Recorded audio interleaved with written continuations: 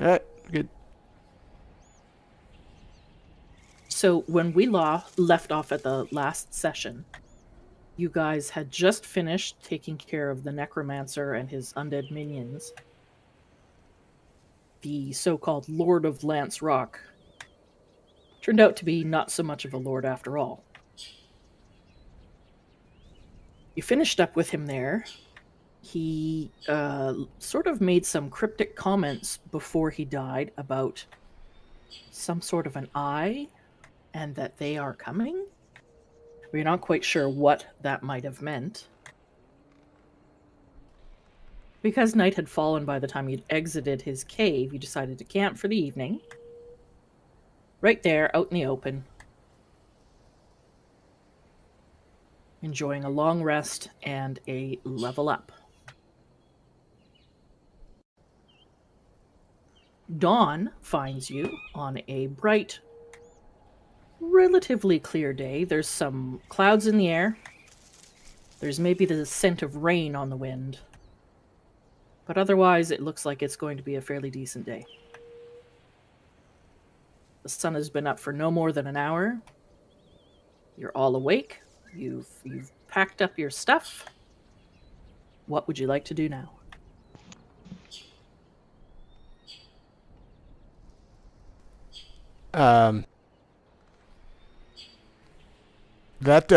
This is me. This is my character. Oh, okay. Sorry. Talking to the party. That was quite ominous, saying that gentleman stating they are coming. What do you think that means?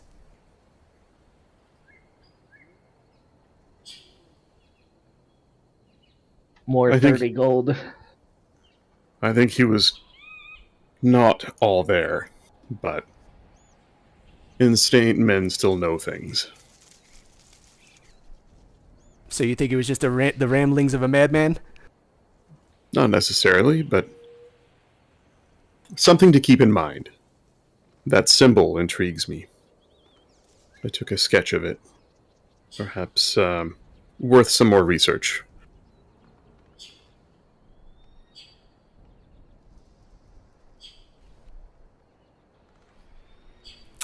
Well, Moss is kind of looking,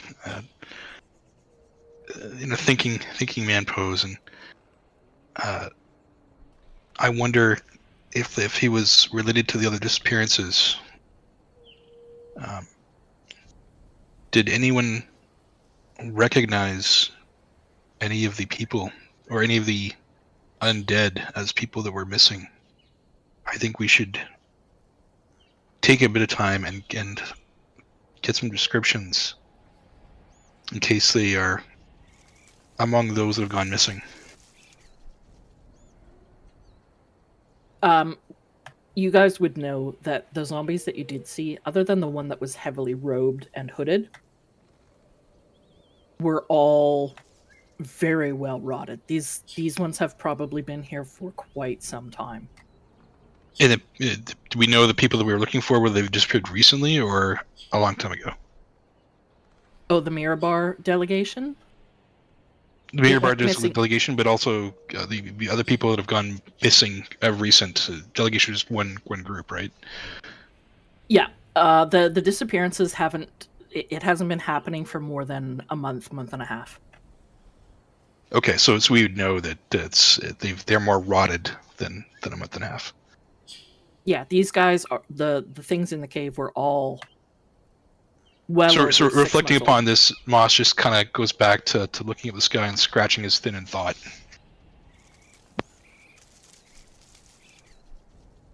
Moss hasn't seen undead before. He doesn't know.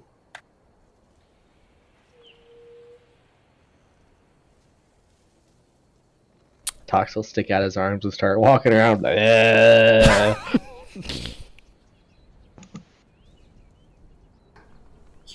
well, Have we taken our time to prepare spells and whatnot? We're all set.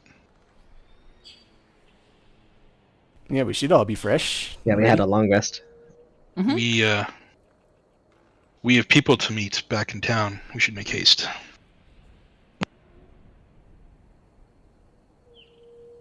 You read my Do you mind. guys want to head back to town? Back to town. All right. You Be know on that our it's way. about a 3-hour trip, especially if the roads are good and the weather is good. So you set out on your way.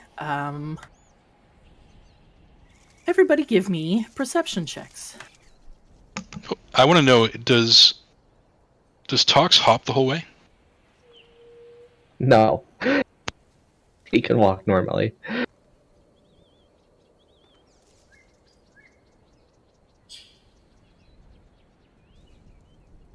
You guys don't see a Oh, thing. the bad rolls start right away. Let's see. This is a general. I can't do a guidance on this because it's a general, like, long course perception, right? Well, Because yeah, it's and too you can't late. do it after the fact anyway. Fair enough. Fair enough. You would be able to use guidance on something like this, but not after the fact.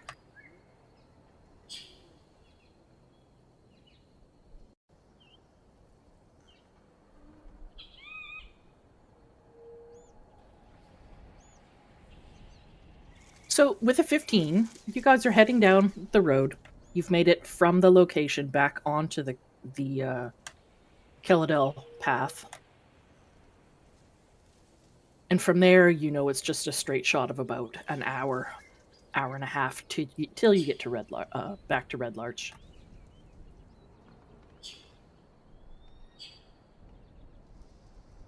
As you approach the road, you can't help but notice that there seems to be a sizable group heading to the north. Nope, they're heading to the west. In this group, there's a handful of what looks like acolytes, some guards, and then others that look to be just commoners or travelers.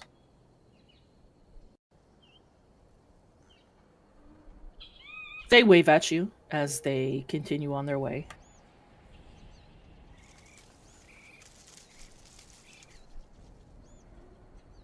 Do we notice any kind? Oh, I guess that was a perception check. Never mind. Yeah. Tox sees them before any of you do.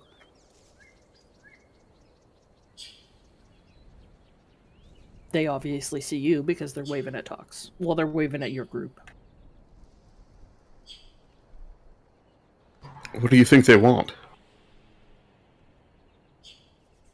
To get robbed walking around like that.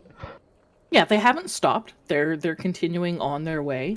They just notice you and sort of a couple of them have given a wave. I'll quietly lean towards Tox and just say, I don't think the others would appreciate that. I'm all in, though. No, I wasn't gonna rob them. But someone else might. Hmm. And if we followed them, we could rob them both. Whoa, whoa, whoa, whoa, whoa! What's this talk about robbing? Or we could prevent them from being robbed by the bandits that are apparently on these roads. We already took care of the bandits. Yeah, you notice that this group seems to have 4 or 5 guards. They're not overly well armed, but they are better than nothing. And after, a few minutes, they've moved beyond shouting distance, heading on their way up the Keladel path, farther to the west. You guys reach the road, and from there you make pretty quick time on your way back to Red Larch. And you approach the town. It's about 10 a.m. now. There's people milling about. There's going about their day, their business. I will put you guys on the Red Larch map.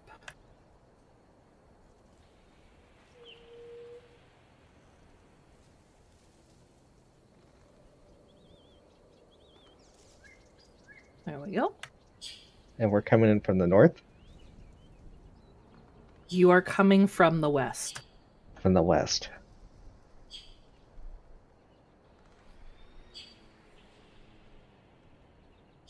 Yeah, the long road runs north-south, and the Keladel path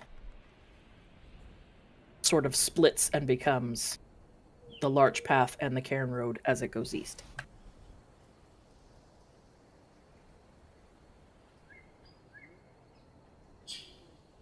I don't know about you all, but I think it's high time that we check in to see if our contacts have arrived. I think we're a day late, perhaps.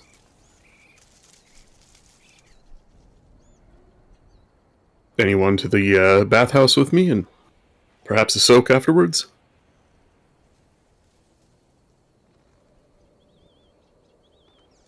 That sounds like a wonderful idea. I think Cox, how long has it been since you've been submerged in water? Yesterday morning. Okay. You're It says the probably fine. exhaustion takes place at the end of the day. Mm-hmm. So really, I get like every 2 days. Yeah. So uh, whoever is heading up to the bathhouse can head that way. Is anyone else going somewhere else?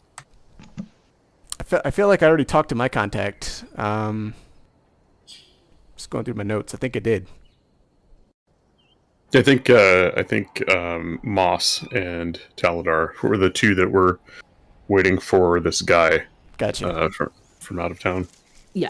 Moss and Taladar are waiting for their contact. You... Technically, It's I not the never same met mine. contact, though, right? Pardon me? We're waiting for the same contact or different contact? Same person.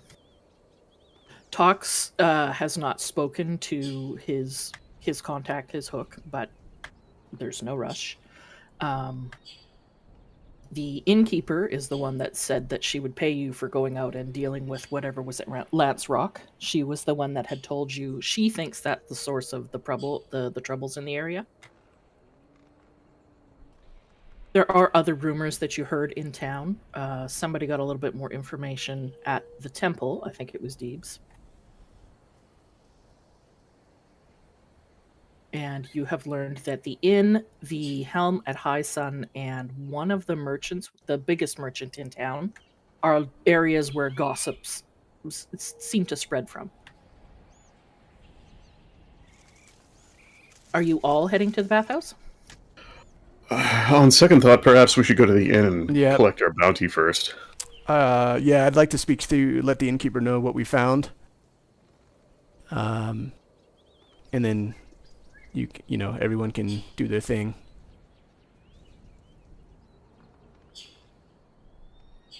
Moss will say, yeah, okay, yes, but let's not tarry there. Must speak to Halia. Okay, Halia? so you guys... close enough. So you guys head to the inn.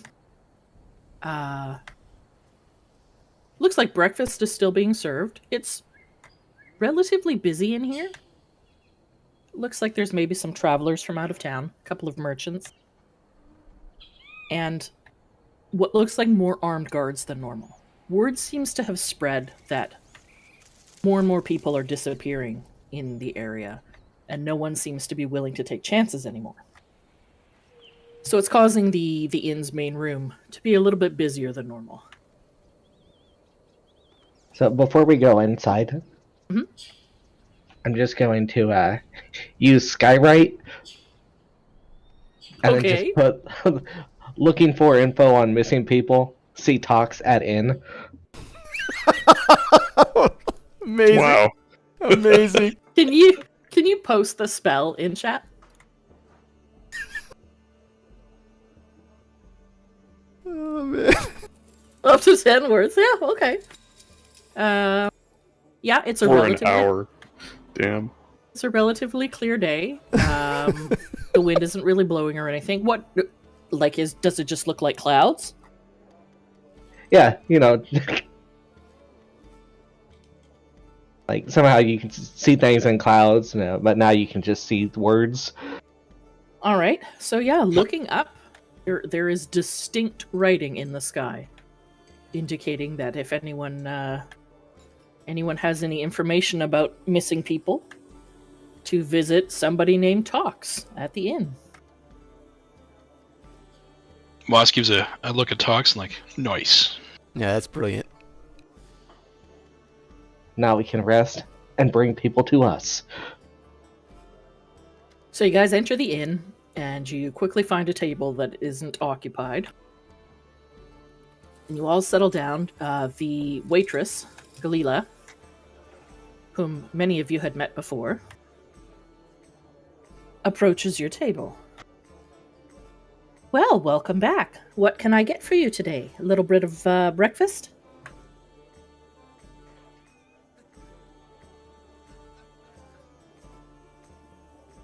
This isn't the innkeeper herself, right? Mm-mm. Is this the one who gave Deebs the Her Pacific honorades? Yeah.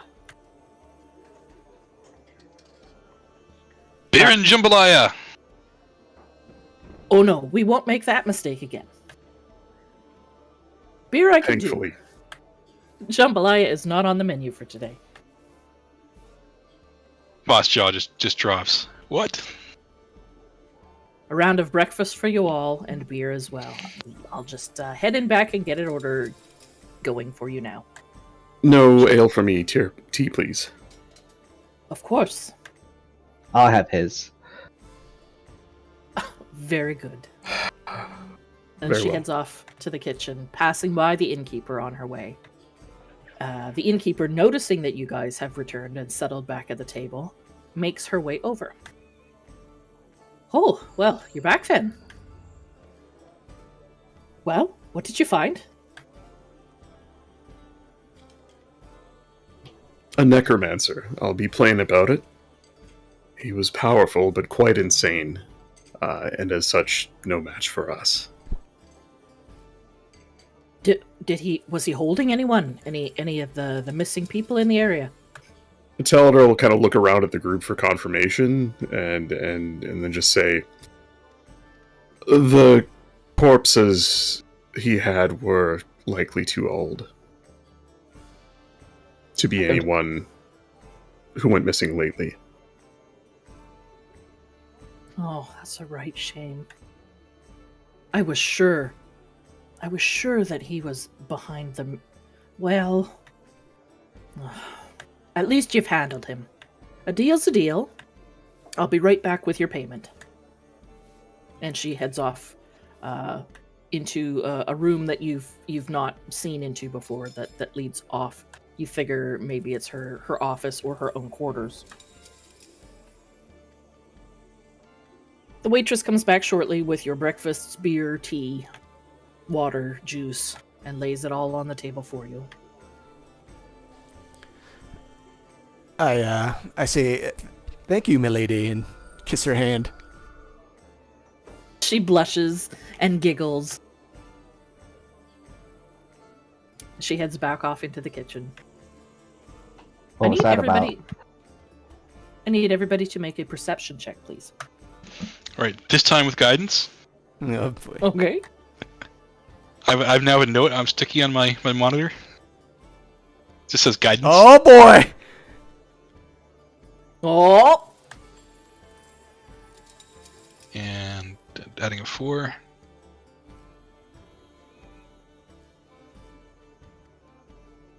$18 in total. Okay. So I would say both Rin and Moss, there's several people in the inn. Loud conversations are happening, and you begin to overhear some idle chatter.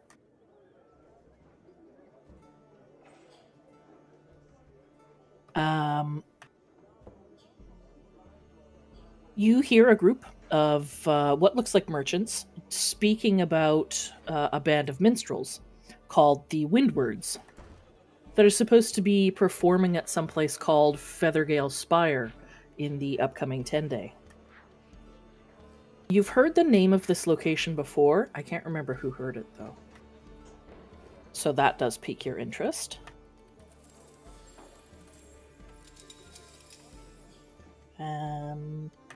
Starsha's character's not there, so we'll skip that. Sorry, what was the name of the minstrels? The minstrels Windwards. group was the Windwards. WINDWARDS. WYRDS. Thank you.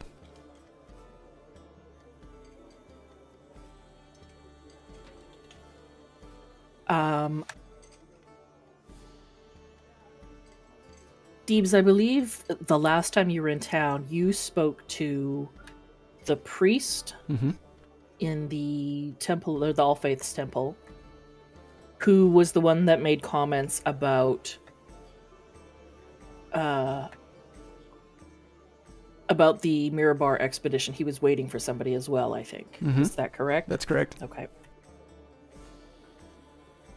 There is a loud merchant off in a corner with a handful of others that is bragging loudly about an incredible deal he made on a couple of ancient dwarvish tomes that he bought from a very shady keelboat skipper in the small village of Wamford. My contact is waiting for dwarves from Mirabar. Okay. Okay.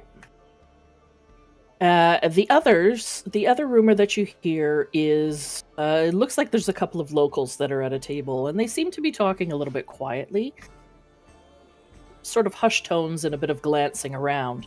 But you do overhear them talking about new graves or rock cairns that have popped up, not too far from Red Larch, a bit to the southeast.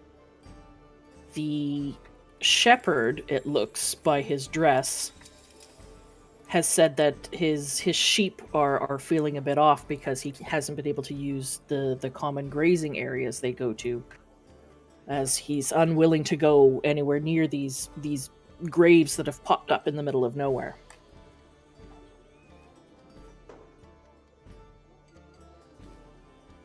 The rest of the things that you hear is uneventful. It's, trade deals or talking about what towns are selling what this time of year.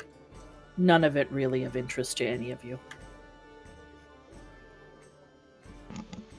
So sorry, I just want to recap. So Windward's playing it for the Gale Spiral. Shepherd has some sheep on the graves. Do some graves added, and the other one is an incredible deal on what? Sorry. Books, ancient dwarven tomes.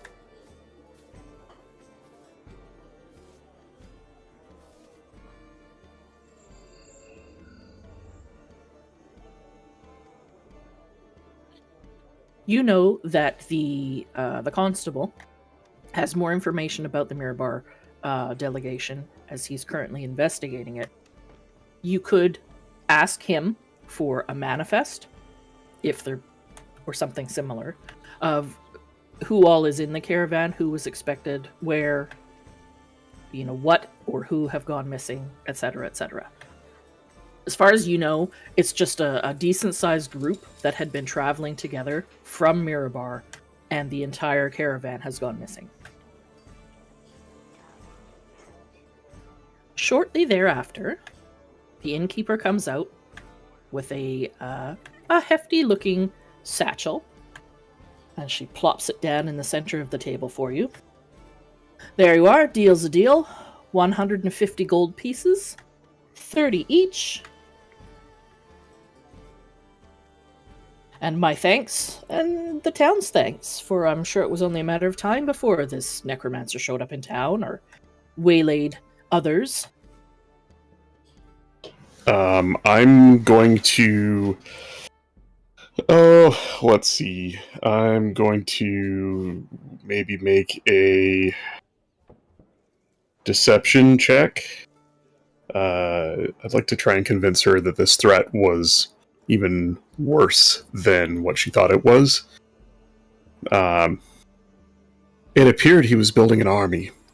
I fear that if we let him go much longer, he would have overrun the town and turned everyone here. Oh, that's terrible. And I rolled a 7. Well, it's a good thing you've dealt with him then. Indeed. As you're all sitting there, He just kind of stares at her intensely. maybe not even his insight is -1, so maybe not even aware that she saw through it. Right. As you're all sitting there enjoying your breakfast, you all hear or feel a loud rumble. Conversation in the inn stops as everyone else seems to feel and hear this loud rumbling. It carries on for a few more seconds and then stops as quick as it started. The innkeeper sort of looks around. It's been happening like that all morning.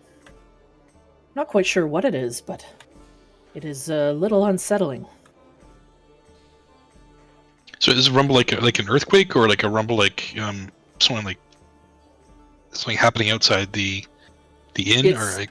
It's more like an earthquake. Not enough to, knock things off the walls, but definitely enough to, slosh your drinks around in their tankards, and it can easily be felt by everyone.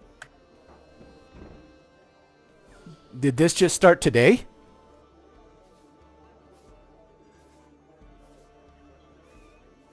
Sorry, I was chewing. I didn't notice it yesterday. We do get the odd rumblings once in a blue moon, but this has been happening much, much more often. And this morning, from dawn onward, it's like it's happening on every half hour. That's concerning. Is it It's been stronger anywhere, any direction? It doesn't seem to extend to the edges of town. It's mainly just focused here on the center. There's been no damages yet, but I can tell you the livestock around here, it's messing something terrible with them.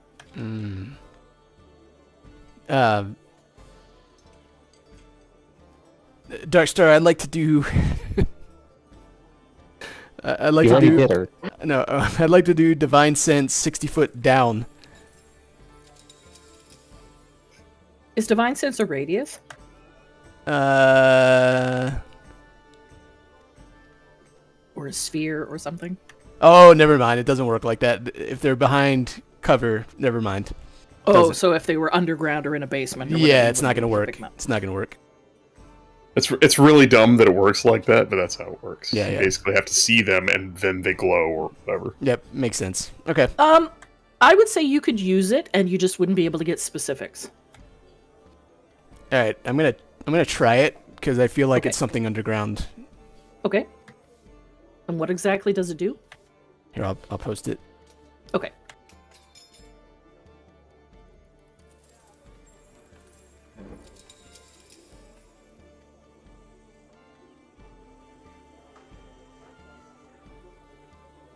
Okay. So yeah, you reach out with your senses. And you concentrate for a few moments. You're not getting a sense of any celestial fiend or undead.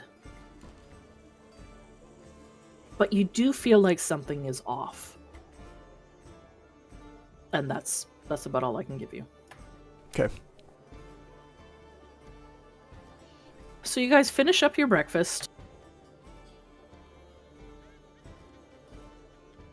The waitress comes by and says, "Shall I just add this to your tab? Or would you like to settle now?" I'll settle now for the table. All right. Moss raises his hand. What's a tab? Oh, well, because you're patrons of the inn and you've been staying here with us, I can just have the tab tallied, and then when it's time for you to check out, you can settle up. But we would like to keep our rooms open. Of course. And you guys everybody was sharing except who? Deebs. Oh, Deebs was on his Rin. own, that's right, of course. Well, did Sarsha and Bry? I paid for the room the other night. Yes. But you two shared? No, I had my own room. I I Tox think it was and only Taladar Tox and share a room. Taladar that. Yeah. Yeah. Yeah. Right. Well, I'll keep the rooms open for you as long as I can, unless you'd like to pay for another night now.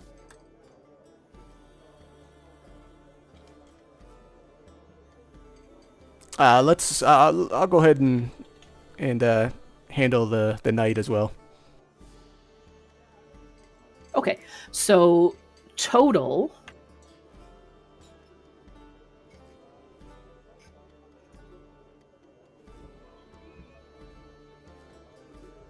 The total will be 6 gold. Okay. I give her 6 eight- gold for everyone, or No, 6 I got gold it. each? I got it, Bri. For everyone, yeah. I'll give her 8 gold. Oh, well, my thanks to you. Mosh just turns to talks. What did she mean by saddle up instead of doing a tab?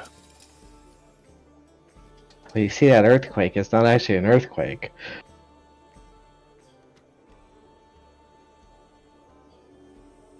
There's a guy in a room that she's saddling up with. No. Jesus. Mosh just nods knowingly. Oh, I understand now. This is what that old man was talking about the other night. So you guys finish up, your meals paid for and your rooms booked for another night. What would you like to do now? Let's be off to the bathhouse. Did anyone come look for Tox with his beautiful sign? Nope, not that you're aware of. Have to try later. Yeah, I'd say you've been at the inn and eating and everything for about an hour. So you guys head out. So as we're heading out, just Moss turns back to Leah and good luck with that horse in your bedroom. She just looks at you quizzically. All right. She makes eyes a little bit at Rin, as if to say, "What have you told them?" And then you guys head out. Yes. You make your way north along the long road towards the bathhouse. Just as you've left it, and as you approach, Ilia's outside, tending to the small garden that she has there.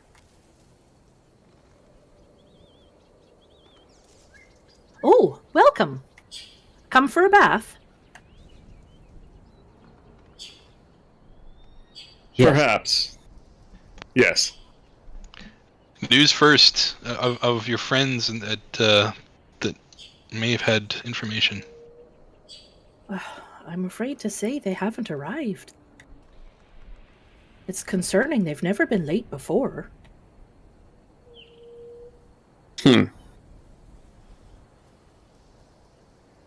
am a little worried. As you know, or I'm sure you've heard about town, there's been a fair amount of disappearances lately. I'm growing quite worried that this person has become one of them. Taladar will just look at the others and say, well, I suppose now we know where to go next. Or what to chase after next, at least. Where was your friend coming from? That's a good question.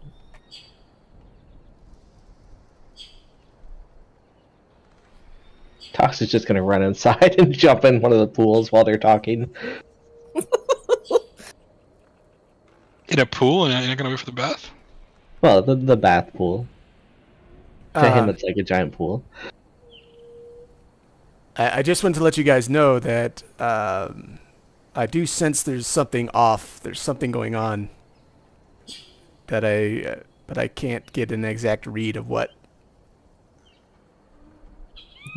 Linked to the rumble, you think? Yes. Do we feel any more rumbling, or was it just that one and that's it? Yeah, and I mean, the innkeeper had said it rumbles do happen here from time to time, but it's like, once in a blue moon. but It's every there's half been hour. rumbling. Have we Like felt it another one seems yet? like. No, not at this point.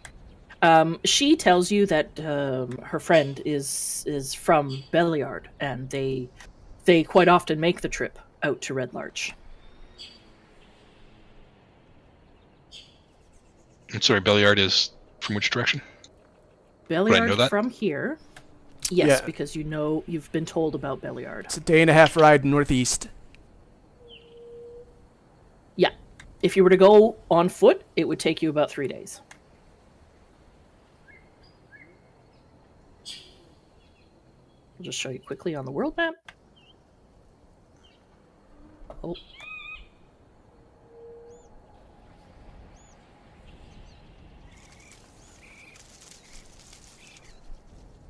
So from Red Larch, you would head north along the Larch Path, which cuts through the Somber Hills to get Okay, to so it's Belliard. probably like an area Moss is somewhat familiar with. He's kind of midway between and north, between Westbridge and Belliard. Yeah, I mean, we've discussed this before. How far out do you think Moss has traveled? Because I was under the impression that he didn't stray far from the forests around Westbridge. No, I mean, he would have done wanderings like up to a week at a time, like so 3 days in 3 or 4 days out then back again type thing. Okay, I would say that Belliard is probably as far as you would travel, because from Westbridge. He might not have actually gone to town, but he would know where it is. Yeah, I would say you have probably not been to Belliard, but you definitely know where the stone bridge is, because it is a very distinct landmark. Okay.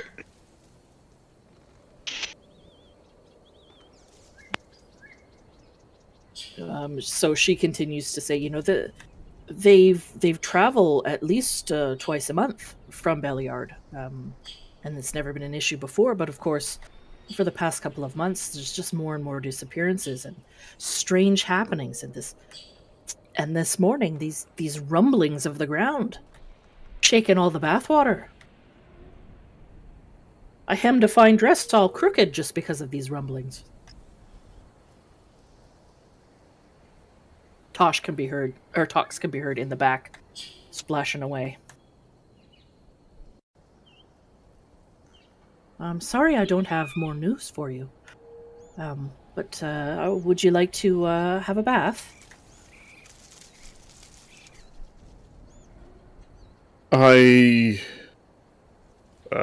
just kind of glance about. Do we have the time? Seems that Tox thinks we do. I say so. We could take a breather. Yeah, you guys are in no particular rush for anything right now. I just wish to wash the filth of that cave off me. Very good. I will get the other baths prepped. Because Tox is currently in a Moss tub. doesn't want a bath. Okay. These perfumed waters are too strange for him. Tox But is he's gonna sit in a- down and hunker down and think on the situation while they're bathing. Yeah, I mean, she's got a nice garden out front. You could there's seating out there. Tox is currently bathing in an unheated, unperfumed tub of water, but I'm assuming that's fine with him. It's water. The rest of you, she leads to individual bathrooms, and you guys get set up. And after about half an hour, you know, nice and shiny clean. She tells you that will be 5 silver each.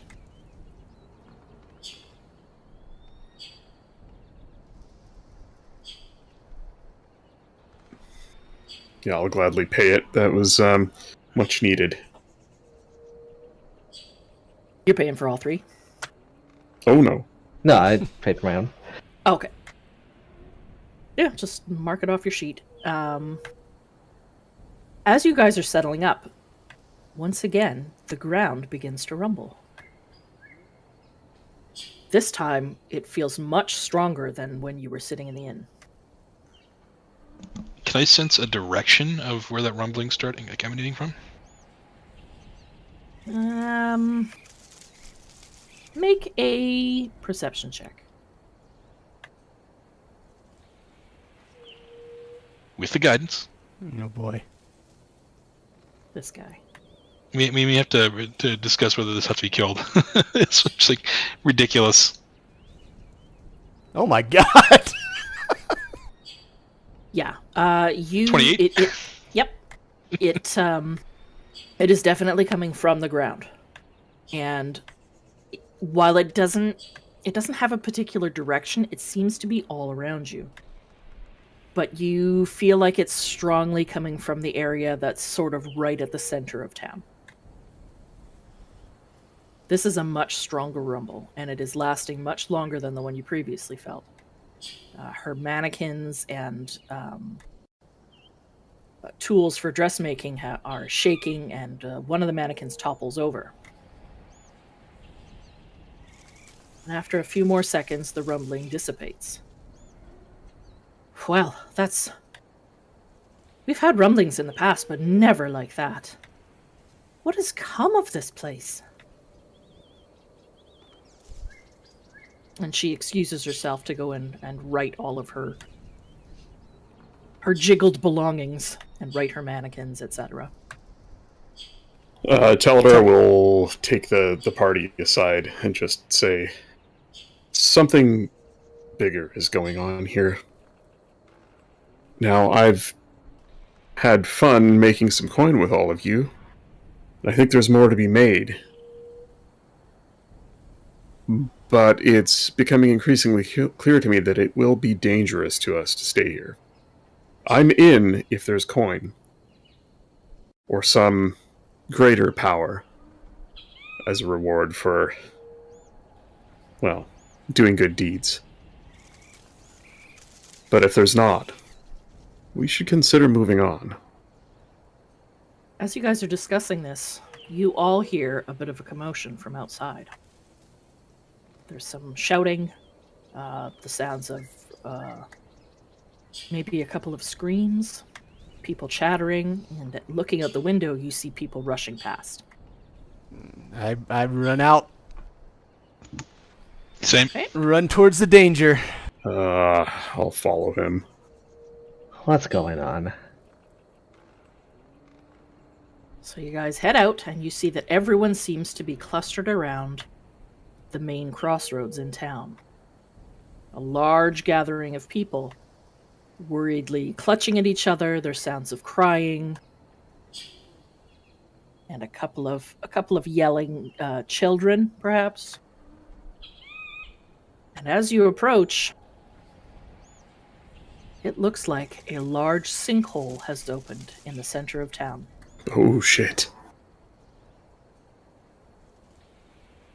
Let me just get the appropriate page open.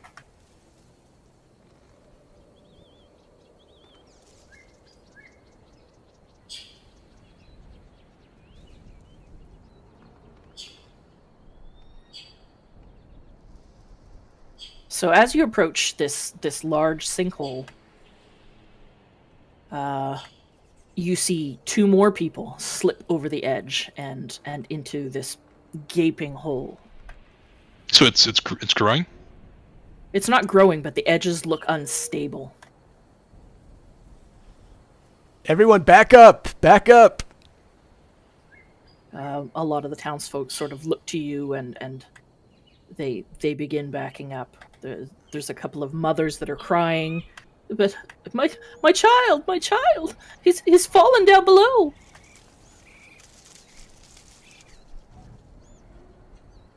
Two men step out of the crowd and encourage others. Yes, step back. Let others handle this. You should not go below. It's not for us to see. Tox is gonna go up and look in the hole. I'm gonna go up looking in the hole from. I assume there's some like building with a terrace or something that can get a look over the hole. If you were to go into your room at the inn, you would be able to see it from your window. Like looking down into the hole, or I think I don't know how far into the hole you'd be able to see, but you could go and have a look. I'll try that. Tox, you approach the edge to look in. I need you to make an acrobatics check.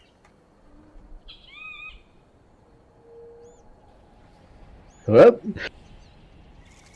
Unfortunately, as you approach the edge to peer over, a bit of the earth gives way beneath you, and you tumble inside. Can I see him from where I'm at? And am I within 30 feet? He has tumbled inside this hole, and from where you are, you cannot see him. Okay. Whee!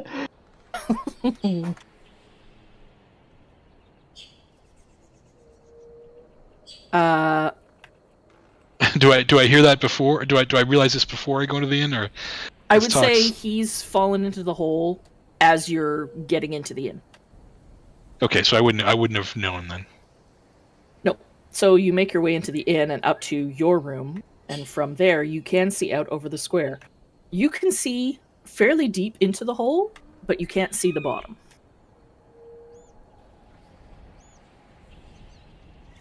The group is backing out, and again, there are two men that are helping to keep the people back. Stay away from the edge now. You don't want to fall below. It could be dangerous down there. It is not for it is not something that we should mess with. We shouldn't go down there. Can I? Oh, sorry. Go ahead.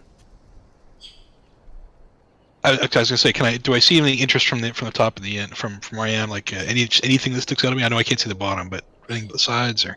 No, it just looks like a sinkhole is opened in the center of town. All right, then I'll hustle back downstairs and rejoin the others. Okay. Where's I'd Tox? I'd like to scan the crowd and see if there's anybody acting strangely, acting opposite what most people are doing. You know, is there somebody intent on what's going on? Perhaps, casting a spell, channeling, watching intently, watching the crowd intently, just looking for suspicious people. You do notice. Well, give me a perception check first. Okay. Oh. Yeah, so other than these two that seem to be encouraging people to step back, they do seem to be acting a little shady. There's a lot of head twisting and glancing around, and there's another in the crowd that seems to be doing the same. And words of we shouldn't go below, and it is not for our eyes to see. Definitely smacks of being strange behavior.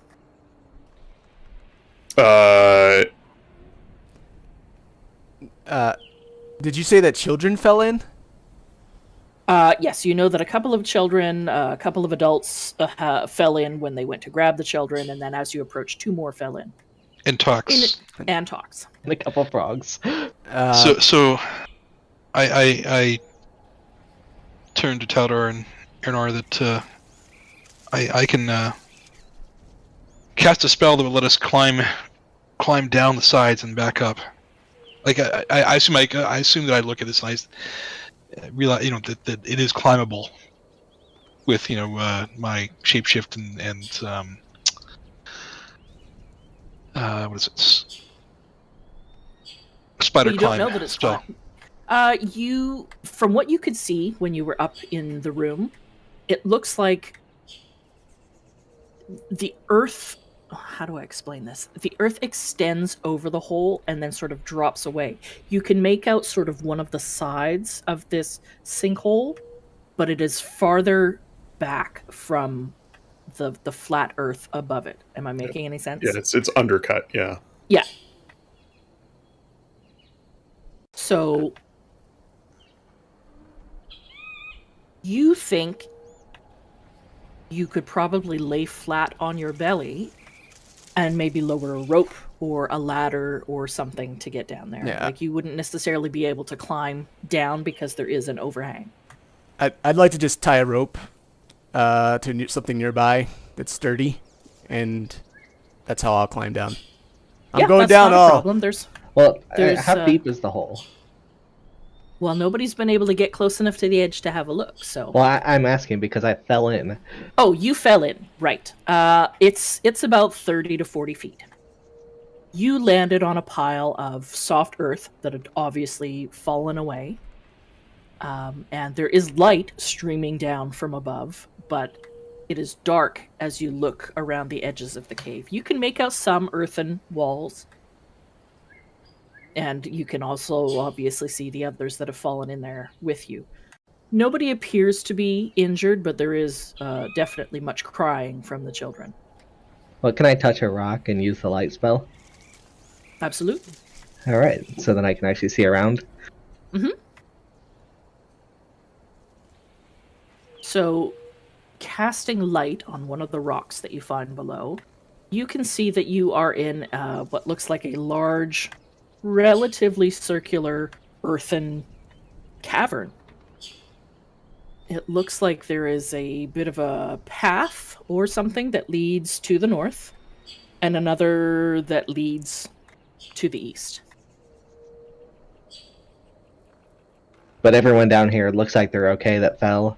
You know, Yeah, just they're banged slight up and bumps some bruises, but nobody's, doesn't look like any broken bones or anything. Luckily, the fall was cushioned by the soft earth that was dislodged in all of these rumblings. All right, so I'll just yell up to the top. Try to yell, "Hey, everyone's okay." There's much gasps of relief from the crowd that is gathered around here.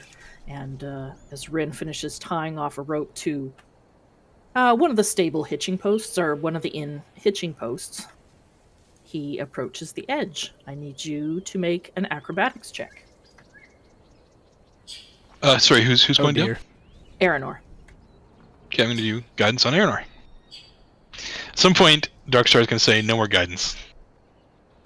You'll end up forgetting about it originally. Not with Nah, the add a sticky right in the D4. middle of my monitor. So deep, so there you go. 10. So a total of 10. You reach the edge, approaching carefully, and just as you step towards it, the ground under your foot crumbles away. Luckily, you had tied the rope to yourself, so you drop over the edge and also land in the pile below. But now, you have a rope and an easy way to get up. I'd like to start carrying the children back up. When So now- when Aranor falls, just Moss does a literal face palm. Really? I'm fine. So over some time and throwing additional ropes down, people have sort of sussed out where the delicate edges are, and you are able to one by one begin hauling the townsfolk and the children out of this hole. Your light spell is still active. Rin, give me a perception check.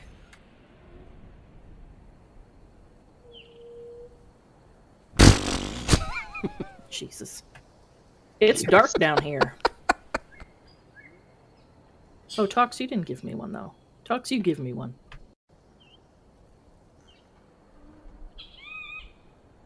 Sure is Oh, dark. my Lord. God. Gosh, it sure is dark down here. Who has that floating light orb? Starsha. Oh. You can use it. You do have She's- access. she's with us. She's with you. When everyone is safely up, I'd know if Tox and Aranor are coming back up right away, or are they staying down? I mean, we should probably investigate and see if we can see anything. Are you What coming way back ourselves- up? Come up. So we're- the two Oh, God, sorry. the two of you that are down there, using Tox's magical glowing rock, you do a bit further investigating now that everyone has safely gotten above. And what you see, I will move you to the map. Ooh.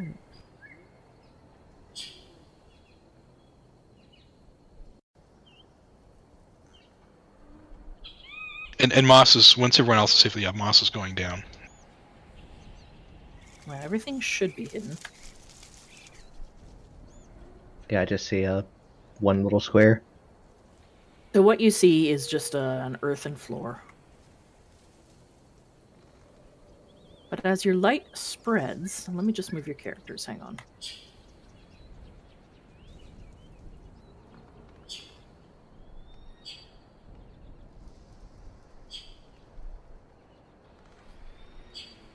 My health is wrong. Yeah, I thought it was supposed to update automatically, but I don't think it does. But I fixed it before. It's interesting. It's went back to 10. Yeah, I don't know. What is supposed to update automatically? They're hit points. If I drag them from the journal onto the map. They'll update the first time somebody interacts with their character sheet. Oh. Okay, so Starsha's might not then. Everyone's... Yeah, I can open her character sheet though. Okay. I wouldn't worry too much about it. I mean, everybody's got their character sheets in front of them, and That's true. can, yeah. So, looking around in this darkened cavern... I am not there, by the way. I never went down in. Okay.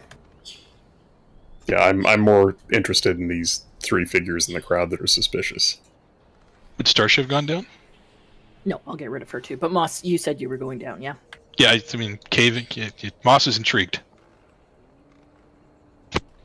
So, Moss, as you begin to make your way down, one of these figures in the crowd says, No, you should not go below.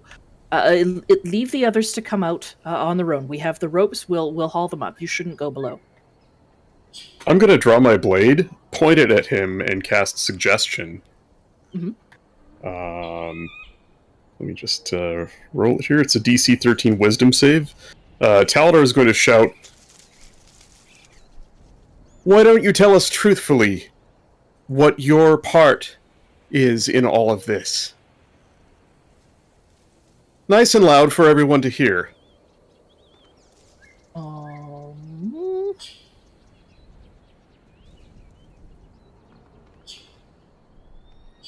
Let's see. What is it? A wisdom save? It's a Wisdom save, yep. Well, he rolled a 7.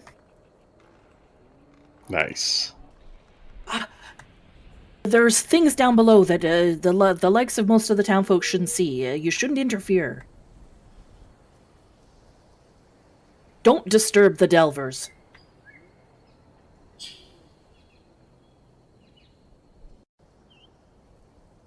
So you and your two friends are behind this, then? Sword still pointed at him, and Taladar points at the other two in the crowd, and just shouts, "Constable! Townsfolk! Grab those men!" Behind this? We didn't cause this. It is just don't mess with anything you see below. It is not for eyes like ours. Taladar is pacing towards this guy. How far away is he from me? I mean, I would have had to get within 50 30...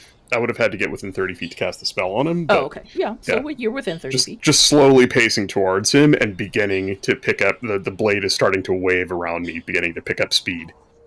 As you're shouting at him, and he's sort of shouting back, Constable and his men do turn up. What is the meaning of all of this? Lower your blade, sir. I'll stop. The blade drops a little bit, sort of out of respect for the constable's station, but I don't drop it entirely. These three, and he points at each one of them with the blade sort of lowered towards their feet, have something to do with this sinkhole forming. You should grab them and hold them until they've confessed what their part is in all of this. Or would you prefer I do it for you? Well, there's no need for that now. Ulro, is this true, what he says? Do you have something to do with this? We didn't... No, the rumblings, we're not sure what causes those. Just... The things that happen below, it's not for your eyes to see.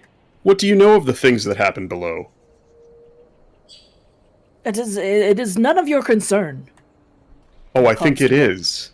The constable says, that's enough of that then. Right, you three. Boys, gather them up. And he begins to herd these three in the crowd. And I'm going to continue sort of matching their movements towards these three, and just stay nearby in case there's something I don't. There's not a lot I can do other than whack him with my sword, but I'm just watching this whole thing sort of play out. Where are the others at? Is Moss three still of them are in the upstairs? I mean, still at ground level, or did he go down in the hole? No, I they're assume all I was three of them down. in the hole. Oh shit! Yeah, I don't want to get into a fight with my party away from me. Starsha has nimbly made her way to the edge of the hole and is peering down below at them. All right. I'm just going to turn to the. I don't want to take too much of the stage here. I'll turn towards the constable and just say, I implore you, hold them. Let's question them together. Let's get to the bottom of this. And he turns back and looks over his shoulder. The others have gone below. I should go with them. I know my job well enough, son. I think I can handle it. And he just nods and turns and runs towards the hole. So you three, down below. Now with the light spell going, I can open up some more.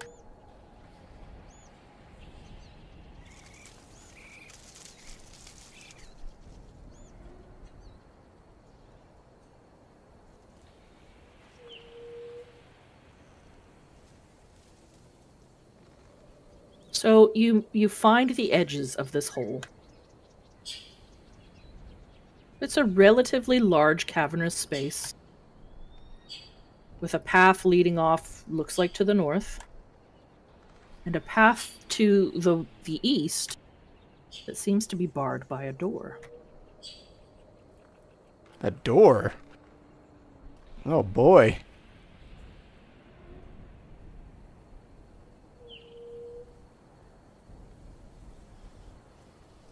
Starsha Can we open the Taladar, door? get down here. Starsha makes her way nimbly down one of the ropes and joins you. What do you want? An athletics check to descend the rope? No, she doesn't need it. She's very, very dexterous. Oh no, Well, I roll it meant anyway. for me. Oh, yes. Yeah. Yeah, acrobatics. Right. That's me, and Doing flips and shit. Dark, do you want me to roll one as well? Yeah, Moss, you should. that's Starsha.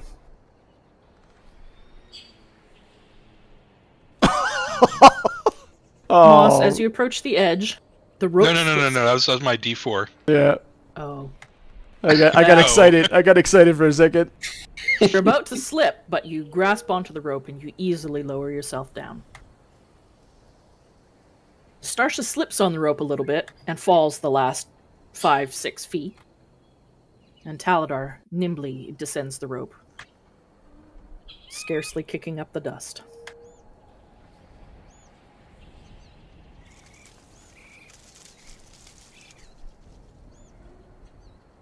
So, what you see before you,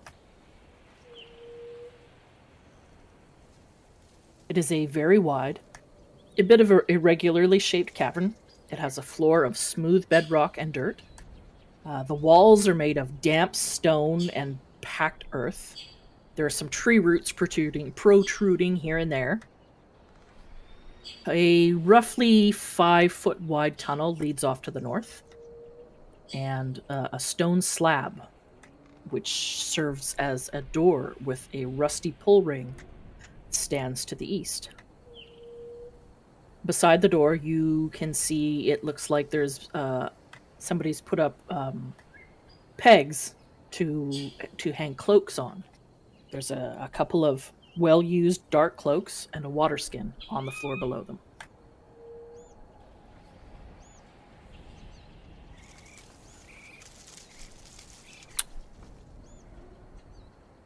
Well, this is quite interesting.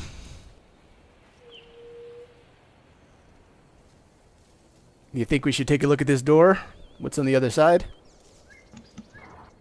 Tox is gonna try to open the door. I'd like to do my detect magic. Okay, go ahead. Oh, I got 2 detect magics now. Wow. While you're doing that, Tox easily tugs the door open. It slides smoothly. Beyond it, Detect magic. Yeah, you're not picking up anything. It lasts for what, 10 minutes? Yes. Yeah, you're not picking up anything at this point. So Tox, you pull the door open. Even though it is a rough stone slab, it seems like it was very, very well built. And it smoothly opens, allowing you to see a hallway that moves on into the darkness. Let's change the music to something underground.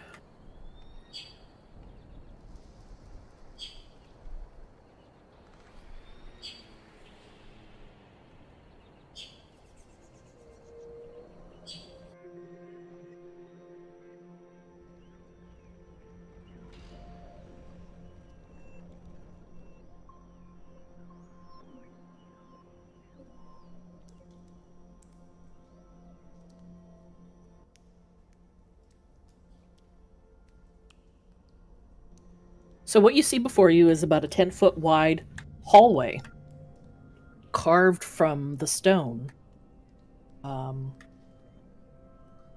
It continues on some distance into the dark.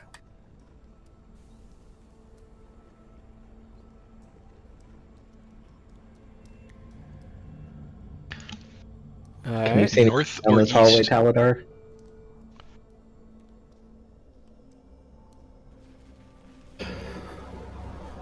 I'll walk up to the door, and as I do, I'll wave my hand, and a floating spectral hand sort of manifests floating off of my own, and waves at Tox, and I say, "Next time you want to open a door, remember I can do it from a distance, safely." And I'll step into the hallway, and I don't know, walk a little distance with the spectral hand sort of floating out in front of me, for no reason other than just as a distraction. Okay. Hold, friends.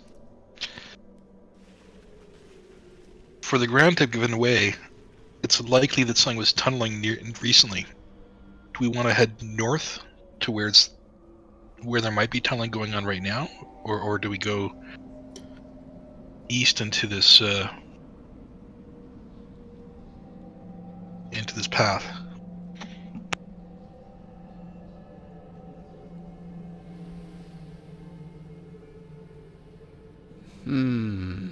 Does it look like anyone's been here recently?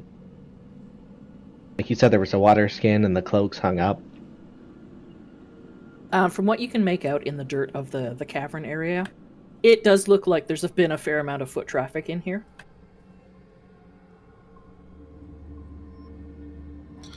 The way I see it, the path built by men will have men down it. The path dug by a creature will have a creature down it. One of those two things knows more about what's going on. My vote's for this way, but I will defer to where the greater group of us wants to go. Not very good on my own.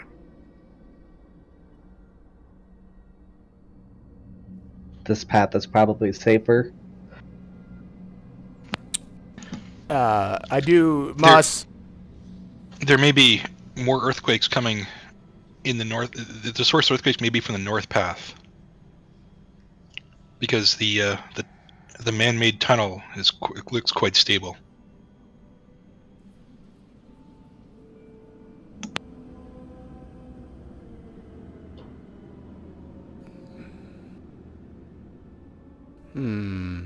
So which way would you guys like to go?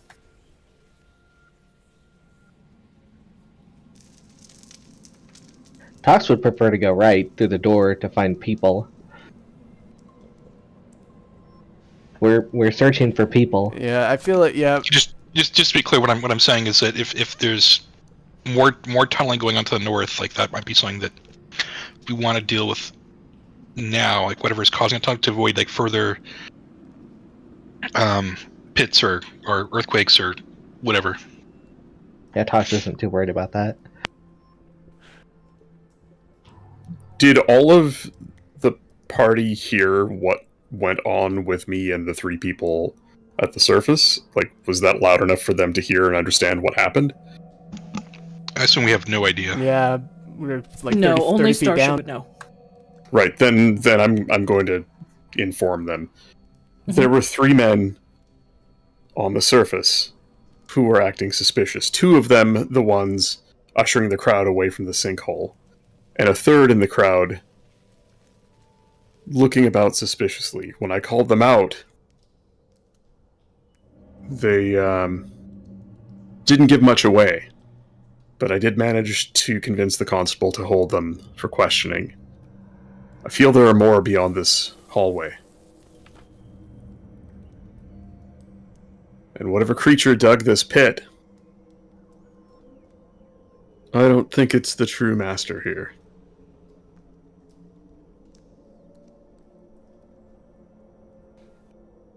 But again, and he just holds his hands up in front of him, I defer to the group.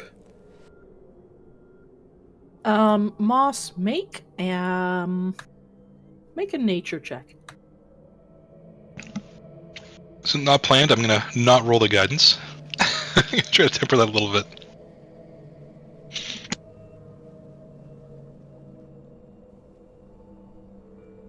I would say with a 13, that's enough to know. Looking around this chamber, it looks like it's just a natural formation. You don't see any signs of claw marks or animal scat or anything that would indicate that there is a large creature down here.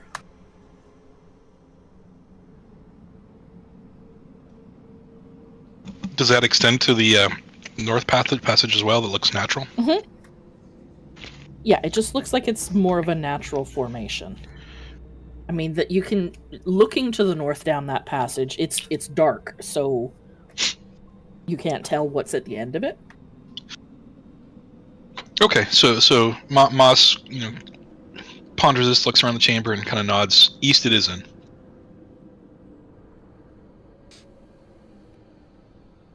Would you like me to take point?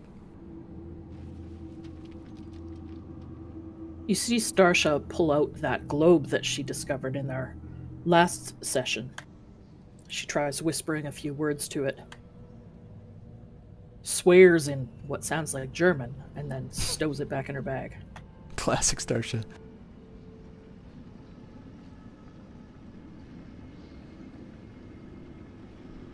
Perhaps torches are in order? Moss, actually,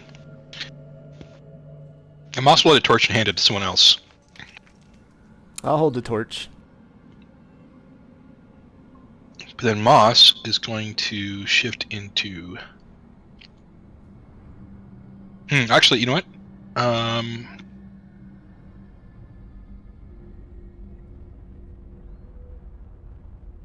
We're going to do Pass Without a Trace.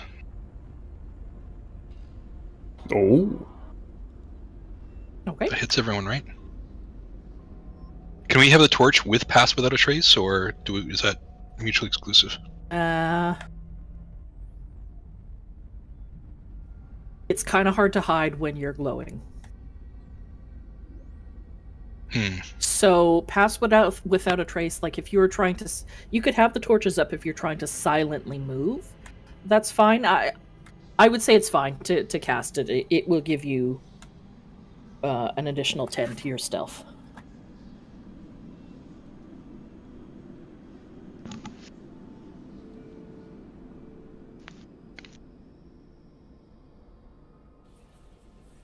So Moss. I assume I have the mistletoe. I assume mistletoe from the other one. So yeah. So Moss casts Pass Without a Trace, and you guys all feel like you are moving much quieter. Are you moving down the hallway? Yep. And Yeah, Eleanor, you have the torch. I'm gonna make a stealth check to move quietly, watch my footsteps, and. Well, you should all make a stealth check. Oh boy. Clank. That's right, Clanky Pants. I'm just gonna roll it twice because I forgot to. So I got to roll with a disadvantage. So what do you hold for that control? I believe so. Pass But- without a trace, is that Yeah. that's concentration, so I can't give anyone guidance. Correct. But everyone will add 10 to their rolls. Jesus, dude. Good job, Deeps. You got a 10. So 15. I got a 22 then. 22, 28, 16, 15. And so Starsha is so quiet, it's like she's not even there. I see what you did there. Anyone seen Starsha? She just blends into the surroundings. So you guys move down the hall a ways until you see before you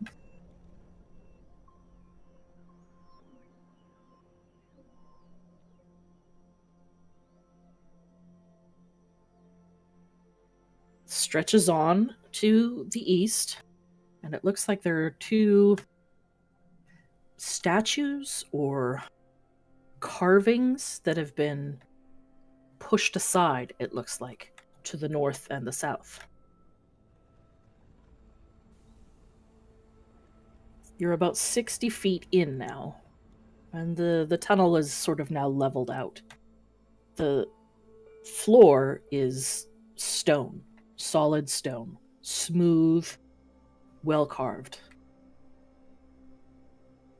These stone reliefs look to be stern dwarves wearing armor or chainmail and carrying battle axes. If they hadn't been moved aside, they would be facing each other across this tunnel. Are there? Is that like a door behind them that's ajar? Then, like, is it a panel in the wall that's sort of been pushed open? They are the panel. It's a heavily carved wall panel that has been pushed open on either side. Oh, okay. I'm going to float my mage hand over to the one on the left and just give it a push, slap it in the face. Yeah, you reach out with your ethereal hand, and you rub it in the beard, and nothing seems to happen. And I'll push on it. I mean, the hand can only lift 10 pounds, so it's not like it can push very hard. Maybe as hard as a person pushing a door open. Does it move at all, or is it? It does. It takes a bit of effort to slide it, and it scrapes across the ground with a fair amount of noise.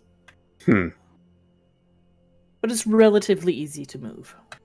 And I'll do the same with the one to the south. Just disturb it and see if it reacts. Yep, it doesn't seem to get a reaction.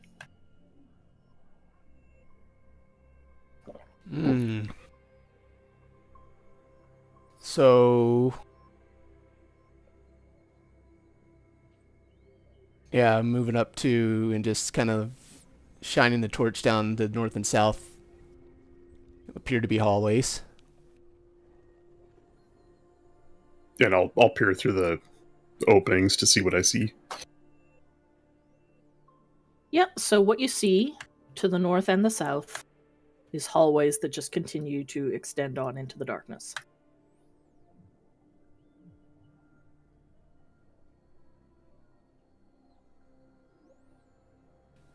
Well, looks like we have a choice here.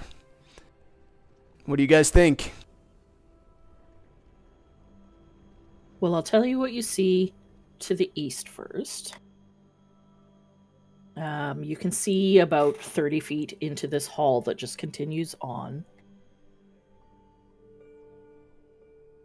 The floor it continues to be just square stone panels. Nothing carved into them, but well placed and almost uncannily smooth. To the north, it is more of this flat stone panels. The pathway seems to dogleg a bit, and to the south, there's a bit of a foul smell coming. There's chickens to the south. Does it smell similar to the zombies we encountered? No, it kind of smells just rotten. Okay. Sorry, only south smells bad. There might be a bit of a smell coming from the north, but nowhere near as potent. Boy.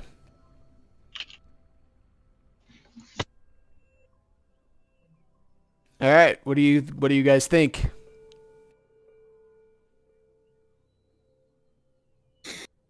Pick away and go.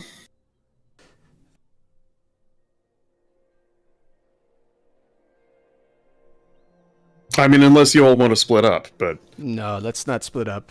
that tends not to go well. We should follow the smell. Yeah, we should head. I feel like we should investigate that foul smell.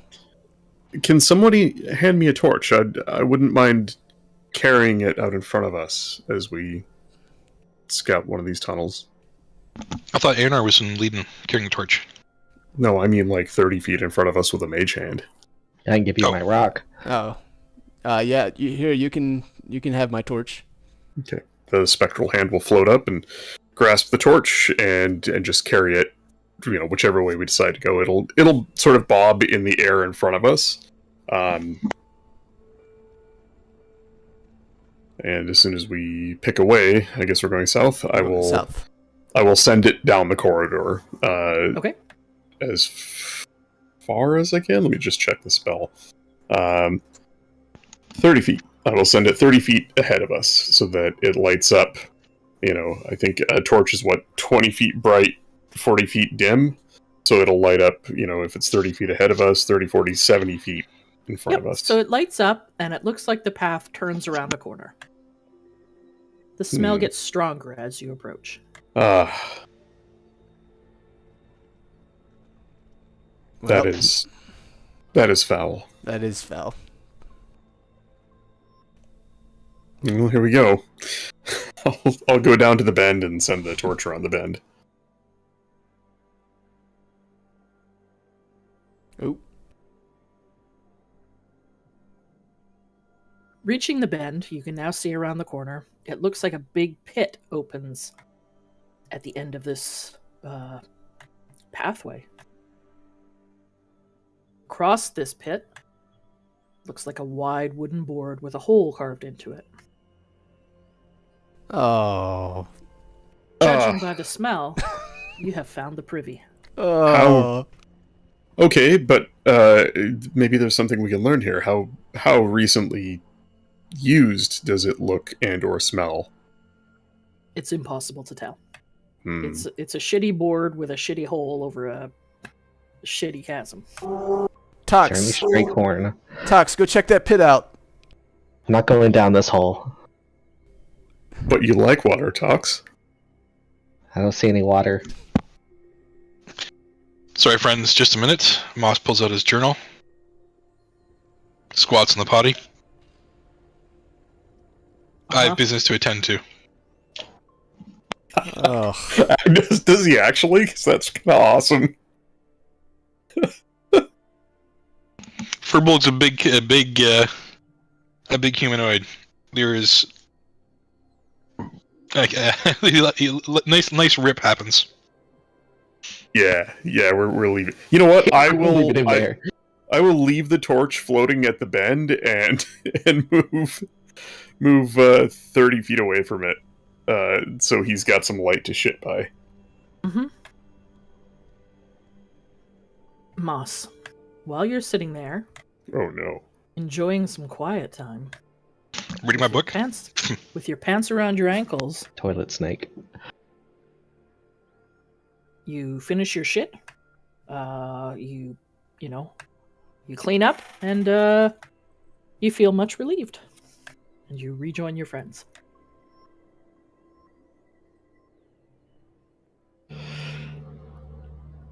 Well then, to the north or To the north. continue on? Then I will do the same. As we pass through the doorway to the north, I will send the torch 30 feet out in front of us. Starsha says, "Can we please not go place someplace stinky this time?" Sure. There is a bit of a smell coming from this direction. Oh boy. Is it more poop? Does it smell like more poop? It does not. Okay.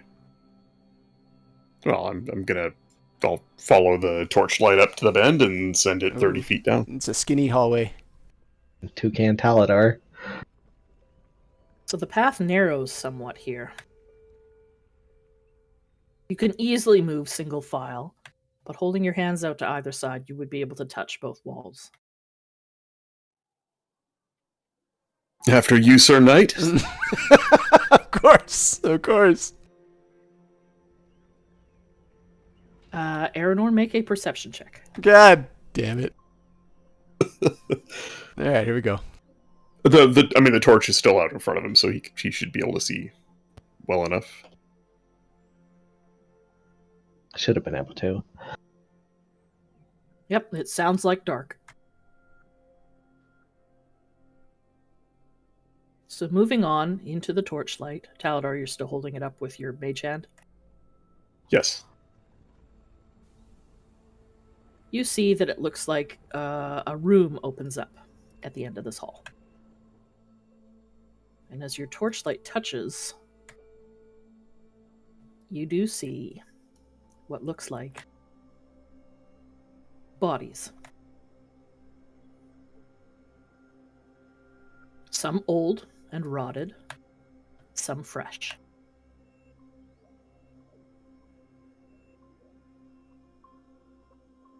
And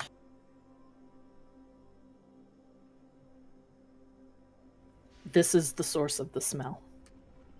It smells quite strongly in here of decaying flesh. And what you see before you in the torchlight looks like 3 human corpses, reduced to little more than bloody bone and sinew at this point. They're sprawled in the room's center. What you can see is 2 oversized rats that seem to be rooting around amongst the bodies, feasting and chewing on flesh they've pulled free. You do also hear some scuttling noises coming from the surrounding walls.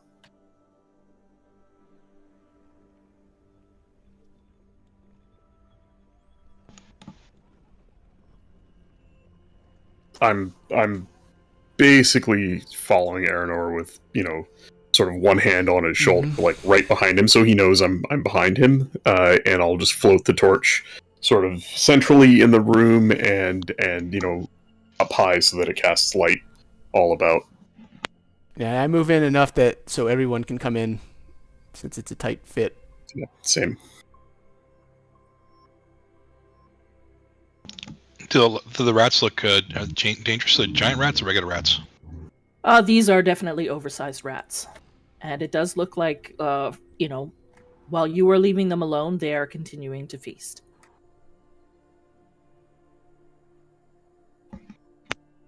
What kind of check would it take to tell if we could take a closer look at the bodies without pissing the rats off? Is that maybe animal handling? Hold on. So I got something for this. Oh? I think.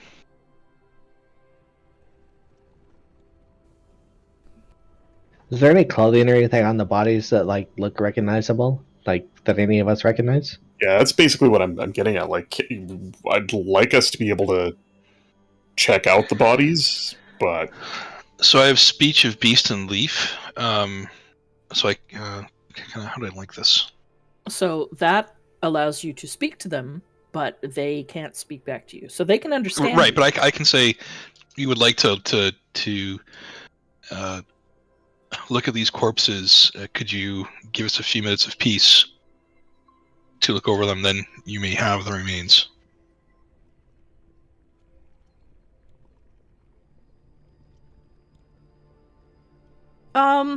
Yeah, I would say that these two large rats look up from their feasting at you, sort of look at each other, and they move back just a little bit. Oh, Oops, I moved talks. Moss kind of nods to the rats and thanks. We won't be long, friends. Is there any exits or anything out of this room, or is it just like this? It looks like to the north there is a path that continues. Okay.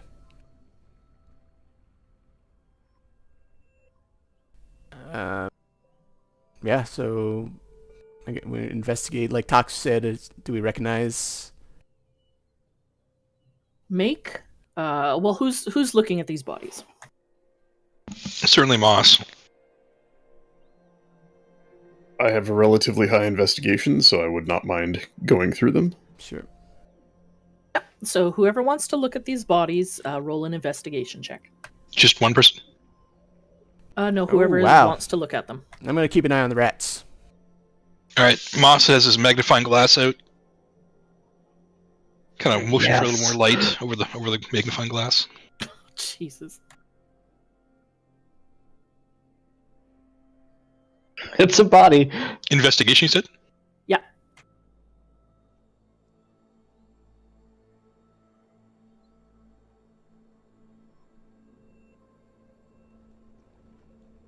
Yeah, I assume we'll even like down here 10 minutes or something. Plus 5 minutes for a bathroom break. Pass without a trace is still going, right? I would say pass without a trace is probably worn off by now. It only lasts, what, 10 minutes? 1 hour. 1 hour, then yeah, it's still up.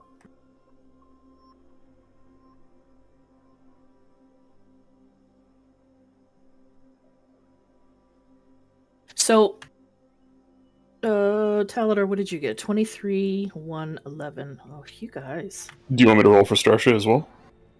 No, it's fine. I would say that with a 23, you've been out and about in the world enough. While there doesn't seem to be much clothing or identifying jewelry or tattoos or markings or anything, what you do see is these each have a mark cut deep into their forehead, deep enough to mark the skull.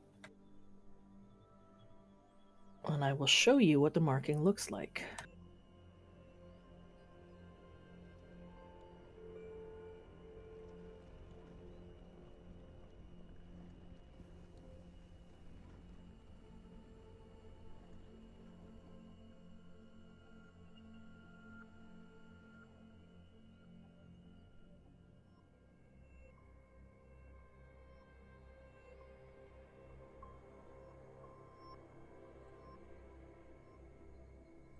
I will post it in Discord because it's easier.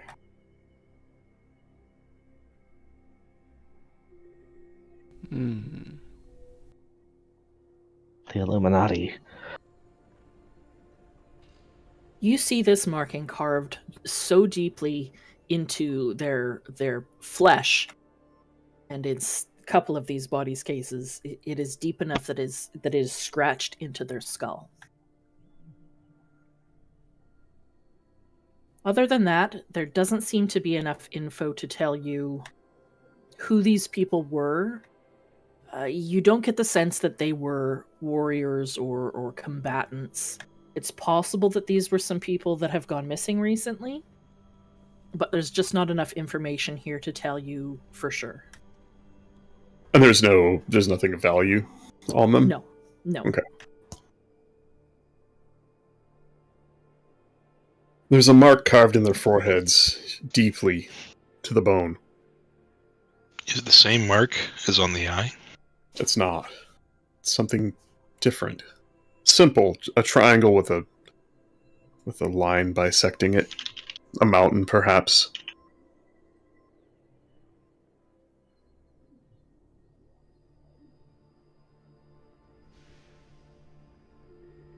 Are we thinking Star should be looting around these corpses? Yeah.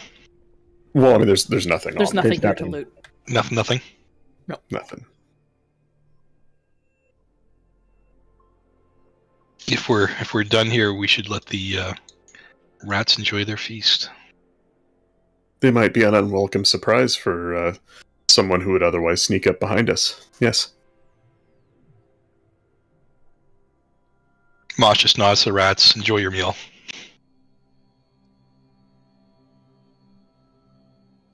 The rats move back to their feast.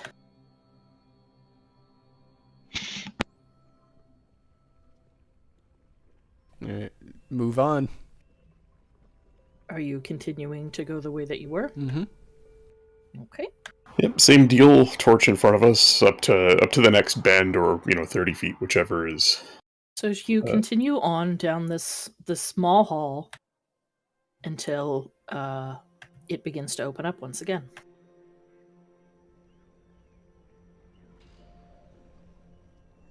In this room, not a whole lot is going on.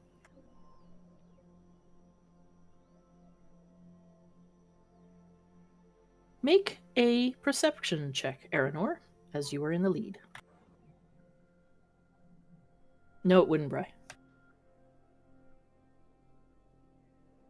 Yeah. 19. So it looks like in this room there is only one thing. There is a rock about the size of a human head, floating about 4 feet off the ground in the center of this room.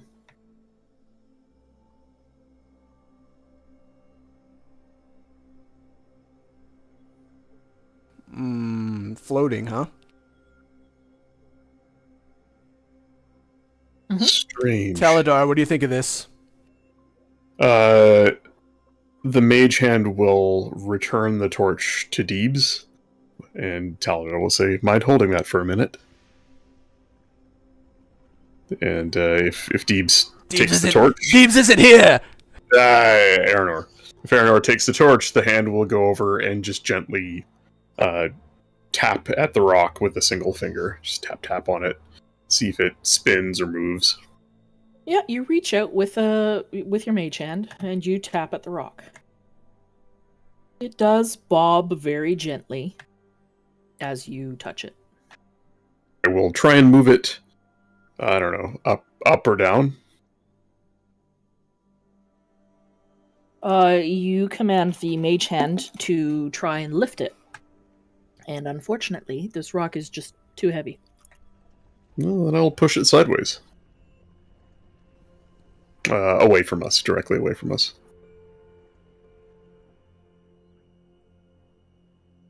Still Isn't that too the heavy? same as lifting, though? It's too heavy to move. Well, At least it's for your mage hand. it's too heavy for my hand to move. But it does seem to be suspended in midair. All right. I'm moving. Try and get a closer look at it. Mm-hmm. Make an investigation check. Oh.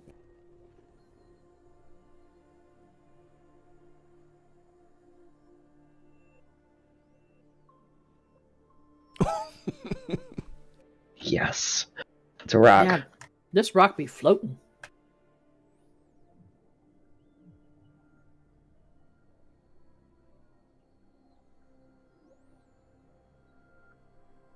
Very You're not odd. trained in the magical arts, so you're not quite sure what is causing this thing to stay afloat. Can we do multiple builds when we have an investigation check like that?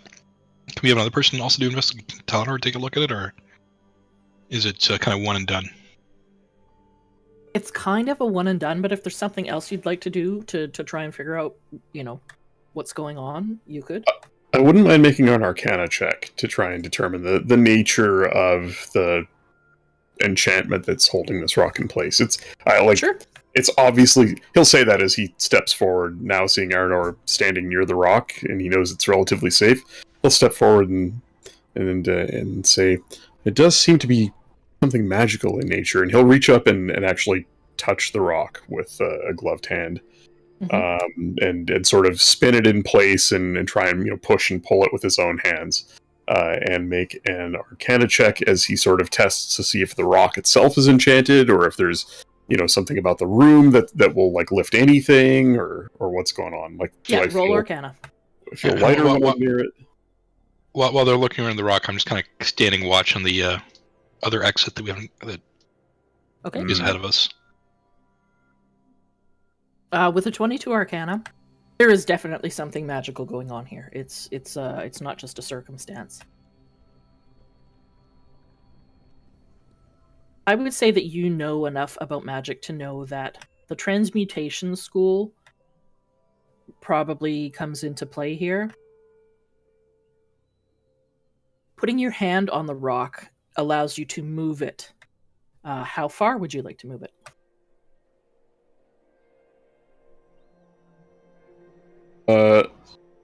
I'm gonna keep pushing it until something happens, or until I reach a wall.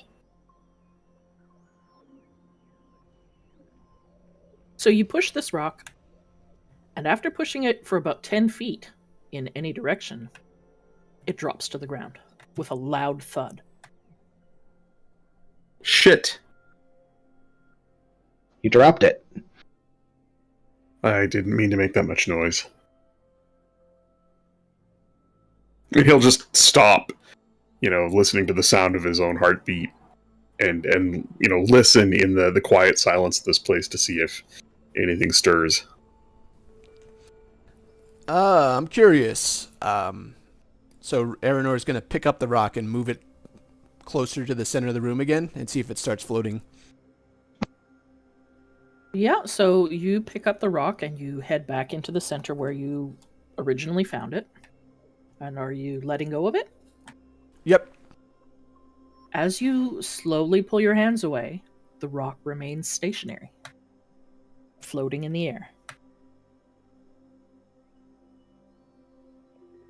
I'll pick up the torch with my mage hand and move it near the rock and let go of it. Does it stay in the air as well?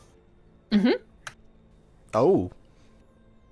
Would you look at that? What's above us? Is it the ceiling?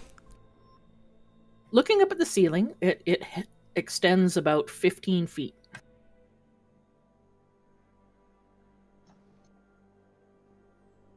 So it's not an overly tall room. I'm gonna come over to it and I'm gonna jump.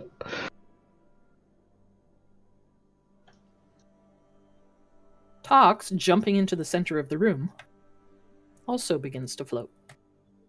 Whee! Taladar, what is the point of this? I'm confused. I don't know. The room is.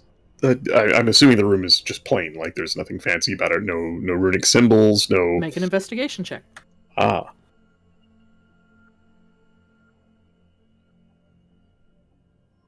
Damn. Not great. It just looks like it is a well-constructed, smoothly carved room. It's a well-constructed but smoothly carved room. The only thing I can imagine is... And my imagination isn't great by any means, but perhaps a meditation chamber where one could float unfettered by the feel of the ground beneath them. I'm not certain. Strange, though. Can we take it with us? He looks around. I don't see any source of said enchantment.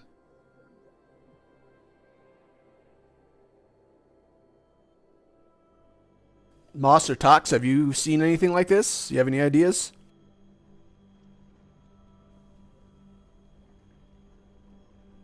I've seen things float, but that was just objects, not entire floating zones.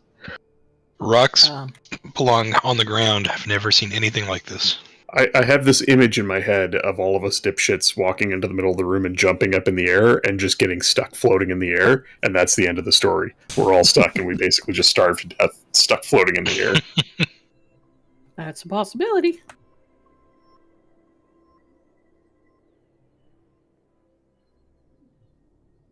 You could try it. Oh, can I land? Or am I like completely stuck floating? Make an acrobatics check.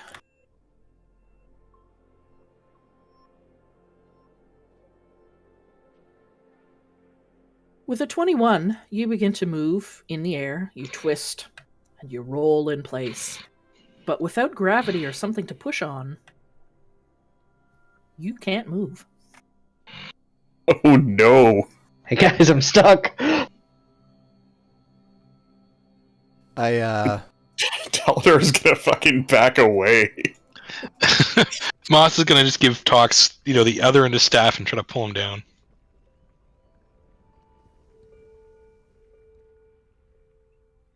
Yep, you can easily reach out with your staff, and Tox can grab it.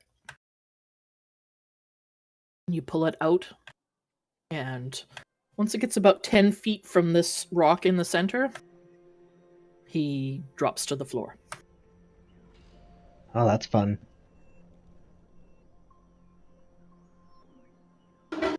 Well, Was it fun when you got stuck? I mean, I got to float. let's move on. I don't see anything we can do here of interest. It's very odd, though. Is it worth leaving anything here? Starsha says, we could leave you. And just carve into the ground. Tox was here. Are you carving that with your dagger into the ground? I'm gonna try to. Yeah, go ahead. No, perfect. You choose a spot on the smooth stone floor, and you hastily scrawl, Tox was here.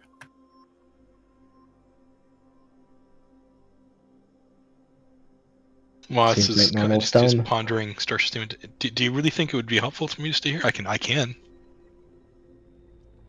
Moss again, clearly not understanding sarcasm. No, you dummy. We're going forward. All right, so you guys moving farther down this hall? Yeah. Okay. So this hall once again doglegs as it heads to the south. And it goes a fair distance until you reach what looks like another door. Can I just point out that Starsha was like, she's like a disembodied voice telling me what to do. I don't even see her. Yeah, sometimes she'd be like that.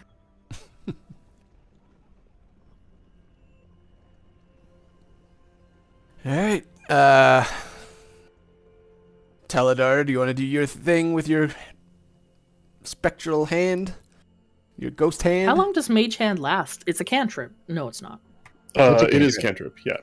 Yeah, it lasts a minute. So basically, every minute, I would have to either bring the torch back to us and recast it and send it back out, or if the DM so wills it, I could just essentially recast the spell to refresh it. We have a juggler in the circus that can do the same thing with torches. So I will hand off the torch and advise everybody to step back. Does the door appear to be locked? I mean, I guess I can make an investigation check to have a look at the door, or if you want me to have a look at the Starsha door. roll on that, I could have her do it. Sure. Good job, Starsha. There we go. Oh, that's a good roll. And where are we at with time? Has Pass Without a Trace still active, or? I would say it is, but it's Okay. probably not going to be up for too much longer. So a 21 investigation to, maybe, I don't know, to do rogue shit. Check for traps, check and see if the door is locked, inspect the type of lock, etc. All right, I'm just looking for... But Taladar would counsel her to, once she's done looking it over, maybe we all step back and I try opening it with the hand. Yeah, so she does a good once over, and it looks like it's just a normal door. It doesn't appear to be locked. And so she does eventually step back, and she, gestures to the door and nods her head at you. Right, everybody back a bit. I'll step back maybe 15 feet, and I will open the door with the mage hand. You reach out once again with your mage hand, and you attempt to open the door. But nothing seems to happen.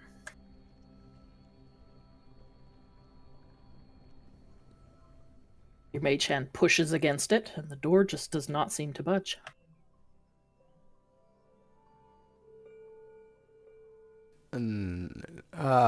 Is there anything on the door? Any kind of runes? Anything like that? No, it looks like a door very similar to the door that you used to enter this place. It looks like a stone slab with an iron ring in it. Okay, I try and open it by hand. Okay, make a strength check. Oh yeah.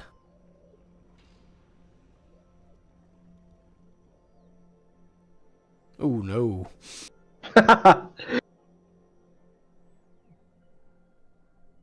Aranor steps up to this door, puts both hands against it, and shoves with all his might. This door is not moving. You feel like it must be jammed on the other side, for surely your great strength would normally be able to move it. Maybe let the frog try. I was gonna say, can Moss try to help Aranor and shove along with him? Yeah, Tox, you want to give it a go?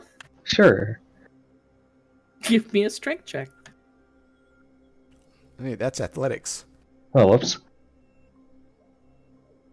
Cheater. Nope. That's a tough door. This door is not budging. You are convinced it's jammed on the other side. All right. We're not getting in this door. I We wonder, gotta go back around. Are there any cracks or holes? In the door? The door, the wall, the door's on. No, it is so very well constructed that it fits perfectly in its casement.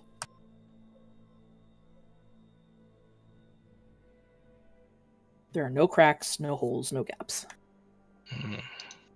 I wonder. I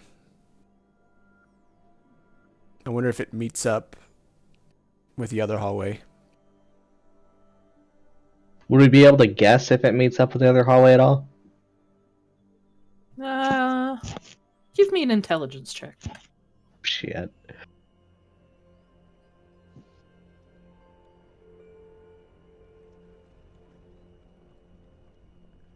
I'm not able to do something crazy, like turn into an ant to get to this side, am I? No, there's no gap wide enough. You've never is. seen an ant. It's a I've never perfectly seen an well ant. sealed door. With your intelligence, you would think that you're pretty sure there's probably meets up at some point. We gotta go back to the other path. Yeah, let's go back around. The latrine?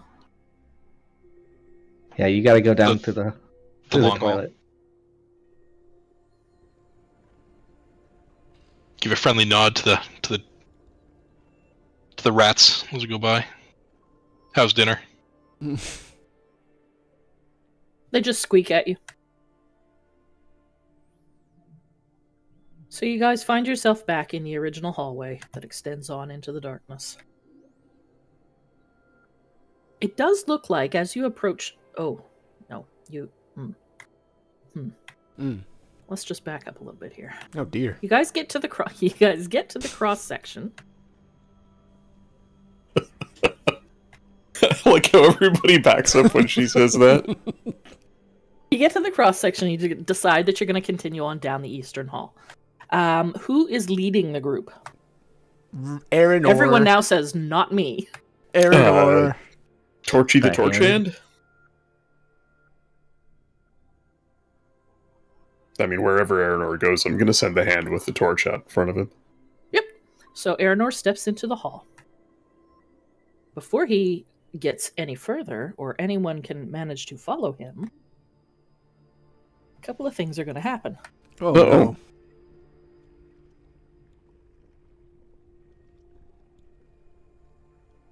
It's so hard to say goodbye.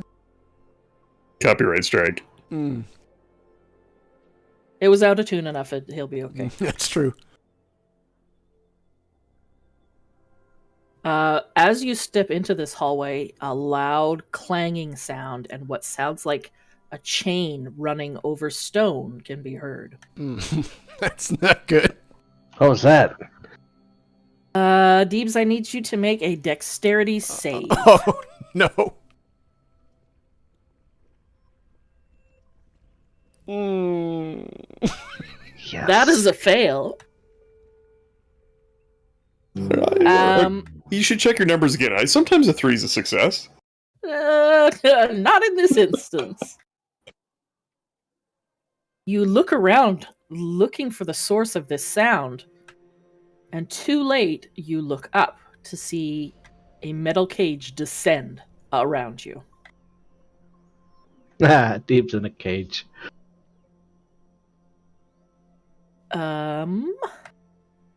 You're gonna take some damage because you failed it so badly. You take 6 points of bludgeoning damage, and you are pinned under the cage. While you are pinned there, you are prone and restrained.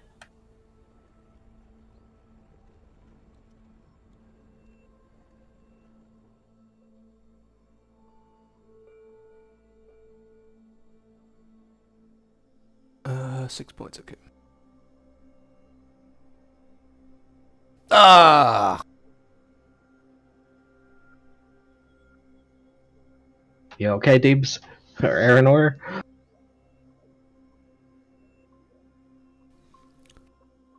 I'm in there. Get me out of this cage. As Can the we see cage anything falls, further down? Yeah, as the cage falls, you do notice that there is a small bit of light coming from the end of this hallway, and you can hear maybe the sound of footsteps retreating into the distance. Well, whoever's down there definitely heard that, if they didn't hear the stone I dropped earlier. So yeah, Deebs, currently you are inside a 5-foot by 10-foot square section of cage. Can I try and lift it up? Yeah, give me a strength check. Can we help lifting it? I mean, you're not going to do this on your own. Helping would Come on, Tox. it would just Get give up me there. advantage, It right? would just give him advantage, yeah. Oh, He says, with fuck a this 7 cage. With a 17, you can easily lift up one edge and pull yourself out.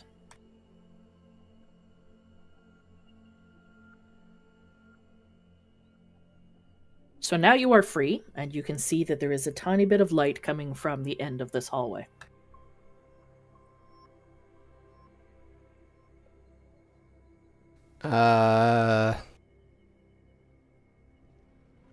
Can I investigate this hallway to see if there's any more traps that might befall us? Yep, make an And- investigation check. And was his strength check enough to like move the cage out of the way so that we can all pass through, or is it still blocking our way? It's not blocking the hall. It's 5 feet wide, Oh, okay. Okay. so you can get around it. Yeah. So here comes investigation. No. Well, I don't know, not great.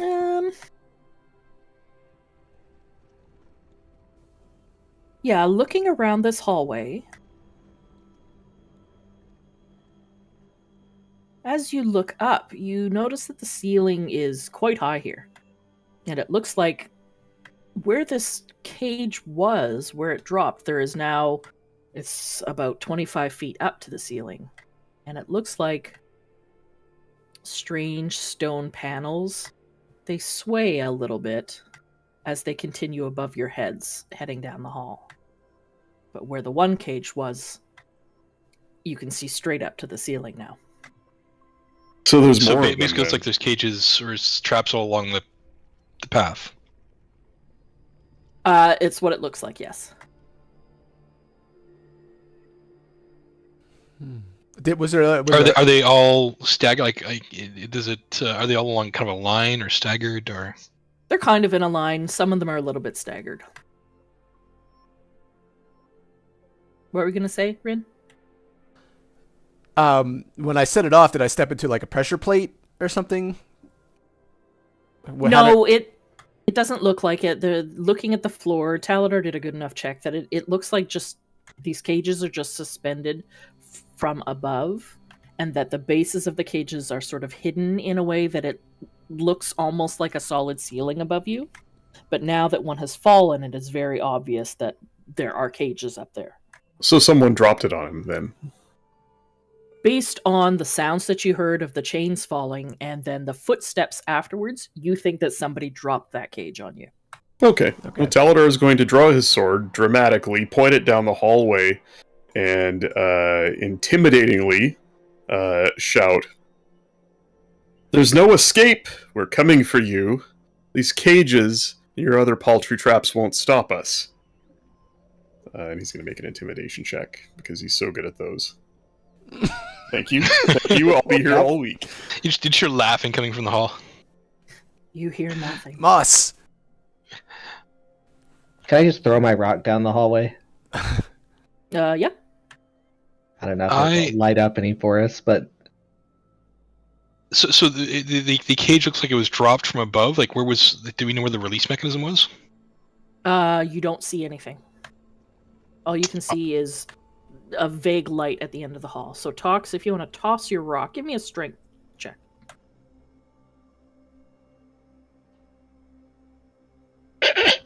The rock flies out and lands about 10 feet in front of you. Okay, Moss is gonna wild shape back into the spider, Nice. That says yes. Oh, into a spider. Okay. and gonna go clamber along the ceiling, checking out the mechanism. Okay, well, let's move Moss out of the way. Uh-oh, spider Move in a token. spider. Yeah. And where's my? Spider! Now, what kind of a spider are you turning into? Giant wolf spider. Giant wolf spider. AC 13 HP. I got it. AKA the all. headbiter. I got it all. Oh, that's not what I wanted. Where did I put the map? that's a Thundercat. How do I link the?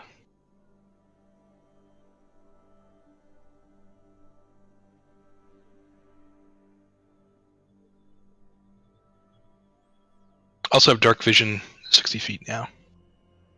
Now, let me just see. +3 perception. I get a lot of perception. Okay, you should be able to control it now. So up by the cages or traps and kind of checking out how they work. And is there anything of interest up there? Other than the cages that seem to be suspended from individual chains up there, it looks like... give me a perception check with the spider's perception. Isn't it my perception plus...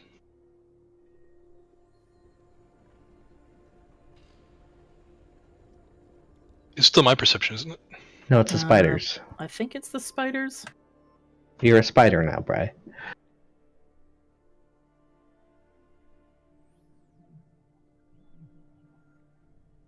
Welcome back. Thank you. Yeah, so I would say, because you can see in the dark up there, it looks like each of these cages is suspended individually, and they run up through a large metal ring suspended from the ceiling, and then they descend through an opening into the room beyond. So it's like they're all in a line, kind of through a ring, and then it's coming from the long cavern, whatever, the long hallway. Yeah, it past ends someplace in the dark beyond there. in the east. Okay. Being a spider, I'm unable to communicate any of this to my group. Maybe doing a spider dance.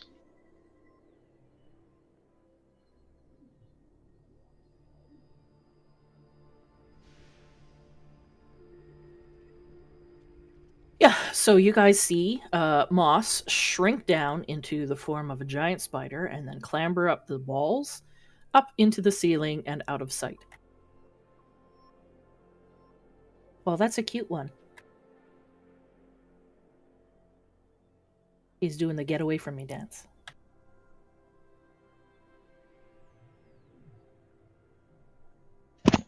What would the rest of you like to do?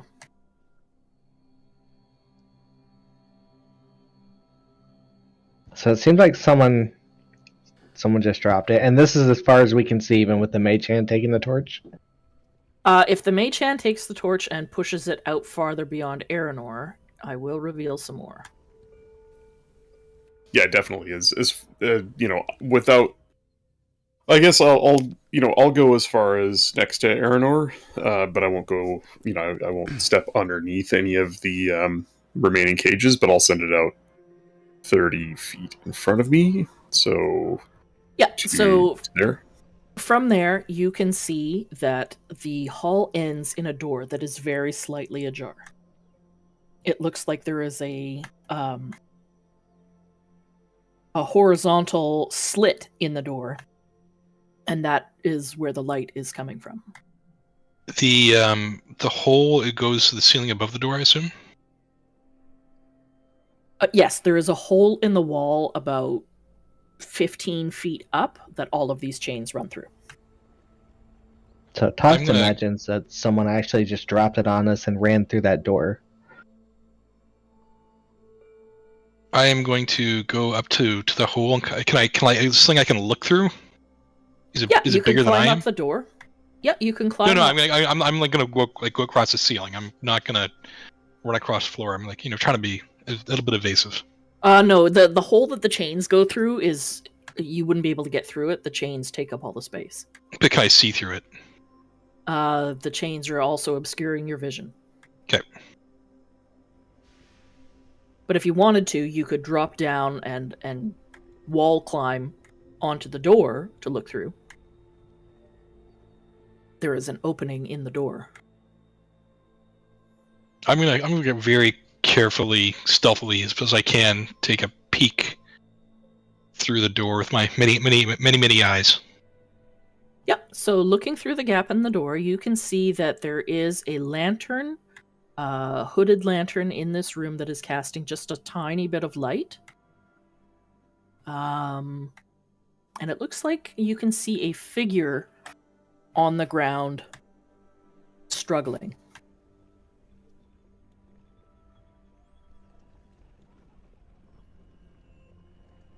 Struggling, like struggling against something, or just moving, but without getting up and moving around.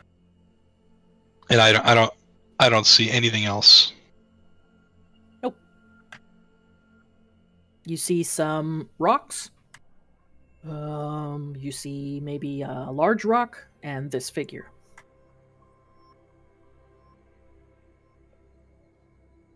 All right, can I clamber back to the group and kind of just make waving forward motions with my hands, or you don't have hands? Appendages. Yep. I'll Tox will just run into the hallway then. So Tox moves to the end of the hallway and looks through the door. I might get a trap dropped on me. You get the impression at this point that there must have been somebody in that room that was watching, and as you guys stepped into the hallway, they dropped a cage. And that the footsteps you heard was whoever that was retreating. Right. So you guys approach this room. Are you opening the door? Yeah. Okay, I will reveal this room.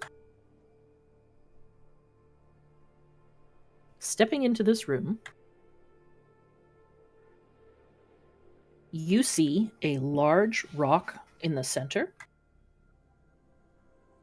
You can see the mechanism that the chains apparently are attached to, with a winding sort of mechanism attached.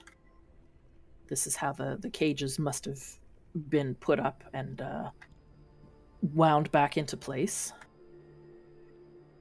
There's a handful of smaller stones, boulders in this room. And as you open the door and enter, a small figure calls out, "Please, help me up."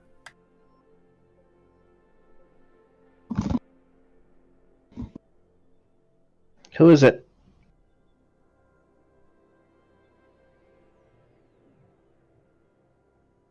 Laying on the ground in front of an 8-foot-tall rectangular stone are a bunch of smaller stones that look like they're placed on what appears to be a small, a human child.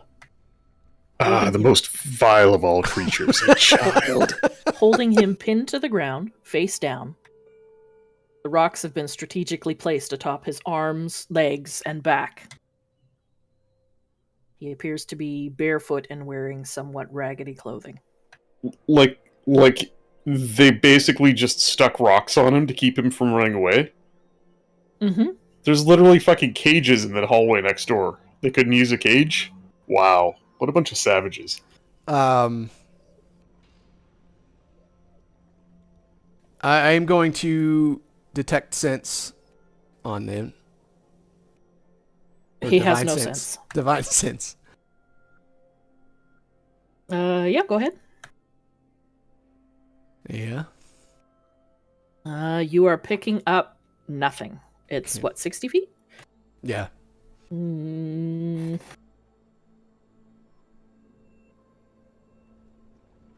That's not right, Lucid.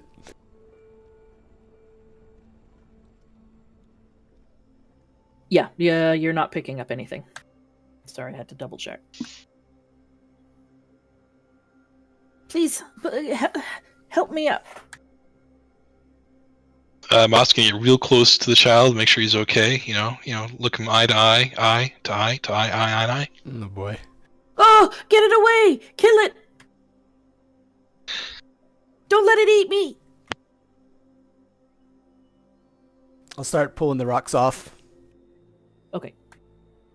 So one by one, you start to pull the rocks away from the boy, and you realize that they'd been placed in a way that they would pin him down, but not do any damage. He was just unable to move. Oh, thank you. Why are you here? Because I failed my job and I got in trouble, so they punished me. And your job was? Oh, I was supposed to take a message from my father, but I got distracted and I didn't deliver it. Who is your father? My father's name is Rothar Hatherhand. And what was the message? Oh, well, I don't know. I didn't look at the message. Do you guys have any water or food? I've been in here for a Elder will while. just like look at the rest of the group and just kind of snap his fingers because he doesn't carry any like supplies. I'll give him some water and food. Well, I'll give him a good berry Mm. Oh, from my stash.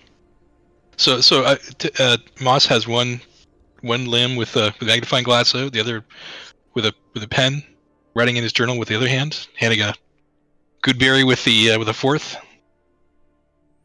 What do these good berries look like? Good question. Let's just say they're like raspberries or. Okay. So the child holds his hand out. Oh, a berry. Thanks. And he pops it in his mouth. Oh, they're really good. And he takes a big sip from Rin's water flask. Oh, thank you. and what's your name? My name is Braylon. And this message that you were supposed to deliver, do you still have it? No, I ended up. Well, my father ended up just talking to him and didn't need the message anymore. But boy, did I get in trouble. What do you know about this place? I know I'm not supposed to be down here.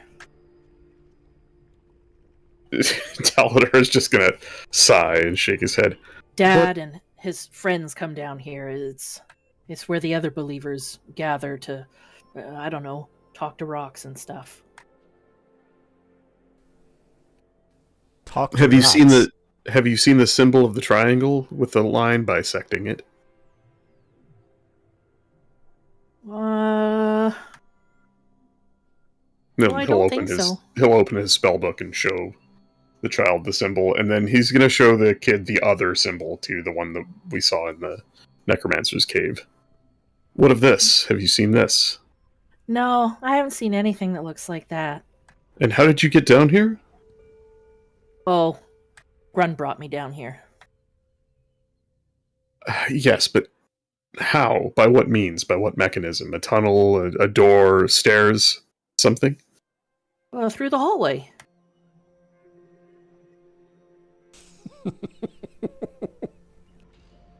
The way we always come in. This door over here? No, back the way you came from. Looking back that way and thinking about it, and realizing there kind of was only one other. Okay. Taladar, has sort of a eureka moment. Ah, right. Moss's other tunnel must be how they get in here. Yeah, you come in through the secret door that's in the wagon place, the wagon shop. Mm. I see. Well, How Nope, many? How I'm many? wrong. That's not where you come from. You come in the secret place that's out by the quarry. So tunnel from quarry, not the wagon shop. Correct. Quarry is Ouch. where people have been missing. well, and we did find a pile of missing people, but I don't. I don't know if you want me to roll for this DM, but did the pile of missing people? There's no way that's enough bodies to account for like this missing caravan as well, right? It looked like it was only 3 bodies. Okay, so this might be just like a couple of the people who went missing recently, but not like not people like this is probably people from town who've gone missing. You don't think this has anything to do with Mirabar? Gotcha. You could be wrong, but But this might explain the additional disappearances. yeah, you do recall people talking about eyes in the hills and that the quarry Hmm. workers wouldn't go out to the big quarry at night anymore. Gotcha. Child, can you give us names of others you know who pass the time down here? Well, I don't think I'm supposed to do that. Make a persuasion check. Yeah, give me just a second. Let me look at my spells and see if I've got anything fun. God damn it, I didn't prepare that. Why the hell did my spell slots reset? I cast suggestion earlier, right? Okay. Yep. Suggestion, you suggest a course of activity limited to a sentence or two, a magically influenced creature you can see within range that can hear and understand you. It must be a course of action that sounds reasonable. On a failed wisdom save, the target pursues the course of action you described to the best of its ability. Could I use the suggestion spell to suggest that he give us information? Would that be... Yeah, I think so. instead of asking him to do go here and do this, or bring me a sandwich. Right. All right. Well, then I'm going to cast the suggestion spell, my last second level spell slot of the day. Okay. I need him to make a DC 13 Wisdom save. Okay.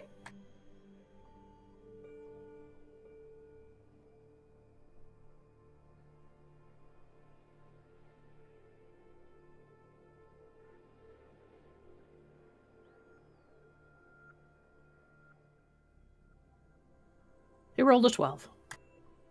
Thank God.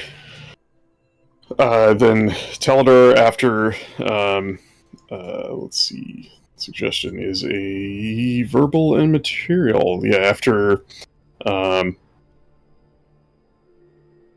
after muttering an arcane, a sequence of arcane incantations and thumbing the small symbol that he has on the end of a long chain, he will cast the spell and look intently at the child and say, "Why don't you tell us who all passes their time down here? And as much as you know about what they do." Okay. So, this is where the believers gather, and they look after, I think, the Delvers, who used to be here before, or something. And so there's my dad, there's Ilmeth Whalver, he's the wagon shop owner, there's Bear Augustus is kind of like in charge, and Mr. Galeker, who runs the big merchant shop in town. And there's a couple of others. There's the woman who runs the quarry, I forget her name. And then there's Grunt, but he's not really one of the believers. He just does some work for them. So yeah, they come down here and I think they talk to rocks and try and figure out what the rocks are telling them about what to do in the future. Sometimes the rocks move. That's about all I know. Content that the spell worked, and that's as much as he's going to get out of the kid, Taladar's going to sort of straighten up and look at the rest of the group, beaming with pride that his new shit worked. He just kind of shrugs and says, "Well, that's all I can get from him. Anyone else?"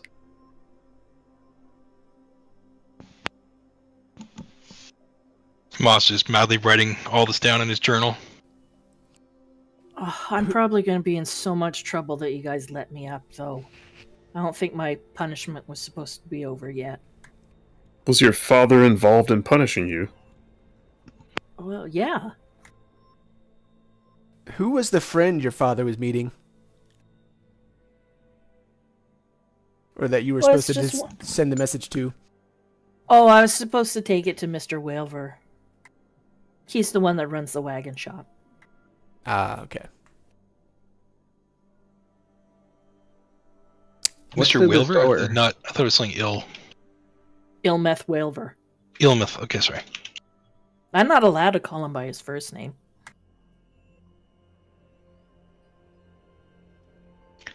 I wanted to take a closer look at the rocks. He talked about rocks moving and talking to rocks. Anything on that?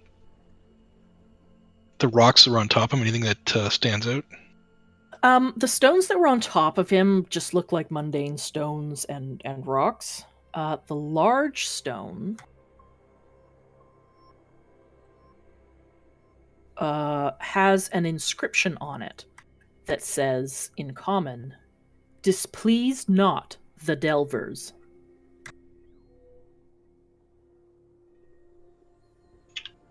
Spider Arm's going to wave wildly towards inscription so everyone else sees it.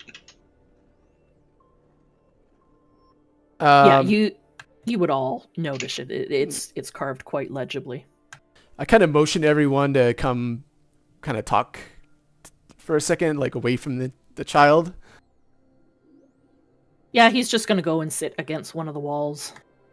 And I just say, so it seems to me that we have some trouble in the town, filled with some sort of cultists or something of the sort.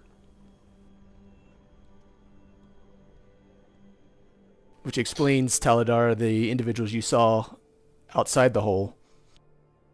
What did the inscription say? It says, "Displease not the Delvers." Yeah. And what are these Delvers? Or who?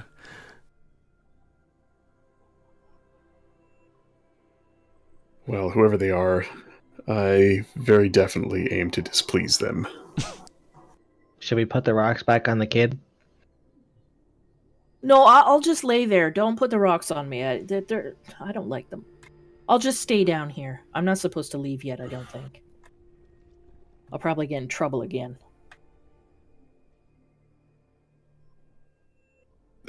Taladar's eyes narrow, and you can see his jaw working, and there is something about this whole thing he doesn't like, but he stays quiet about it.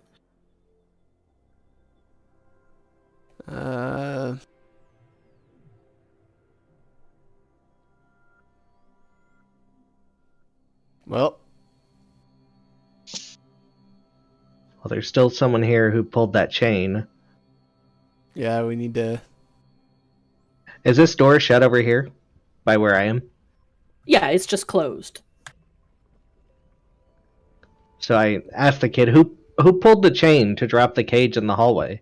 Oh, that was Grund. That's his job, to watch for people coming, and if they speak the right password, he just lets them through and doesn't drop the cages on them. But you So guys he's- didn't say the password. So he's a guard? Yeah, he's not one of the believers, but they take care of him, so he does what they tell him. Where did he go? I think he ran off to tell somebody you're here. And what's the password? It's... Oh, maybe I'm not supposed to tell you that either. Oh, come on. We We're can your put the rocks saviors. back. We gave you food and water. You can tell us. We won't tell anyone, you said. Okay, let me just look it up real quick. Then I'll make a persuasion check. Oh! Sure don't want to try intimidation?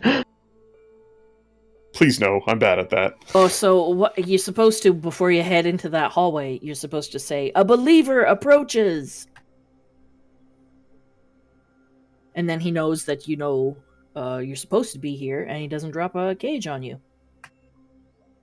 Well, that's lame. Hey, you guys got trapped. Look at Aranor. Mm, Who got trapped? I sure did. I think we should chase this Grung guy.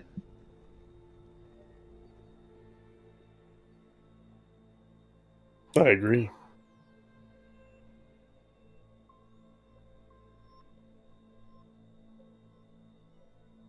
Teldar's gonna draw his sword and start walking towards the door. Let's go make a mess, shall we? Yeah, so you can go ahead if you'd like to. A just great open Grateful the door, Moss is or- just gonna pat what's the kid's name? Braylon. Braylon. Gonna pat Braylon with a appendage or 2 or 3 or 4 at a time. Ah! And he kicks out at you.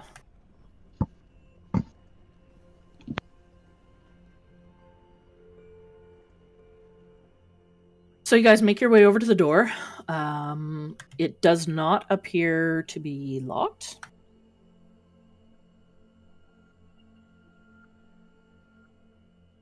Upon opening the door, this room is dark, but light coming in from the other room, as well as with your torch, allows you to see the following. I have dark vision to 60 feet now. Oh, As you step into the room, you notice in the center of the room is a large statue. It's about a 50-foot square chamber, hewn out of rock in the same fashion that most of the other rooms are. The floor is rough but flat, and the walls show chisel marks of the original builders. Some small runes carved here and there, but you think they're mostly just decorative. There are identical stone doors with iron pull rings to the east and to the north. The center of the room is dominated by a life-size, slightly larger, lifelike statue of a dwarf warrior wearing a chain shirt, a helm, and big boots. He's got a shield on his left arm and a battle axe in his right.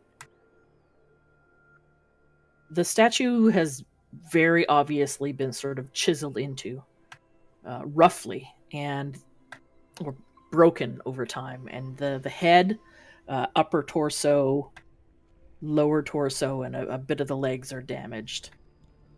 The pieces have sort of been reassembled as best as they could and held together sort of in a wooden frame of sorts to prevent it from falling apart any farther. There are several items scattered around the statue in front of it.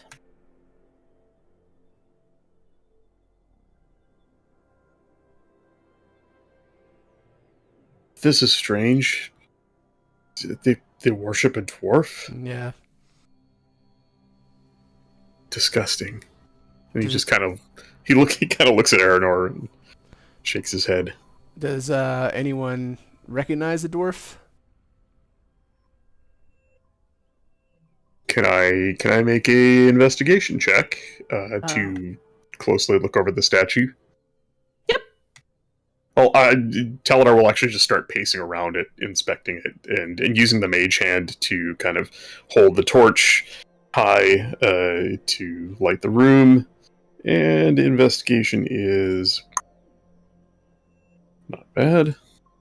Yep. So what you notice is that there seems to be a ring of gravel surrounding this dwarf, and then there's several offerings maybe in front of it. There's some gold pieces, some gems, looks like a dagger, handful of other sort of mundane trinkets.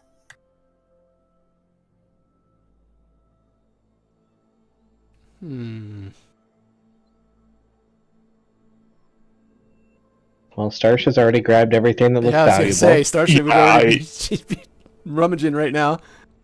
I'm gonna scatter some of the gravel with the toe of my boot and see if it does anything. And if it doesn't, I'm just gonna look at everybody and just shrug. And I think we should relieve them of their offerings, and once we find them, relieve them of their heads. I'm not overly fond of secretive groups like this.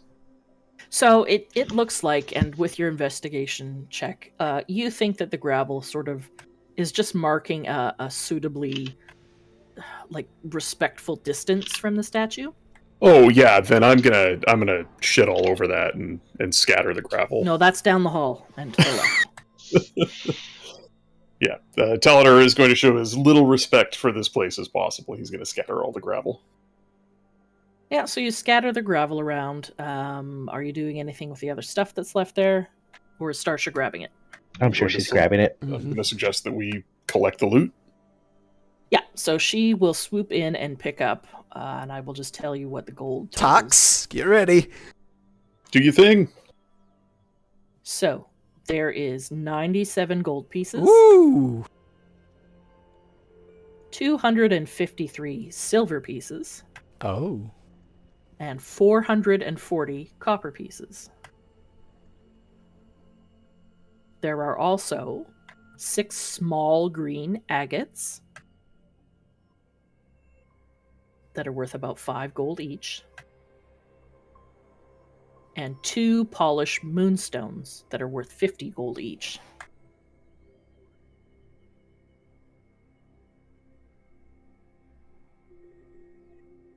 The dagger looks like it is decorated with some sort of star motif, and the grip is wound in night blue leather.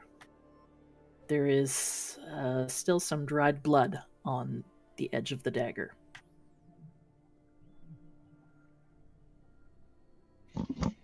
There is a name graven onto the dagger's pommel. The name is Resur. R-E-S-Z-U-R.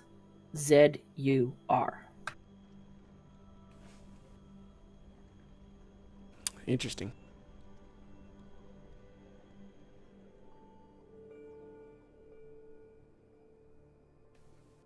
Starsha sort of looks back and forth at everyone there and just pockets the dagger in her bag.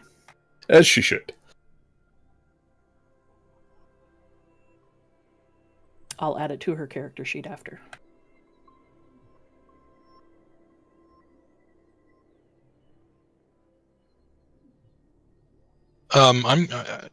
I'm climbing around on the ceiling. Is there anything interesting up on the ceiling? Nope, the ceiling here is about 15 feet high. It looks to be carved out of the same stone as the walls and the floor. There's nothing remarkable about it. Taladar, in addition, when you were investigating, there is a small, neat inscription at the base of the statue that says "Petrified Iron Star?" dwarf.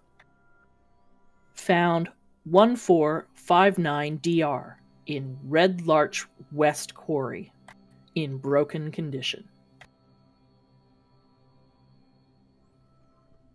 Sorry, what's the date on that?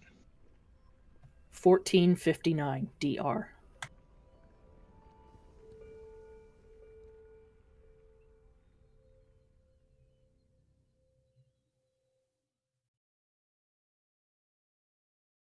I'm looking at the north door to see what was blocking it. Sorry, go ahead, Tyler. Sorry, I was muted. That I was muted for some of that. I don't know how much. I'll read the inscription out loud and really shitty question to ask a DM. But how long ago was 1459 DR? I have not looked up a timetable. Yeah, I think we're in the late 1400s, early 1500s. So I think it's 1500 something, but it's very definitely in the last 50 to 100 years. So it's not that old, but it's curious that it's petrified. And the only thing Taladar can think of is, if this fellow is petrified, I shudder to think of what did it. But it could just be a curiosity. It's good to know that it's not a god they worshipped anyway. Could be through this door. So yeah, looking at the north door, Aranor, it looks like it was, it's the way that it's braced on the inside, that it just cannot be opened from the other way. Got it. Okay. All right. Let's move on to the next. All right. Before we go any further, is there, looking at how the door there is braced, is there any way we can do that to the door that we used to get into this chamber? I'm just thinking, we've been down here for a while, and we didn't really tell anybody we were coming in here. Yeah, I was gonna say, yeah, we went the whole all the townspeople above. We just disappeared. I'm just worried about there being, more of these assholes than the three that they detained, or if those guys got away or whatever, chasing us in here and ambushing us. This door can't be barred from this side. The door you came in anyway. How about the previous door? I guess not. No. Well, their scout already knows we're here and ran off to tell them we're here. Yeah, further in, but I'm worried about somebody. Grun probably ran off to tell. I'm worried about somebody sneaking up behind us. But I guess that can't be helped. Nope. Too late now. So you guys are going to the next door. Mm-hmm.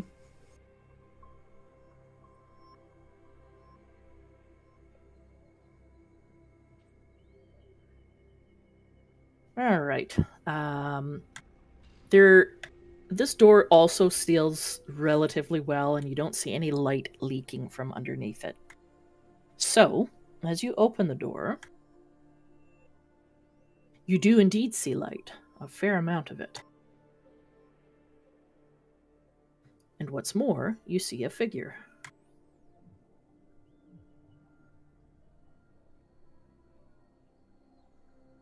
This passage is about 10 feet wide, 10 feet high, hewn out of the same rock as the previous rooms.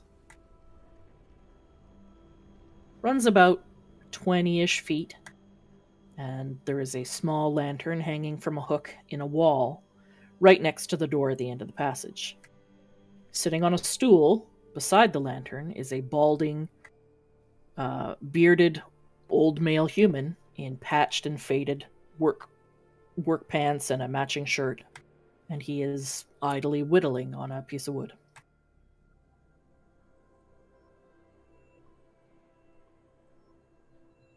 True believers coming through. I heard you in the other room. You're no believers. You shouldn't be down here. Neither should you. There are dangerous men down here, and elves. As he draws his sword slowly. Well, you'll be bringing the wrath of the Delvers down upon your heads. Good. Let them come. I'm telling you, you don't want to be inviting any of the trouble from the Delvers, and I encourage you to turn back. Who are the Delvers? Well, they're the ones what come before. They're the ones that deal with the great stones in the room beyond. That's how they talk to us. They show us signs of coming danger, warn us when we make bad choices. Were you the one who put the rocks on the kid? No, that was his father, but we all agreed.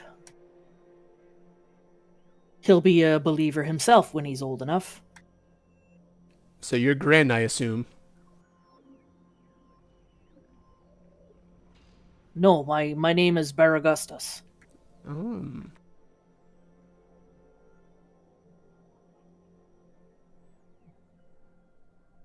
You own the wagon shop?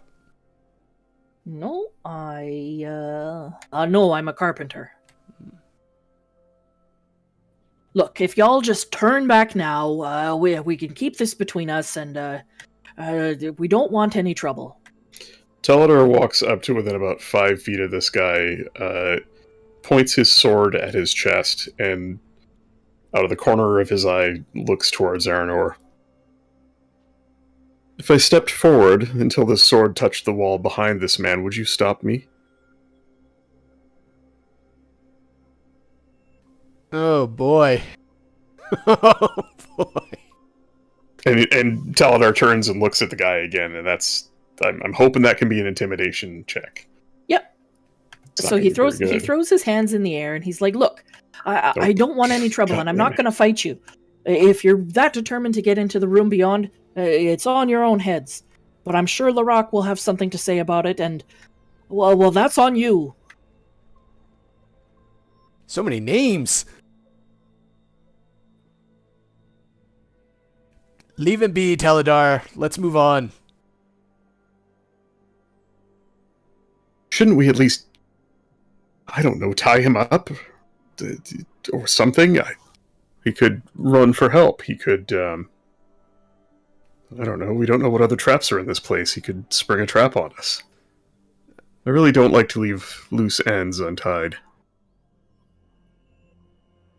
Can I spin web as a spider? No. Oh, Well, let's bring him with us into the next room.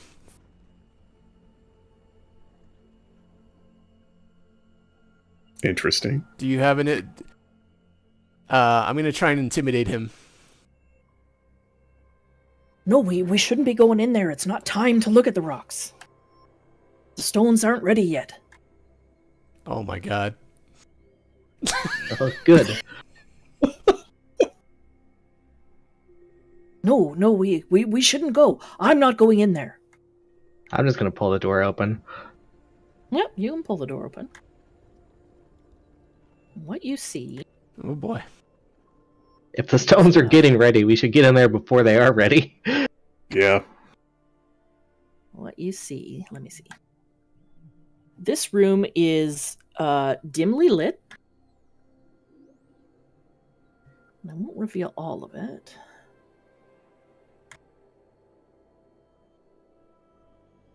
This is what we see in the other room in Discord.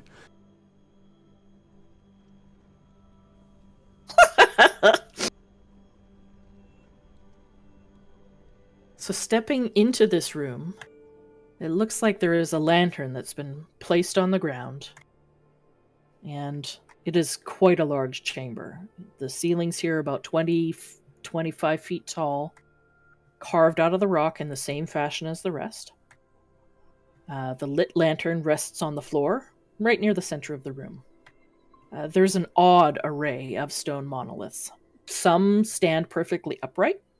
Others are arranged in sort of like a Stonehenge arched, 3-stone configuration. Are you moving into the room? I just wanted to open the door just to see what was in it. Okay. I say we throw him ahead of us. Yes, please. Yeah, I just kind of grab him and just kind of let's move into the other room.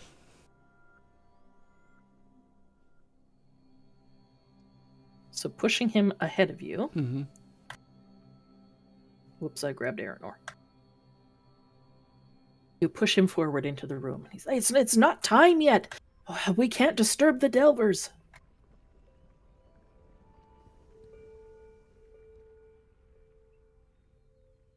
Are you coming in with him? Yeah. And I didn't mean I'm not like throwing him in. I'm not throwing him that far into the room. I'm just kind of like moving him. I am. I'm gonna kick him forward so he goes that far. He's- Like flying frog drop kick, or Just you put your foot on someone's, right in their ass and just push them forward. aren't you like 3.5 feet tall? So you kick him in the back of the shins? Yeah, pretty much. I'm 2'9". So yeah, moving into the room, he sort of throws himself onto the ground in sort of supplication. It weren't my doing. If I had my way, I wouldn't have entered here. I know it's not time yet. And he just, drops to his knees and is praying or beseeching the Delvers to have mercy on him.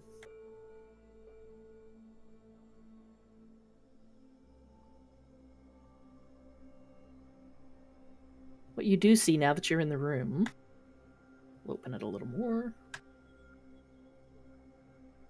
It's quite a large room. You begin to see at the edges of the room large stone slabs that looks like they contain the bones or the remains of human miners, judging by the tools and implements that are left with them. None of the skeletons that you can see seem to be intact. Each of them has either a crushed limb, or their chest caved in, or the skull. Who would know this? Everybody give me an intelligence check.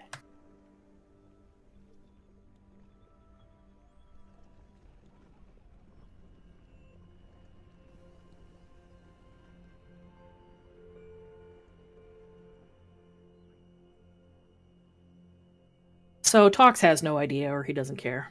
But the rest of you would know that these look like they're probably consistent with mining accidents.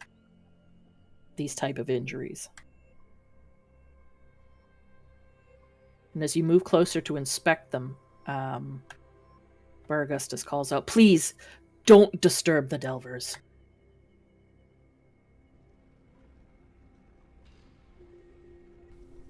These bodies are the Delvers? Yes.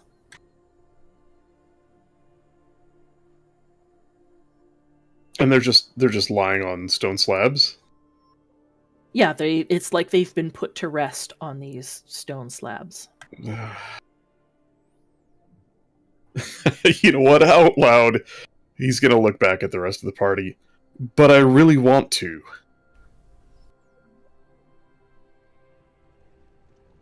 Anyone else for desecrating a tomb?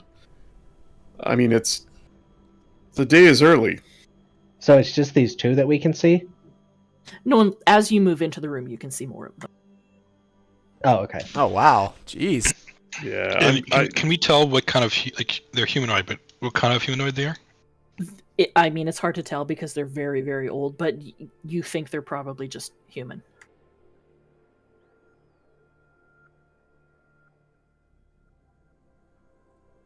Oh no, I just closed my Roll20 window. Uh-oh. I'll be back in a minute.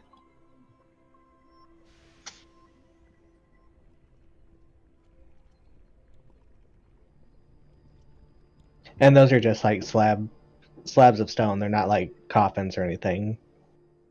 No, they look like they've been very well carved, purpose built to have these bodies placed on them. She said that it looks like they died from mining accidents. Yeah. Like there's no indication of like a pickaxe to the head, like as in murder or. No, it seems to be consistent with, blunt force, like either a cave-in or something. It looks like mining accidents. And there's a lantern in the middle of the room. What's that thing that? That's the lantern.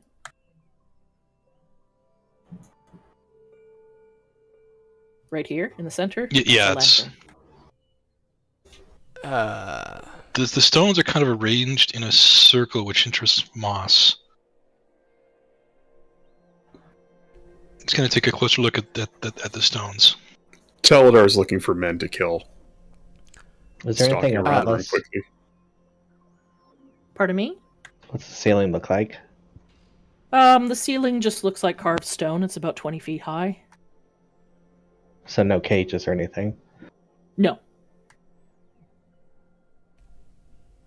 Baragustus, Yes. summon the Delvers. They're already here. You can see them laying about you. How do you speak to them? We don't speak to them. They speak to us. Who else is here besides us and the Delvers?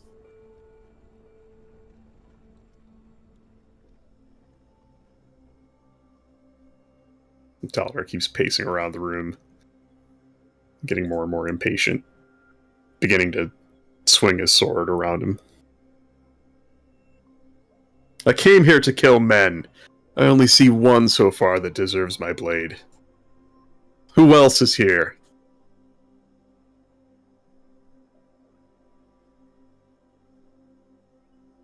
You hear some laughing coming from shit. the darkness.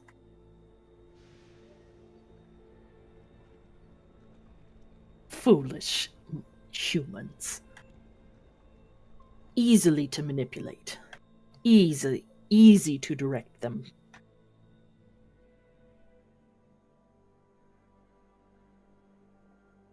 You shall all come to see the eye. And stepping out of the darkness, hidden under one of the rock arches, you see the following.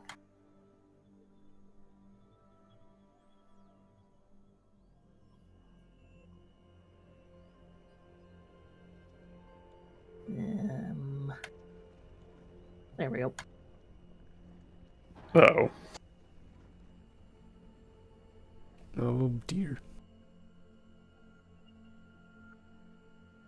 Looks like Taladar's problem. It looks It's- like that. It's La Rock, which is French for The Rock. Dwayne Johnson? I thought I Can you smelled see what when he I was change cooking. the image like that? No? Shift Z, I think we'll share it with all of us. Now let me try. What do you mean? I see the guy's token. I see the rock. I see the rock. I see the rock. I don't know, we see his token, I wasn't sure if you were trying to do more than... Yeah, if I hit just Z, it brings it up full on my screen, but I don't. For think you, guys yeah, can if see you do, that. I think it's Shift Z or Control Z shows it to everybody. Oh, you got a picture? No. Use your left shift. There's a right shift? Oh, There it is. Oh shit. That's what he looks like.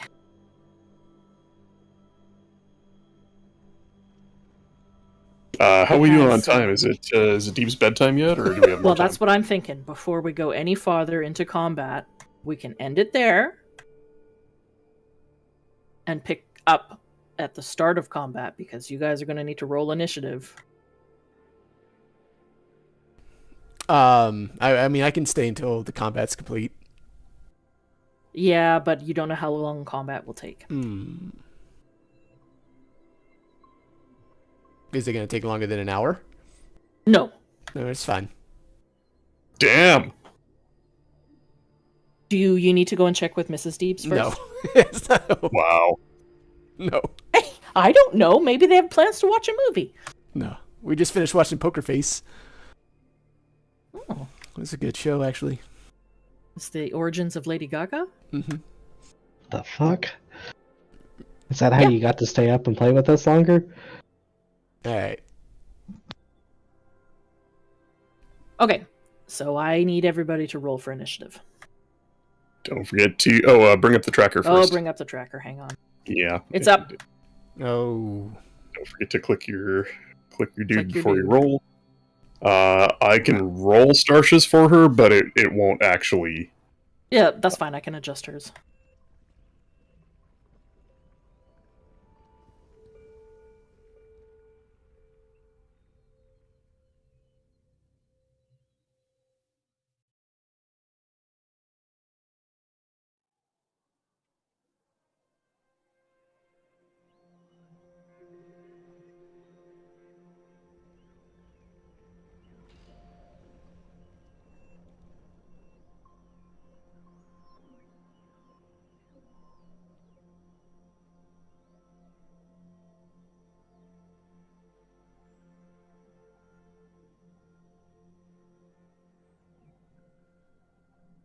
Spider.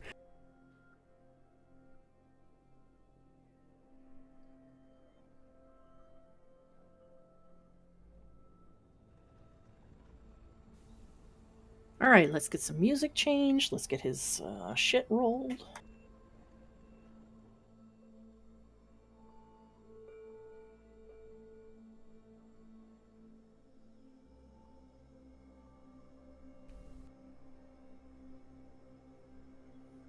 Is that like a human in some weird armor, or just an actual creature? You are not entirely sure. He Hmm. sounds human. Okay. He's got the right height and build to be a human. But he appears to be pretty heavily armored with some kind of mask or helm or something. Yes. Okay. He appears to be in robes.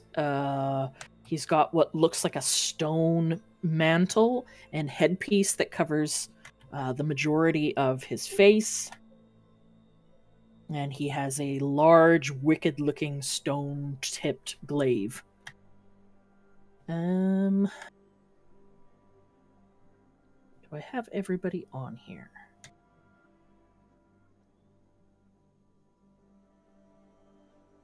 Why do I have 2 of Aranor and 2 of Tox? Double the fuck. Come see Double one of each. Aranor rolled what? I rolled an 8. Okay, so you're in there as an 8. Taladar, you got an 8. Tox is a 17. The Spider is an 18. And Starsh is the only one. What did she get? An 8? Yeah. Okay.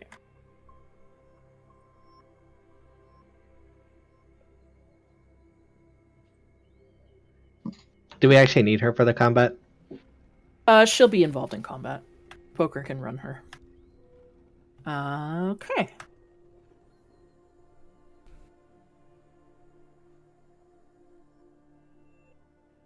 Let's put in some combat.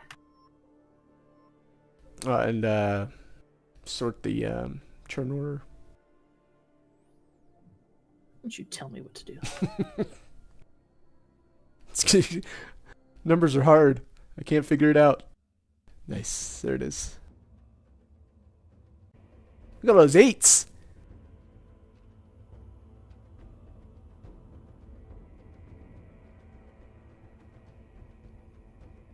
Hey, quit messing with my combat rounds. All right.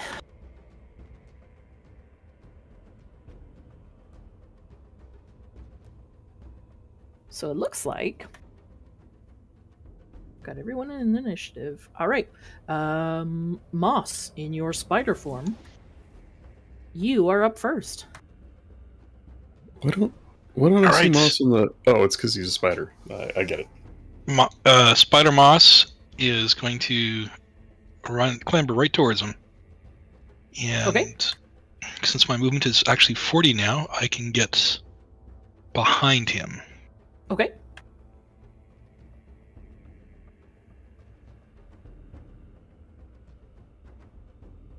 And he's gonna go for a bite.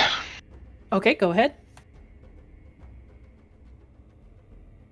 Oh, That is a hit.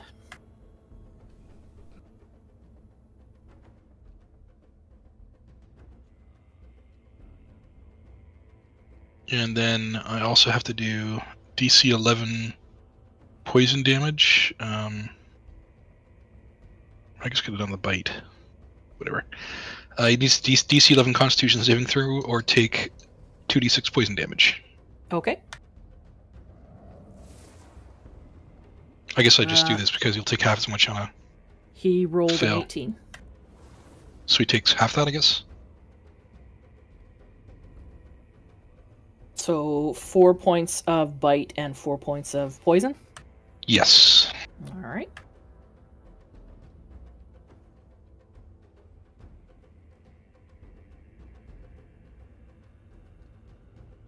Okay.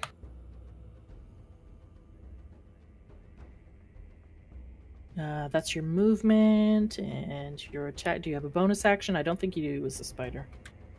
Not that I am. I can't do my. My hidden step as a spider, right? No. Okay. No, I don't think I can do anything else. Okay. That brings us to Tox. All right. Did he give any indication that he cared about these bones at all? Larok, no. Not that you've noticed. So just the human guy. Mm-hmm. Well, I still don't like the human guy. And Deebs is probably not looking or paying attention. Yeah, the human guy is currently face down on the floor because he doesn't want to. We shouldn't be doing this. We're disturbing the Delvers. He's afraid. All right. I'm going to summon my unseen servant up here towards the top area Okay. and just tell him to fuck with these bones. Wow. Okay. And then I'll move over here closer. How tall is this rock? The ceilings are about 20 feet tall, so the very top of that rock is probably 3 feet from the ceiling. Okay, so like it 17 acts as feet up some in type the of cover, probably. Yeah. Like underneath that middle rock, it's 10 feet to the base of it. Okay. I will just hide there, and then my servant's going to be up here messing with this, and then he's just going to continue to rotate around the room. Okay. The Varagustus, seeing what is going on here, is just going to moan and wail and back out of the room.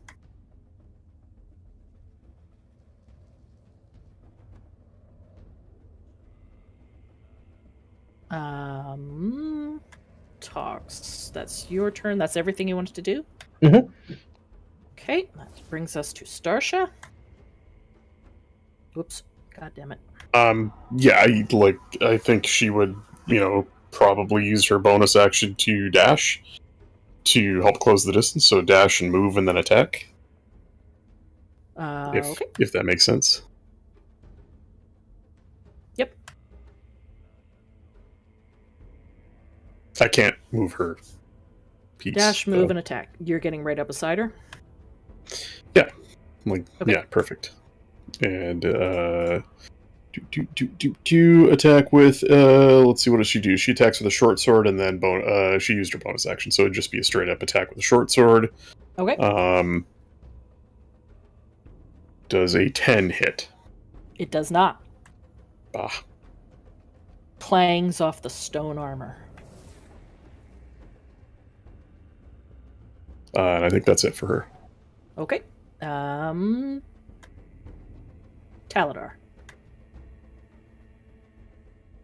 Right. So, don't have a lot of stuff I can do, or a lot of hit points. I am going to.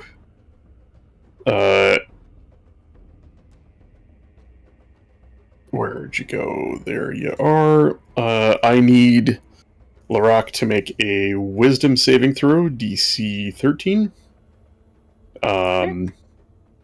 Taladar will draw his sword quickly and cut the air in front of him. There is a sound of a bell rings throughout the chamber as he casts Toll the Dead. He got a 6. Right.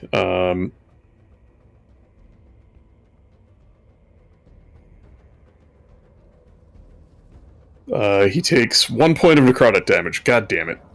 Got him. And as It stings.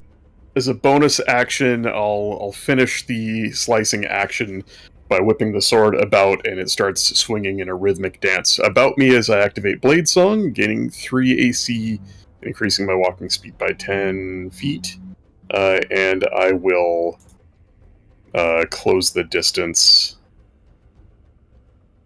to flank him on this side, and that's my turn. Okay. Aranor. Oi. All right.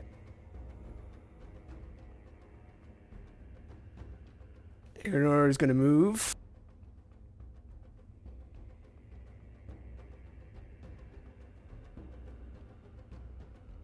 Uh, 30 feet, and then I'm going to Okay. cast Compel Duel on Okay. him. Does he needs have to to make save? a DC 13 Wisdom save.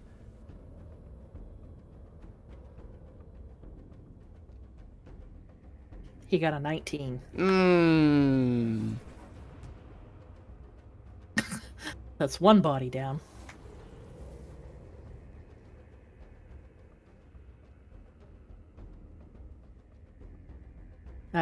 Anything else?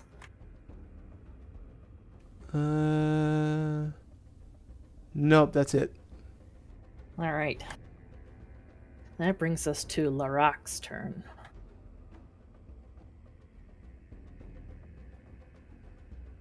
Seeing as he is surrounded,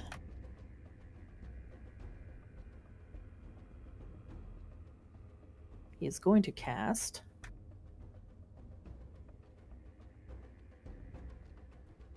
a spell. What? I need each creature in a 10-foot radius around me to make a Constitution saving throw.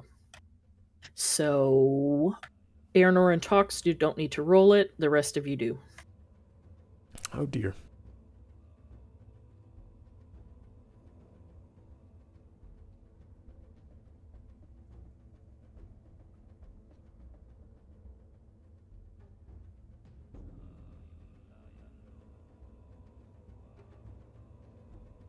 Constitution save, Moss. Oh, whoops. It's a box below the ability scores to the left.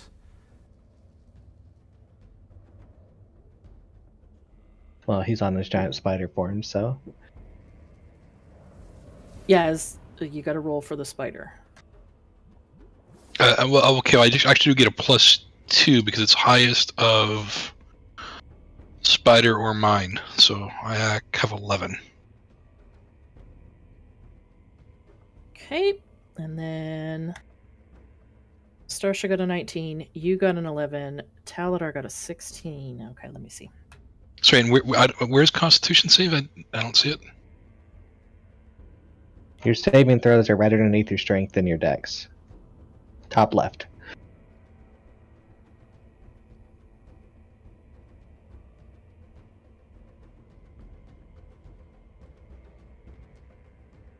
What is my spell?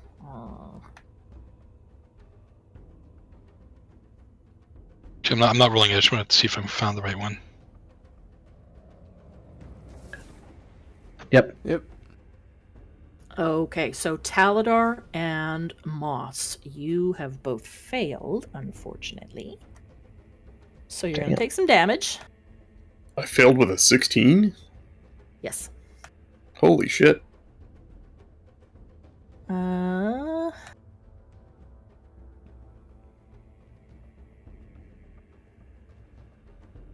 Oh, fuck! Damn. so yeah, with Shatter, you guys are going to take 16 points of damage.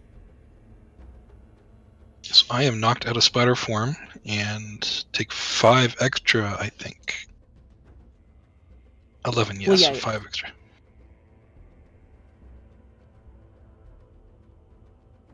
And sorry, did you say that's the shatter spell? yes. Is that, does that knock us prone or anything, or is it just I damage? don't think so. No, I can't do that. It's a sudden loud ringing noise, painfully intense, erupting from a point of your choice, which he chose as him. And, Each and creature... a 16 failed? This guy's fucking powerful, holy shit. Yeah.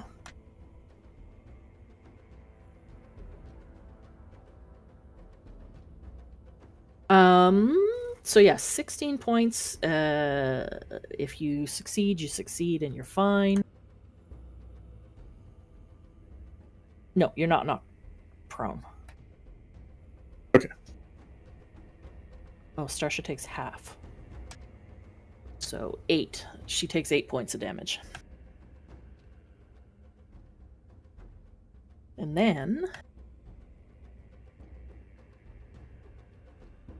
No, because hers isn't updated. I'll just try and keep a mental note.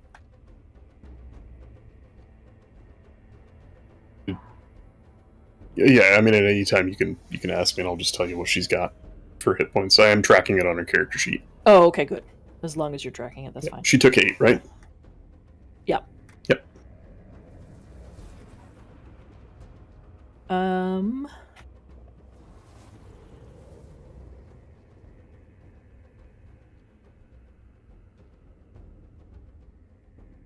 And he is going to stay where he is. Moss, you are not in spider form, correct? I know I knocked out and take 5 extra damage. Okay, let me move your tune back.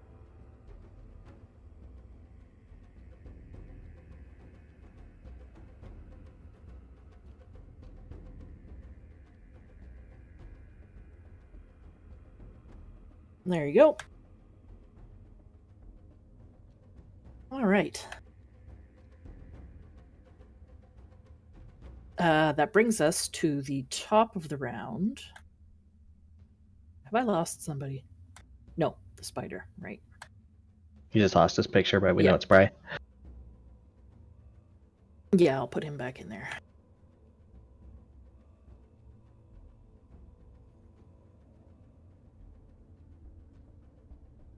Okay, top of the round. Moss, give me a perception check.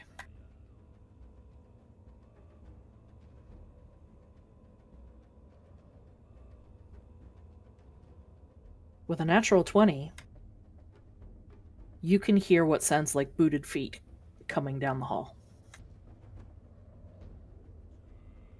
Many booted feet. They are coming! You're not sure what it is that's headed your way, but you're pretty sure that they will be here next round. It is your turn. So I certainly relay that information to everyone. And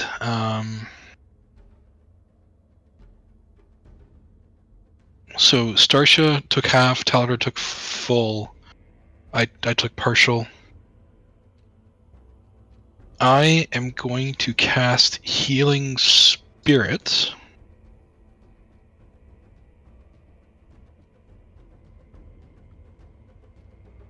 I don't know why that's not what I wanted to do yet, but okay.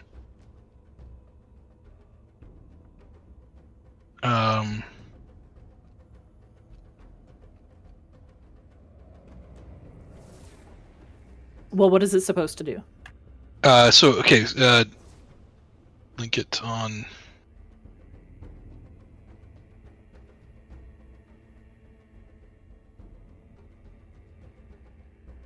So yeah, you put a spirit out in the world. So he's going to be able to heal. My spellcasting modifier is basically the number plus my wisdom, right? All right, okay, that's okay. Modifier is +3. Yeah. Okay, so So he's going to it's have wisdom-based. total of 4 casts. Let's say that one is for me. Mhm. So I can heal +1.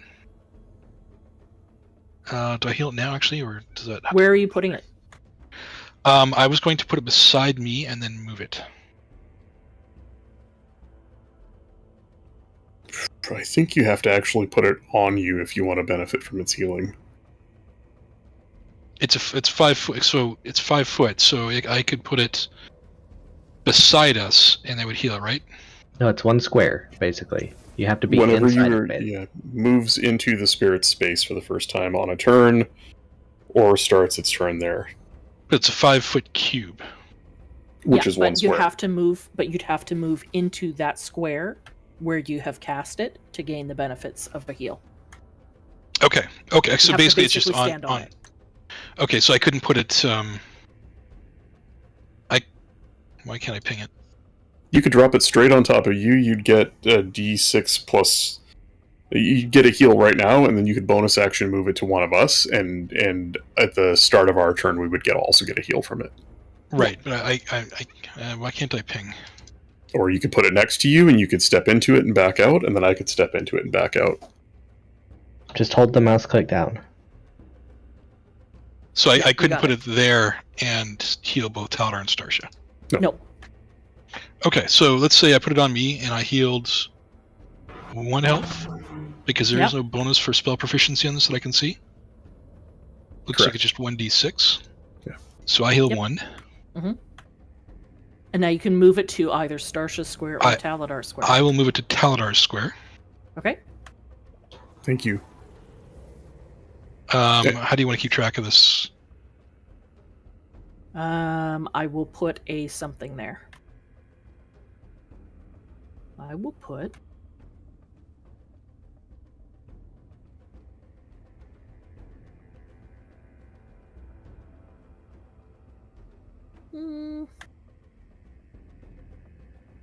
I'll just put a zombie there.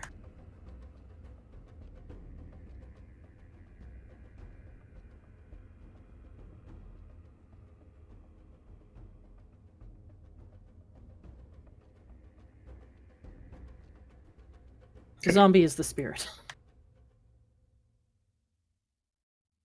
And then Face something. Gross. Taladar. Huh? It's face humping you. Great. That's great. I'll be over here. And then so roll to heal Taladar. Oh no, No, it's gotta be on start his of my next turn. turn. and it lasts for 4 rounds. Up to 1 minute. It lasts for 4 heals. Oh, okay, 4 heals up to a minute. Okay. Okay. Is there anything else you'd like to do? No, you've done your bonus action. You could move if you wanted. I guess I'll. He'll get an attack of opportunity if you move, though, Bri. Why you gotta tell him that? I was thinking about if I want to move to a different angle, but no, I guess I'll stay here.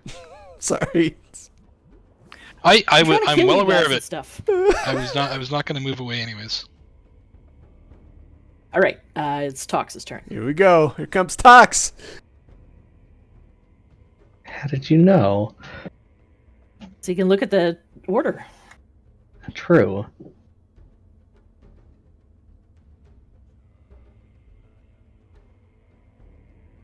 Alright, so Tox will run around here.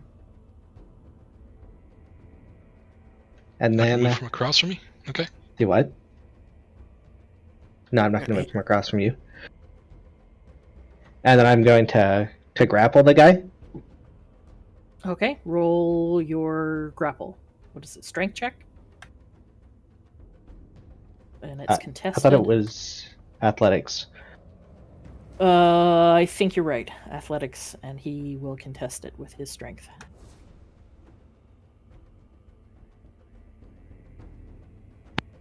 And he rolled an 8.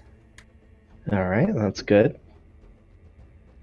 So since he is grappled and I'm touching Mhm. him with my bare hands, he needs a con save. Do you have to touch his skin? Oh, yeah, probably. Yeah, he is robed head to foot. The only exposed skin is on his face. Well, it says any creature that grapples you or otherwise comes in direct contact with your skin. So I guess that's skin to skin. I would think so. Okay, that's fine. But I mean, you can reach up and smack him in the face while you're grappling him. Give him a kiss. Yeah, I just rub his cheek. Yeah, and so what additional So it's damage is it? a con save and 2d4, 12. Okay. Con 12 is the con save. Oh, he rolled a 1. Oh. And what is the damage for? Yeah, so he'll take 4 damage. Okay. And then I am going to use my bonus action to give Taladar Bardic Inspiration.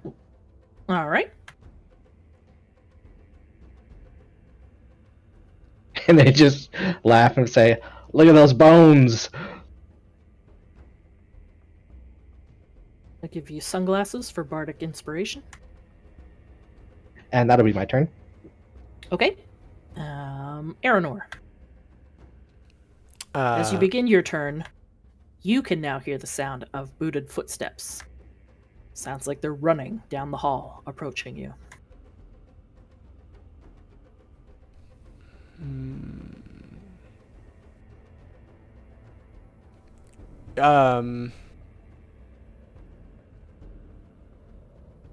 What is that guy? Is he prone now because he's grappled, or what's going on with that guy? Nope, he just can't move because Tox has got a grip on him. I think you get a bonus on attacks or advantage, I think so? but we're all flanking anyway, so. Yeah. You'd get it anyway. I charge down and I am going to swing at him with my longsword. Okay. With advantage. Yes.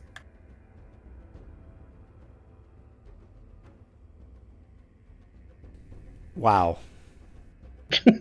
Unfortunately, even though he is flanked, grappled, and completely surrounded by your friends, you miss. You don't know if it's because of the smoke from the lantern got in your eyes.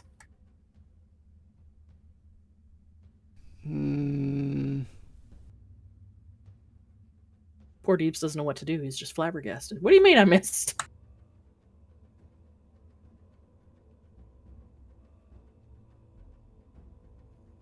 That's all I'm gonna do. Okay. Taladar. Taladar is going to receive a d6 healing. So he's going to heal for 4. He is fucked up. If he gets hit again like that, he's dead. Like, probably permanently dead. What's your ruling on taking a potion? Is that a bonus action or an action? It's a 'Cause bonus if it's an action. action. Okay. So I'm going to use a bonus action to... Let's see, do I have one? Yes, I have a potion of healing in my pack. And I'm gonna regain 7 points. Okay. That's better. And with my action, I am going to...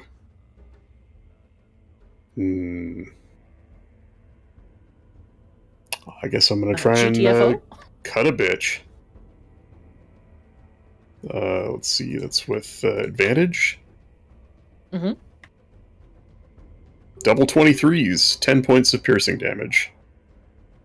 All right. And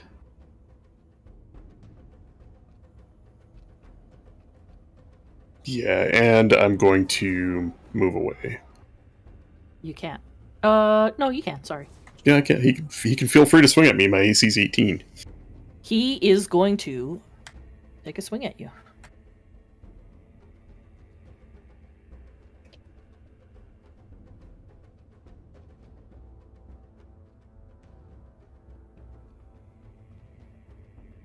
But he misses. Alrighty, and that's my turn. Okay. That brings us to Starsha's turn.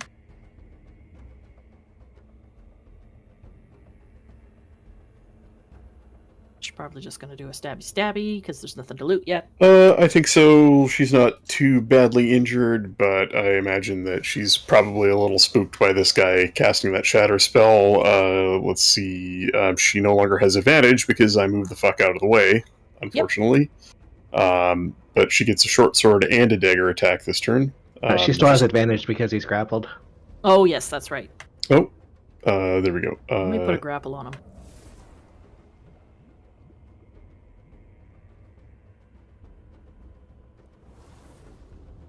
This does it. I thought it was only restrained that does that. I think it's grapple, too. I think when you grapple them, they get the restrained status. No, restraint. The only way that a player character can restrain is if they have the feat. Hmm. I mean, in my games, I always allowed a second grapple to restrain because, I mean, monsters can do it on just a basic attack. But, All grappling does is give everybody else advantage and holds that person in place. Restrained, I think, prevents them from attacking or casting a spell or whatever. I mean, I don't see where the advantage is. Like, that's not a... Okay, I mean, that's fine. I mean, it's really easy to look it up. Yeah, I'm just saying that I don't see advantage anywhere in there. So she's going to attack with a short sword. Does a 15 hit? Unfortunately, no. And then with a dagger, does a 23 hit. 23 hits. Okay, so that is 3 points of piercing damage. 3 points of damage. Because it's an offhand attack. Yeah. And that's going to be it for her. Okay. Larak, now that it is his turn. You fools are too late. Ah, I hear my friends approaching. And he is going to cast a spell.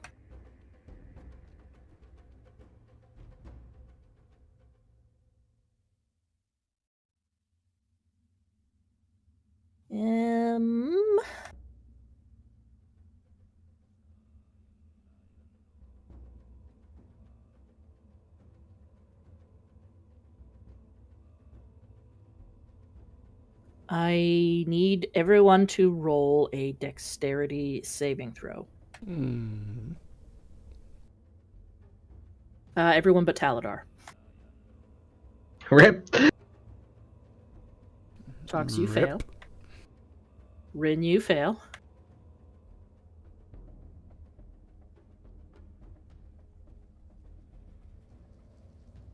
Moss succeeds. Starsha. Sorry, did you say Dex? Yeah, Dex. Yep. And she fails as well. So that's all 4 of you. Only Moss succeeded. So the rest of you are gonna take some damage.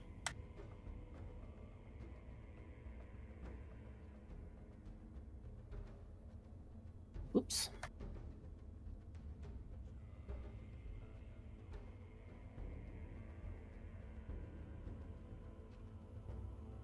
So you're going to take 5 points of damage.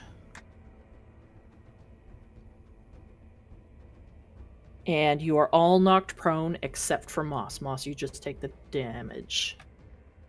I think. And what kind of damage is that? It is bludgeoning. No, you don't take the damage. You don't take the damage at all. Everyone else takes the damage and is knocked prone.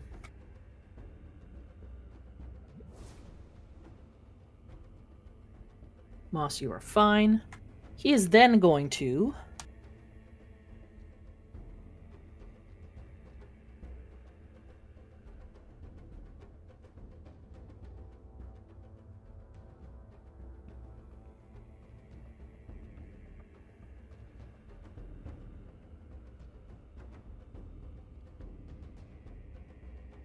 He's going to move.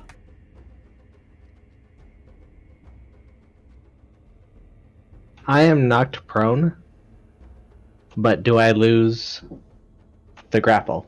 It doesn't say so. It says condition also ends if the effect is removed when a creature is hurled away by a thunder wave. Ends Yeah, if how the would that grappler is work? incapacitated. I mean, if the spell doesn't explicitly push him away, I think he's still grappled. yeah, I mean, DM's discretion, but I would say, yeah, I mean, I guess you're laying on the ground holding his leg, maybe? Got his leg. Not today, bitch. Yeah, I mean, yeah, that to me that makes sense that you're still holding on to his lower leg from the ground.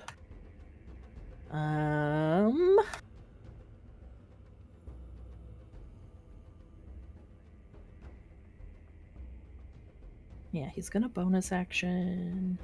What is he gonna do here?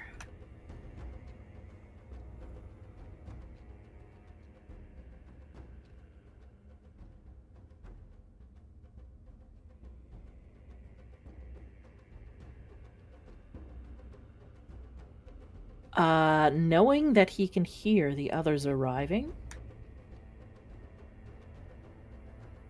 he is going to make... Whoa, who can he hit?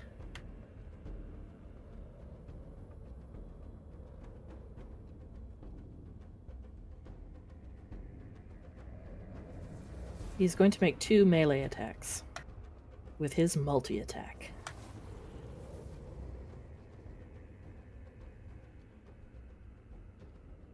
Can he do that after he just casted a spell? Oh no, he can't. You're right. He needs a bonus action.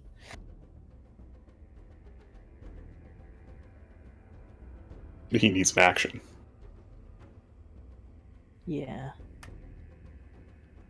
No, he cast the spell as an action. He cast Earth Tremor as an action. Yep, and multi-attack is also an action. Yeah, so he can't, because he needs a bonus action. He is not going to do anything. He is going to... He's going to attempt to move. He is going to move. But his speed is 0, so unless Oh, yeah, he can't. He's going to stay right there. Yeah. Not a lot he can do. Yeah, I mean, he needs an action to break the grapple too, right? Yeah. So Yes, he does. So, the top of the next round, all of you now realize that there are people approaching.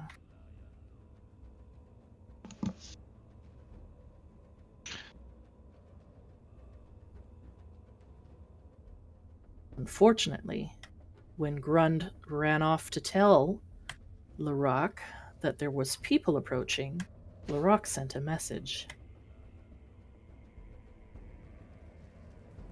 And now appearing in the room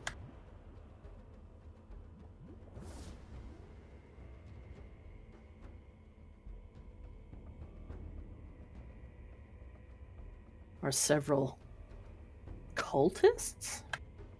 Oh boy. are they just humanoids in robes with small weapons?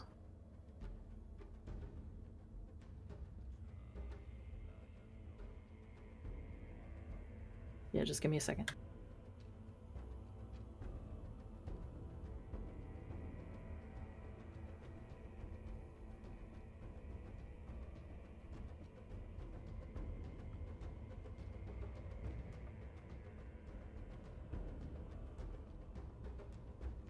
I'm going to add them to the initiative all in one go.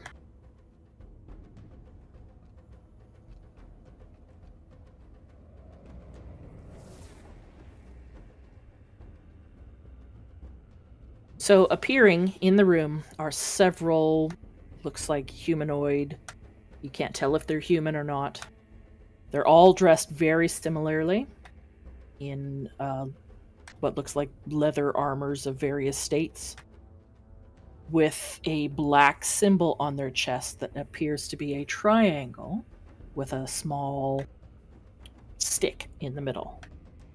It's the same symbol that you saw carved into the skulls of the bodies in this place.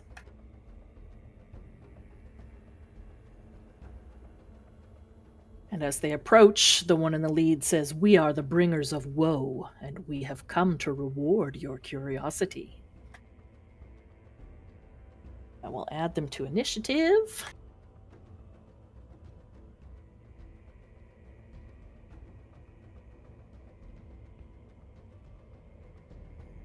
And okay, so they are going to go in the middle here.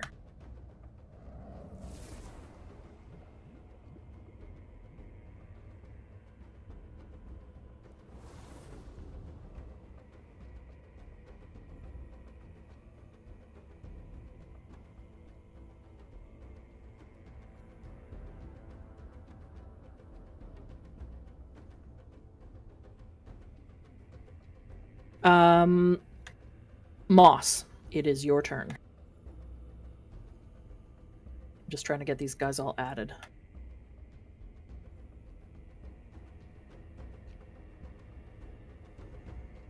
Okay, I'm going to cast Shillelagh. Shillelagh, okay. And I will try to give this guy a quick beat.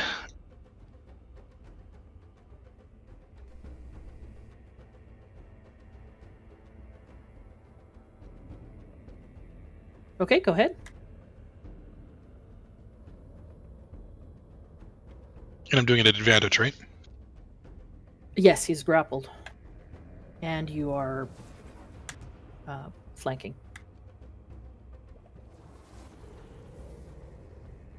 Oh dear. That's not great. That is not great. Unfortunately, that misses.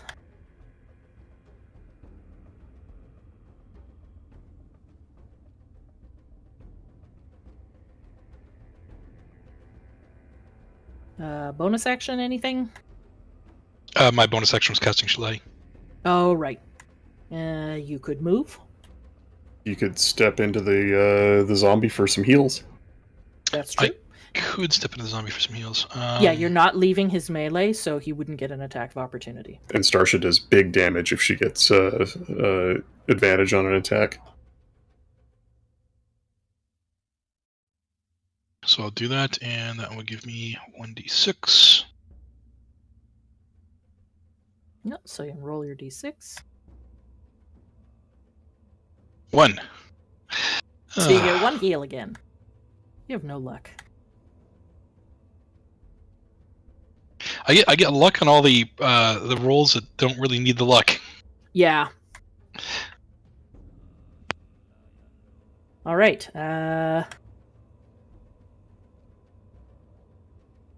That brings us to Tox.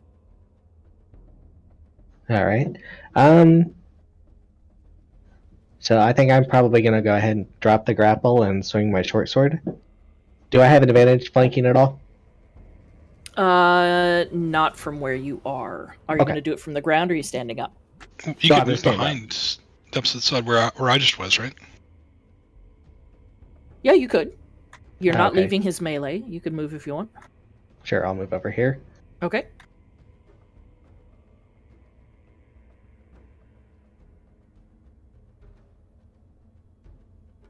Holy shit, this guy's incredible.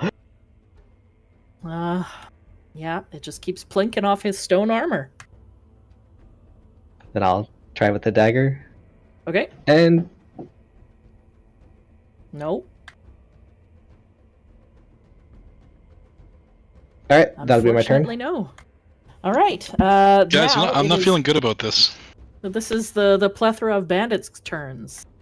And most of them will not be able to get to where you are on this go. So they all have 30 feet of movement. I feel fine about it. I mean, either we win this fight or the DM learns an important lesson about tuning fights. Friggin' devs.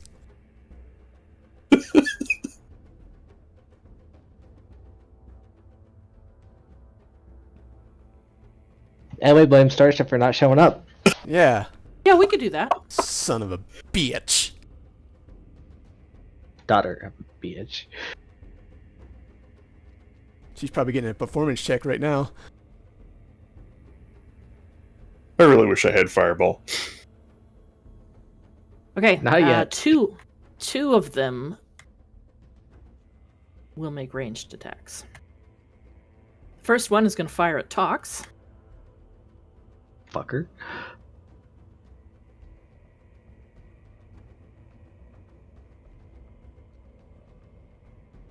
Does a 14 hit? Yep. Then you take 8 points of piercing damage. Jesus. Sweet child of mine. And the other one is...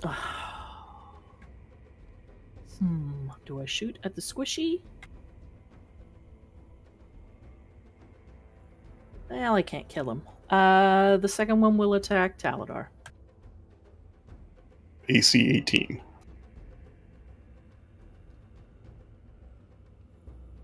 He rolled a 19.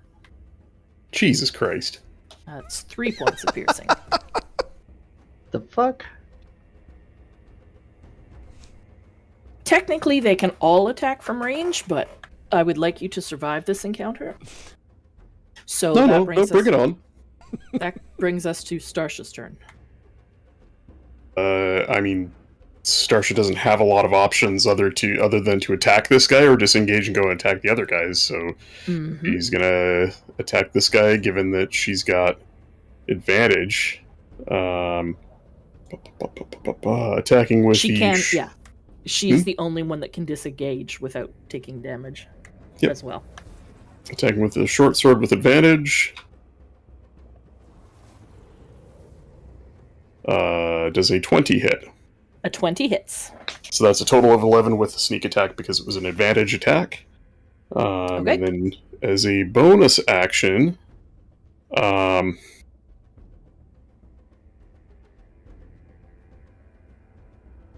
mean, if we don't get this guy down, he's going to continue being a problem. So unless anybody else has any wiser ideas, I'm going to have her attack again. No, go for it. Okay, again with advantage, but not sneak attack this time. If a 20 hit, a 21 certainly hits, and that is 2? 1. No, it's 1 point. Oh, Yeah, she's Okay. +3. okay. And I think that's going to be it for her. Okay. Yep. Taladar's next. Yeah. Taladar doesn't have a lot of options. Hit him with a pointy end? Well, I mean, he could get in and fuck up a couple of these guys, but they'd swarm him. So he's going to probably cast a spell here. I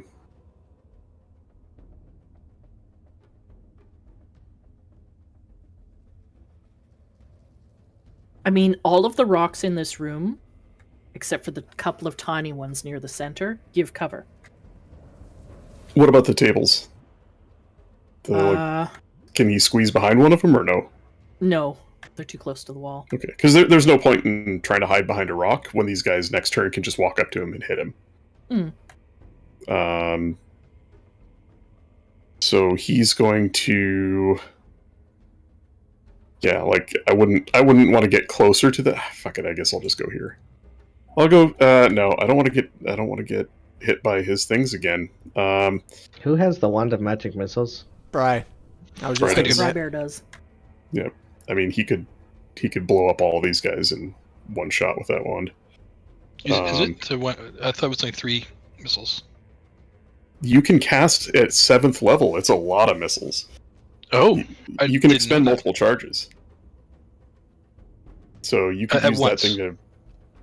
Well, yeah, and you don't want to expend all the charges, right? Because there's a chance that it'll blow up, and you'll never be able to use it again. So, like, you'd cast it at 6th level, which I think is 3 plus an extra missile for each level on top of that. So 3 plus 5, so 8 missiles. If my math is right. We'll give Anyway. it my turn. I'm also going to do that. I'm going to cast Magic Missile, Okay. and I'm going to target this guy here.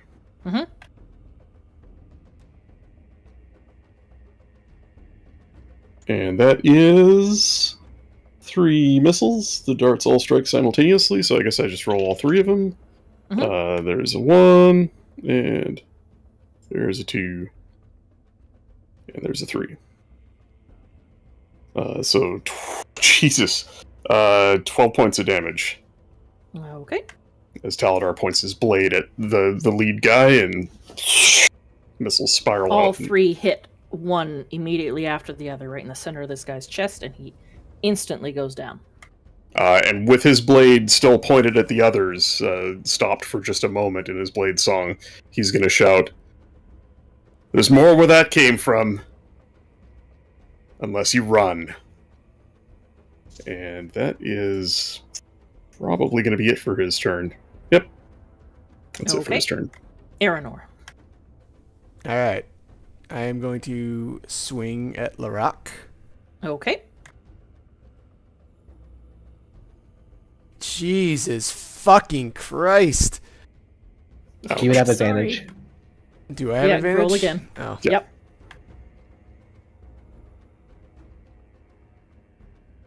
Does a 14 hit? Unfortunately, no. God.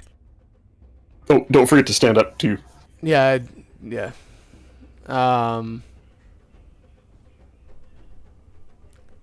Starsha would have also stood up.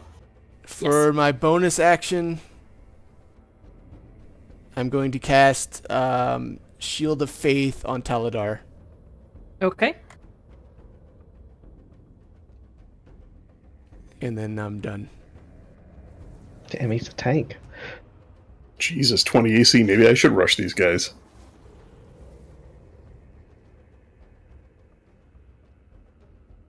Okay. It is now Larak's turn. You guys are all, unfortunately, still around him. Oh, there it goes. Oops. Sorry about that. It's really hard not to kill you.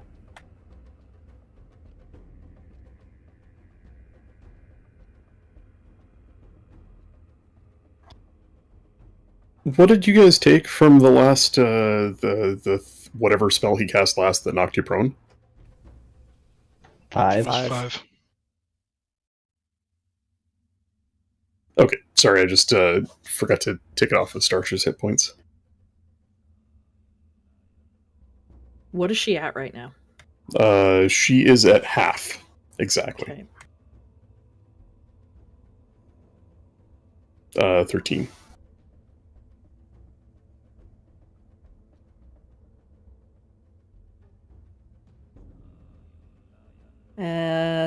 Yeah, he's gonna say, "You fools should have run when you had the chance." And cast another shatter. Oh, fuck. And sorry, what kind of damage is shatter? Thunder.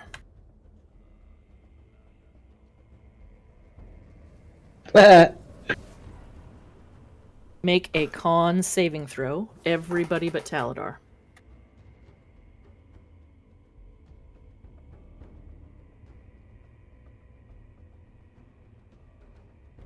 Oh. Aranor, you passed. So you only take half.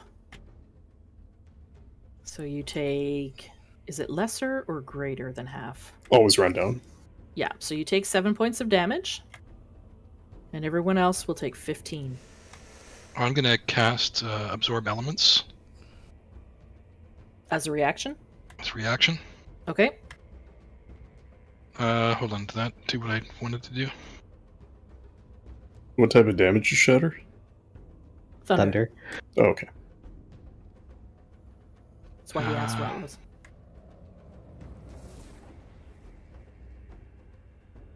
Spell captures some of the incoming energy, lessening its effect on you and storing it for your next melee attack.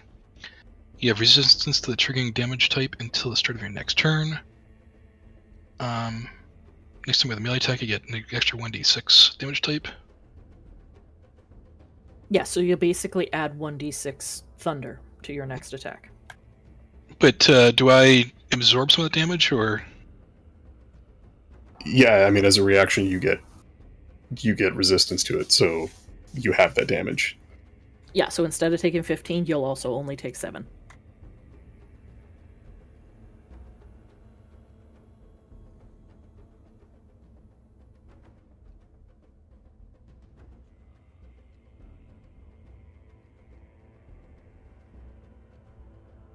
After that last shatter, how is everyone looking? Is Tox still up? No, I'm dead. Okay. How is Starsha? She's down. Okay.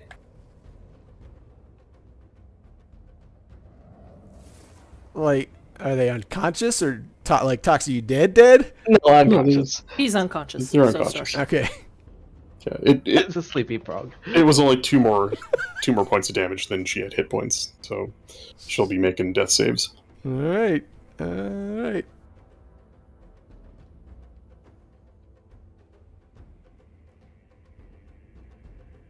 You know that scene from the BFA cutscene where Anduin, a bunch of people fall down and Anduin That's casts the just spell and they all relax. stand up?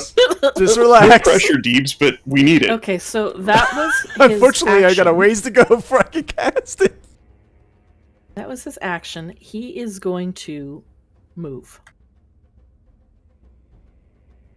You can attempt to keep him here, and he has many more shatters he can use. So Starsha and Tox are both down. He's just going to step between you. Can I get an attack though? You and Moss both will. Since I use reaction on the other spell, do I get an attack stall, or is that? No, I don't think you do. Oh no, you don't. If you use that as a reaction, you won't. So only Aranor will get it. Is that with advantage or no? Just give me a second. Oh! Ow! Come on, Deebs. Sorry, I get excited when I can swing my sword. To no effect. Yeah, so he's gonna move. He's not grappled anymore.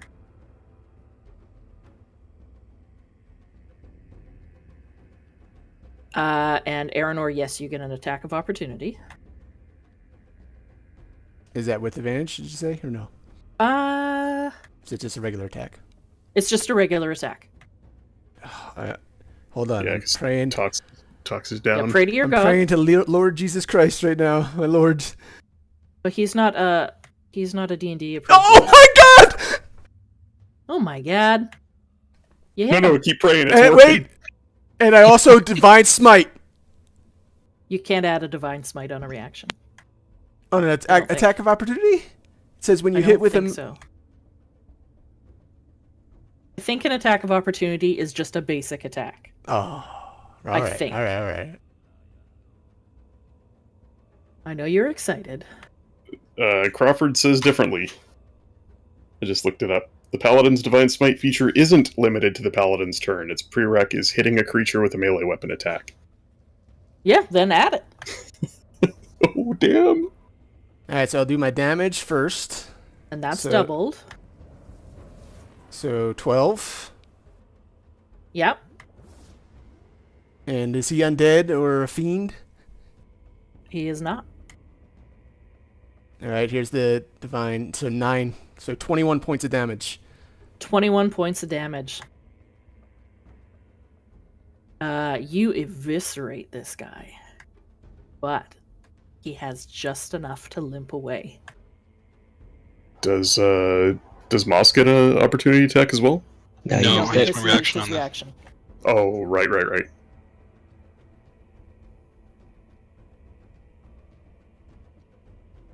So that was his movement. That was his action.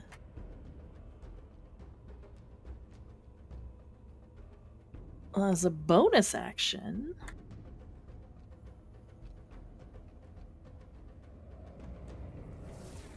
he is going to cast Expeditious Retreat. Now, I don't think he can use it this turn.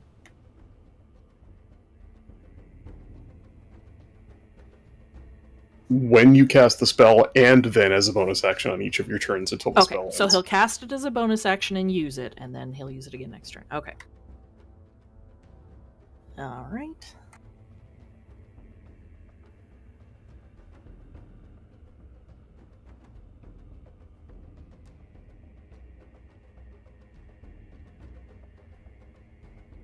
All right.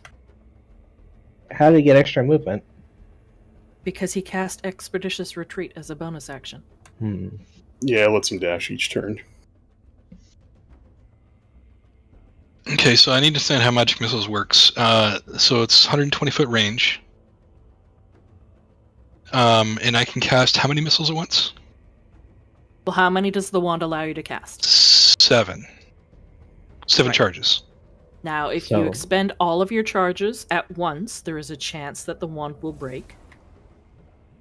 So keep that in mind. To just use Mhm. 6. So you could just use 6. Do I need to pick the targets, or how do they work with targeting? You pick the target for each dart Missile. of the spell. Yeah, for each So missile. you can pick 6 targets, or you can have 2 go to 1 and 1 to the rest. It's Well, up to you. when the first level of the spell gives you 3 darts. Each additional level of the spell gives you an additional dart. So a level 1 spell is 3. A level 2 spell is 4. Casting at 5, 6 would be 6, 9. 7. Casting at 7 would be 10. It's No, it's 6 would 2 be more. 8. 6 would be 8. 1 is 3, 2 is 4. So it's the level plus 2. And you can direct each one separately, but they all strike simultaneously. So you can't like chip away at one creature, and if it dies, then go to the next one. You have to pick your targets before you roll damage. And damage is what on this? D4 plus 1 per dart. It's bludgeoning or force. A D4 plus 1 per. So with six of them would be D4 plus 6. 8 of them would be like it's up to you guys how you want to do it. If you want to roll it for each one, or just roll once and and multiply it by the number of darts. I don't. So how many darts are you throwing? I don't know yet. I'm trying to make mechanics. So if I did 6 darts, let's assume 6 darts for the moment. So that'd be a 4th level spell. So you would use 4 charges from the wand. to No, shoot sorry, 6 darts. six charges in the wand. Okay, so a 6th level spell would be 8 darts. It's 8 darts. 8 darts at all. 1d4 plus 7, or 1d4 plus 1 each. Each dart Okay. does 1d4 plus 1, right? got it. Be aware, though, that some of these guys have cover. It doesn't. There is no attack roll. They just automatically hit. That's the beauty of magic missile. If you can see them at all, you can hit them. Yeah, but that's what I'm saying. Some of them he can't see without moving. Just blow the big guy up. Can't see him. Move. I can't see him right now, right? Mm-hmm. From where you are, no. But you can easily move into range. Or into a position to see him. If I were to move there, I could see all of them. All of them except for the guy to the south. Also Including the rock. take your d6 healing too. Yeah, well, in a second. And I can't use that as that's not a bonus action. That's just a regular action, right? Using the To wand? cast it. Yes. It's Correct. an action. It's an action to use the wand. Damn it! I wish he wasn't running. All right. So 1d6 for healing, and that would be all the healing, I think. Or you could also Uh, use your bonus action to move it, right? To where you could get one of the people up who's on the ground. Oh, true. Yes. Okay, I will move. Who wants Starshare or Tox? I would do talks. All right, I'll move to Tox. I will move 15 feet Mhm. to there, Yep. and then magic missile. So he was looking pretty hurt. Yes.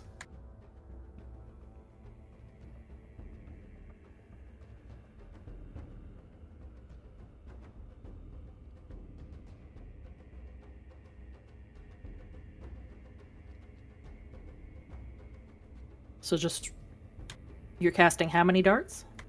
I think I'm going to cast them all. I mean, we're looking rough, and it's only 1 in 20 that one crumbles into ashes. Okay, so determine how many darts you're throwing at Larock. So that is 7 charges. That's 7 plus 2, so 9. Right? And so You're going to use all Fuck. 7 charges of the wand? I'm going to use all 7 charges of the wand. Okay. And let's say, I don't know how many you want to throw in. 4? Remember, you saw three darts kill one of the cultists. Right. But I'm how bad does he look hurt? Like, is he really Just blow really him hurt? up, Bry. He looks hurt. He looks in rough shape. I'm not going to tell you how many hit points he has. I mean, No. Deeps I just Deeps could probably solo all the rest of these guys. Pressure Deeps.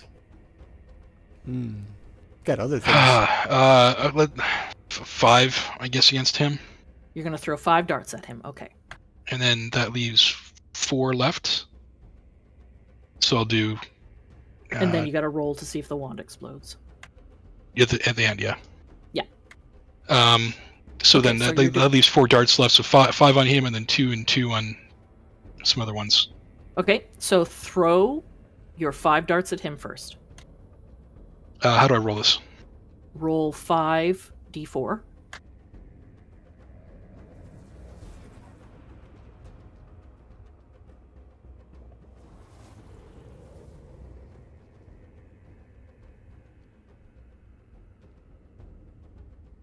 So Okay. 19. Plus 4. Yep. That is enough to take him down.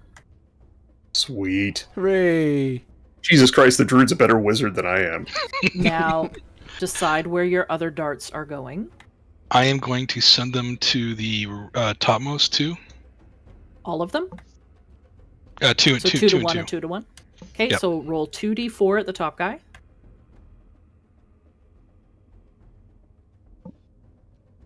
Ooh. 4. Plus 2 is 4 points of damage. And do the same for the other guy.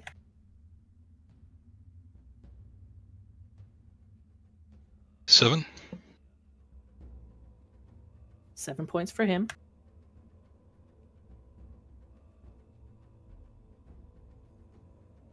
And then I'm going to roll d20 for the wand. Yep. Not 1. Wand does not break. Well, you're lucky. All right, so the wand is depleted. Larock Okay, is dead. And we didn't kill anyone else? You did Uh, not. That brings us to. No, I still have some Are you movement left, taking right? bonus action? Um, You moved actually, this yes, I thing do as have a action. bonus action, don't I? You said you were using the bonus action to Oh, that's move right, the to move spirit. the guy. That's right, sorry. But I'm going to use the rest of my movement to get some cover. Okay. Yep.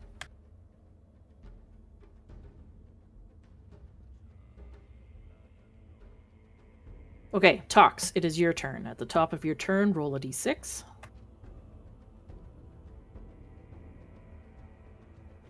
One.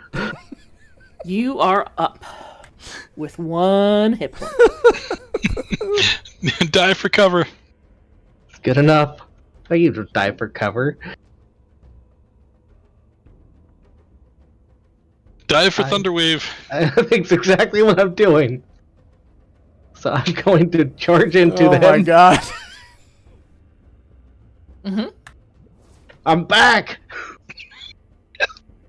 And it's time for Thunderwave! Okay.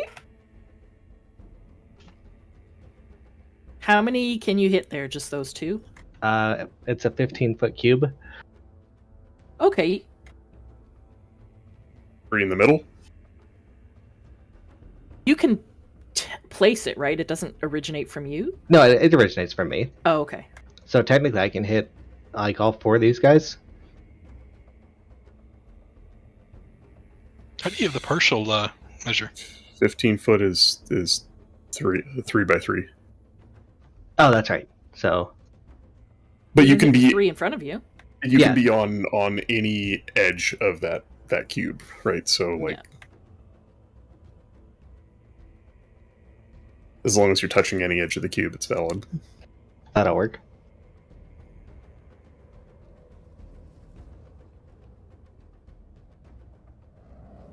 Oh, that's some damage.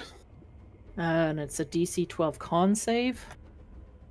We cast it at second level too. Nice.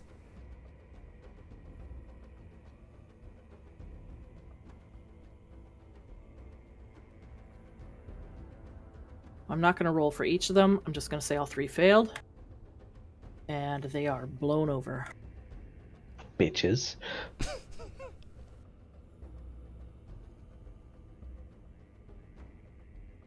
Nice, Tox. Nice. That's fucking clutch. God damn. That leaves us with 2. And bonus action, I will just give Bardic Inspiration to Starsha. Okay. And that'll be my turn. Okay. That brings us to the remaining bandits. Can Starsha use Bardic Inspiration when she's on the ground? She can get up. I thought she was dead. Oh, that's right. She's dead. Or not Oh. dead. I'll dead, give it to but- Aranor then. Sorry. Give it to Bandit Deebs. number 1. It knocks me back down.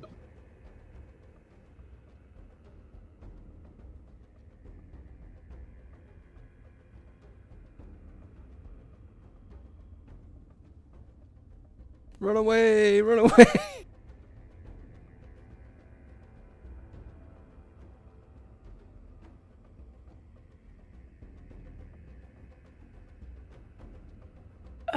Bandit number 2, the one who is hurt, is going to take a parting shot. How far can he shoot?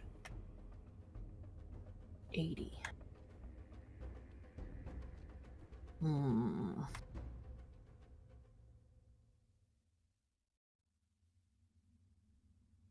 He can see the frog and he can see Taladar. He's going to shoot at Taladar. What? No, he's going to shoot at Tox. Tox took It down his makes dudes. most sense. All right.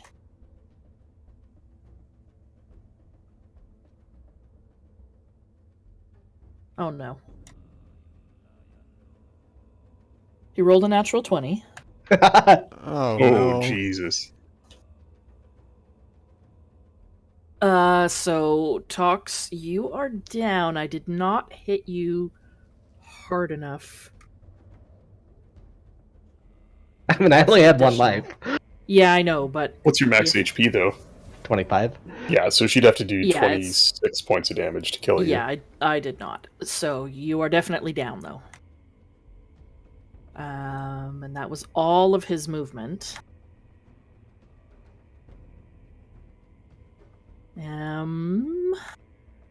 Where did my tracker go? Yeah, we lost the track. You closed it. There you go. There it is. The other bandit you saw scoop up the dead priest, drag him out of the room.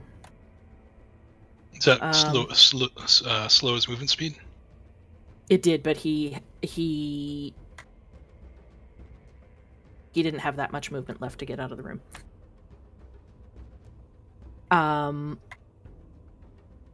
Starsha is down.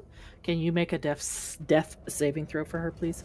I feel really dirty making a death save for somebody else, but here we go. Yeah. Let's see. That is just a con save, right? No, it's a straight D20 10 or It's higher. a D20. Yeah. Yeah, I'm looking for where the hell is the I don't think there's an actual Oh, here we go. That's Yep. in there, your hit points. Hey, that's a success. That's one success.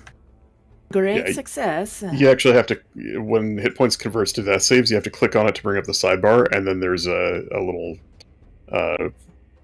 roll symbol there. Yep. Right, so she makes a success, and I guess that's her turn. That's her turn. It's Um, Taladar's turn. I'm trying to speed uh, this up for Deep. Can Teledar see both of these guys, or just one of them? He can see one of them. Okay. What if he moves up to here? He still cannot see the other one. Right. Well, then that one's gonna eat magic missiles. Okay. So that's not my character sheet. That's my character sheet. We're gonna cast magic missile. So 1, 2, 3. So he's gonna take 8 points of. I don't know why I rolled 4 times, but we'll take the first 3. He's gonna take 8 points of force damage as Okay. 3 missiles spiral out towards him. Is that enough to kill him, or is he still up? He is down on one knee. I unfortunately don't have a bonus action. He looks heavily injured. I am just gonna shout, "Don't let them get away!"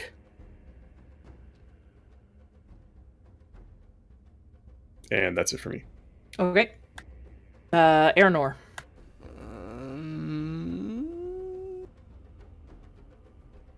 Oh shit, Deeps went to bed already. Can you hear me? Yes, I can hear you. Okay. I am going to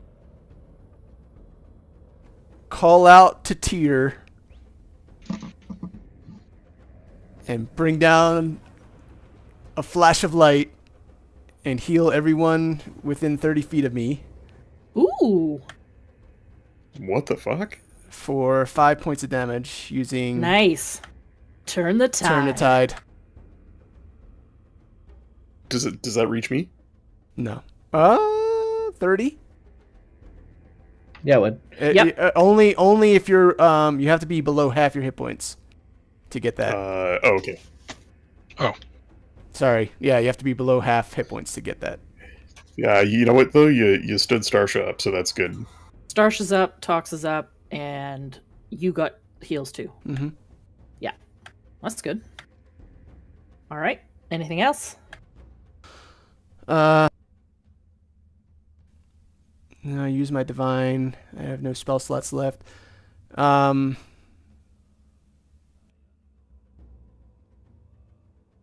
move.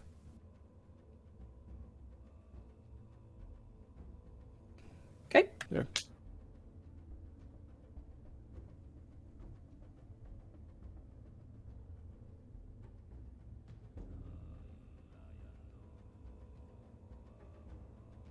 That is the top of the round. Moss. All right.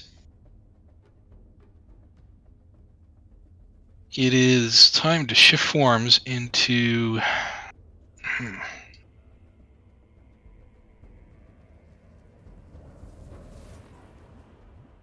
So what you see in this room is one remaining bandit, and the door is closed behind him.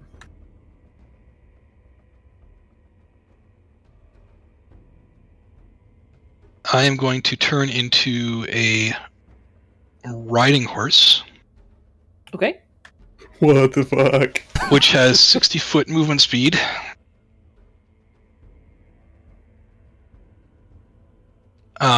So that's my action, and I'm going to move towards the door. Now, can someone hop on me as I'm moving towards the door? Like, can Starsha hop on me? Or is like or is that an action on their turn? There's no time. It would have to be on their turn. Okay, well maybe I actually want to do an help then if I can't actually pick someone up. Like you could shapeshift, move to their position, and then on their turn they could mount up. I'd let you take the rest of your movement, but that's kind of how it would work. Okay, so I could run to someone, pause, they get on, then I take the rest of my movement. Yeah, you could run to somebody on their turn. They could mount up.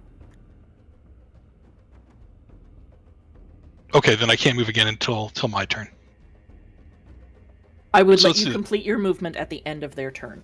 Okay, so I'll do that then. I'll move What is beside the movement speed? Aranor, 60 feet. It's a riding horse, correct? Yes. I've got too many horses in here. Ah, here we go. I put all 3 of them in.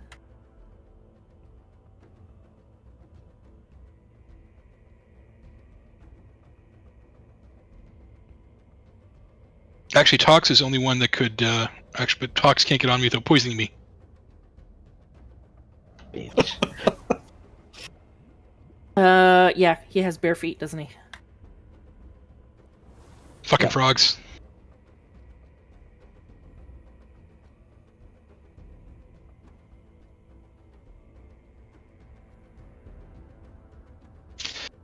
So right, shifting to riding horse, getting beside Aranor, neighing proudly. Just gonna move Moss out of the way for now. The Mhm. horse is here. He can't fit into that space because he's large. So he'll move here.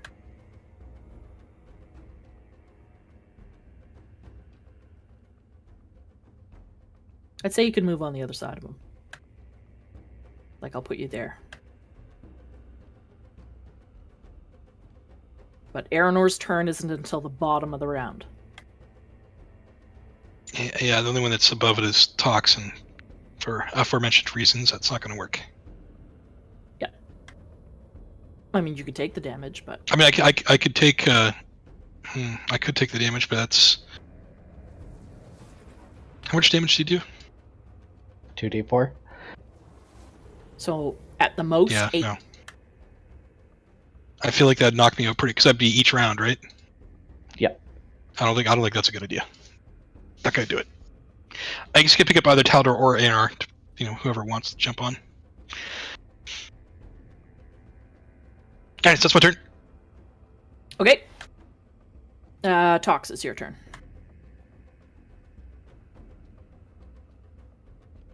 So I will move and throw a dart at the guy. Okay. Where are you moving to? Just to get close enough Just to get range. closer. I forgot darts have a short range. Oh, fuck. I'm gonna miss. Yeah, unfortunately. Maybe you fired at him as he went down to one knee. And it just hit above his head. And I'm just gonna bonus action healing word myself. And that'll be Okay. my turn. Okay. That is the last bandit's turn. This guy's gonna go.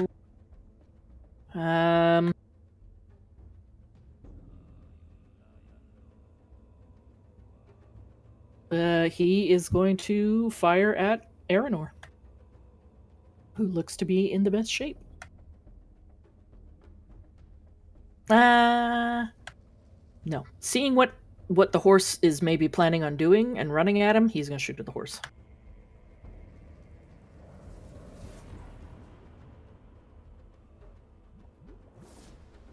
Does a 10 hit? AC is 10, so yes. Yes. You're going to take 3 points of piercing damage. Is he Okay. within 5 foot of me? Yep. All right, I use my interception to reduce the damage. Okay. Reduces 3 points. So you take no damage. Do you take the damage instead? Mm-mm. Oh, that's cool. Here, just to make sure.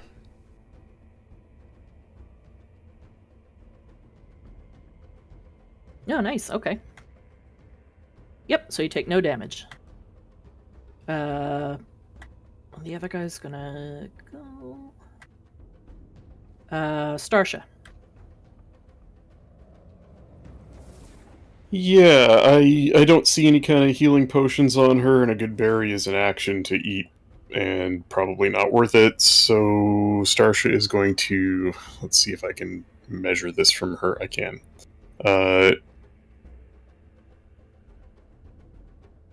Starsha is going to.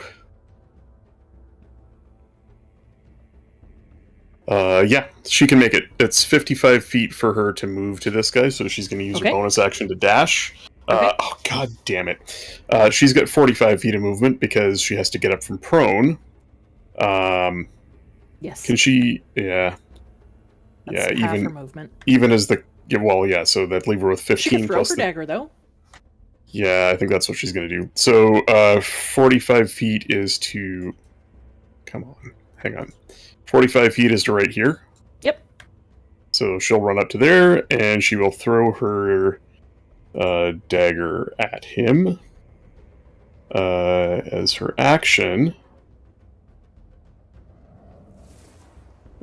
does a 14 hit? Yes. 4 points of piercing damage, and if that's not enough, she'll throw her second dagger as a that is bonus enough. action.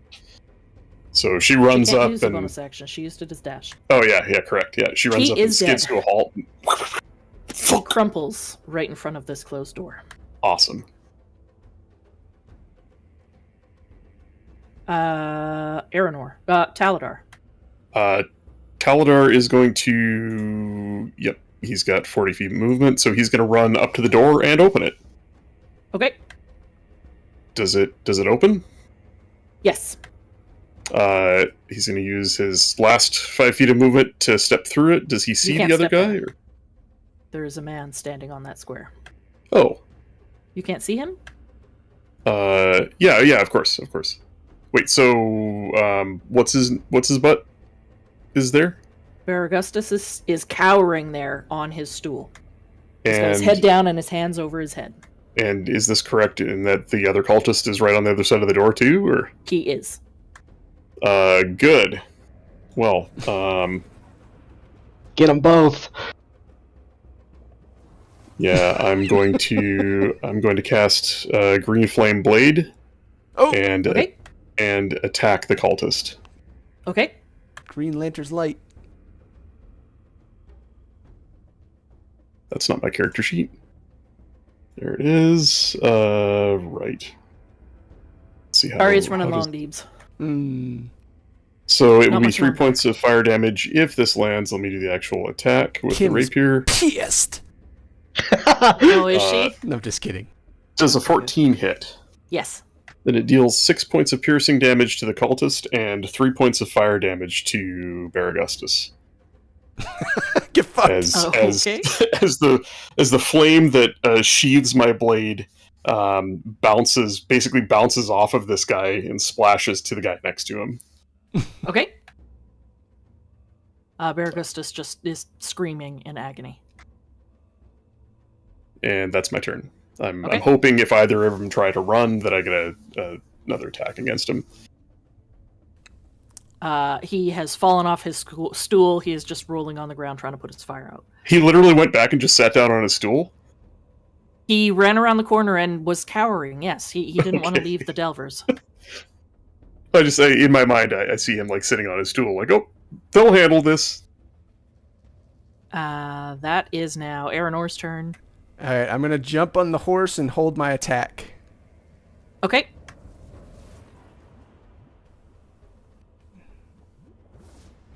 Must now. So, why can't I click? I can't click the horse. You can't. Oh, sorry. Hang on. Oh, that's okay. Just move No, to. no, here. There you go. So I guess I'm going right there, bringing Aranor with me, Okay. riding like a champion.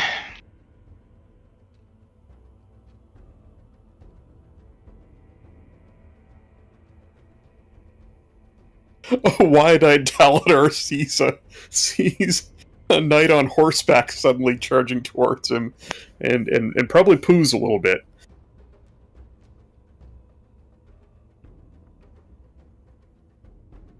Okay. So, As I gallop past Talador, he sees the rear of the house. 1-800, how's my druiding? the Pretty horse damn good. will not fit through that door. What? The With- horse is a large creature. God damn it! Can I leap off the horse into that guy? I would say as part of your turn, yeah. So since I held Make- my Yep. Make Okay. an acrobatics check. Oh man, not athletics. Ah, No, that's fine. Acrobatics makes more sense. yeah. Just roll well and it won't be a problem. Fuck! It's a problem. Oh man.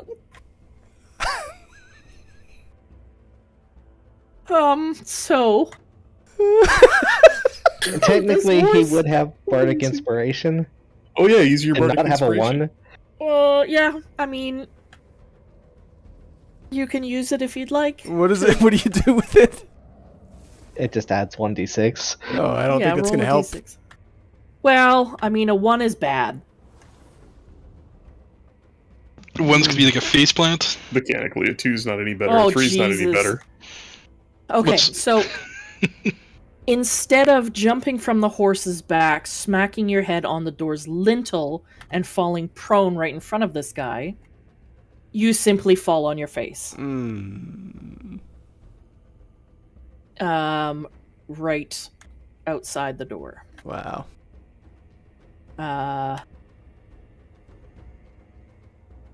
So that I would say that is your, Yeah, that's fine. yeah, this is your turn. Moss can still finish his turn. Now you can't get through the door as a horse, but you can bonus action end your wild shape and then attack him.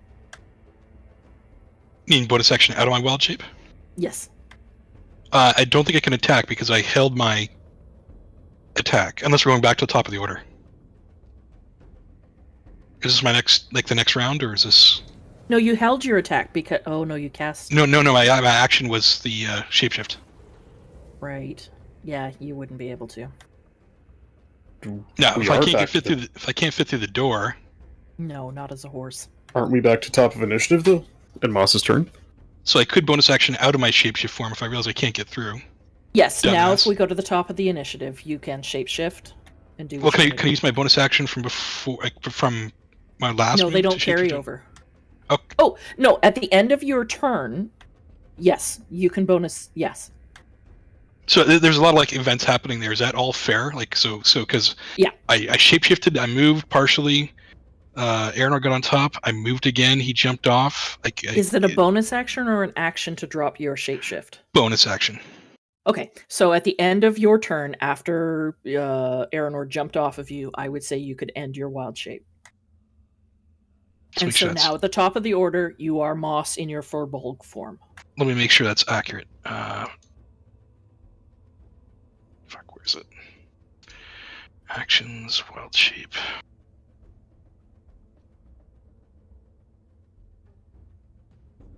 Okay, I can shift out as a bonus action. Yes. Okay, so Yeah. I'm back to regular moss form, top of the turn. I guess I'm right there. Can I move yeah. into the other side of him like that, or is mine blocked? You cannot move past him. No. Can I? Can I even get into him, or is You can move right up to the door, right beside Taladar, standing on Like- the other corpse. Oh, Aranor is prone on the ground too. Oh, then no, you cannot. Shit. Get out of the way.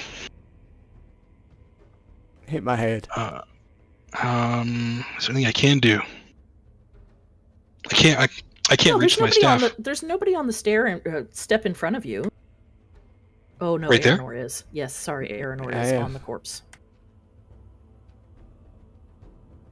And I can't reach with my staff, right? There we go. Yeah, it's No, you don't have reach.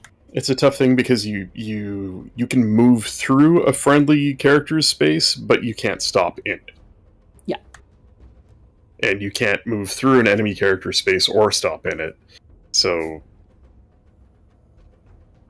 So unless you have you have a sling. I do. There was sling. I'm wondering if it's worth doing that or healing.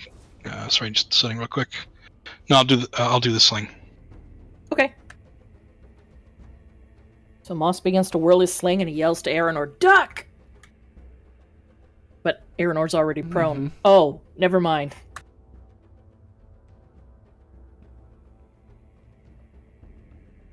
Can't believe you rolled a 1. Hmm. Oh, it was a 2, -1. It wasn't actually a... 7 unfortunately will not hit.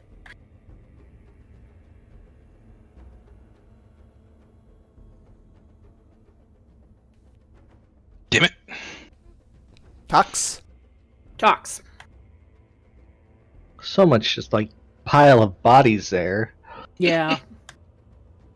I'm gonna cast Hideous Laughter on the guy. Okay. What does he roll? Wisdom save 12. Okay. You rolled a 3. All right, he's laughing on the ground while trying to carry the corpse of his friend. Piece of shit. All right, I'm done. That's my turn. Okay. That means that he...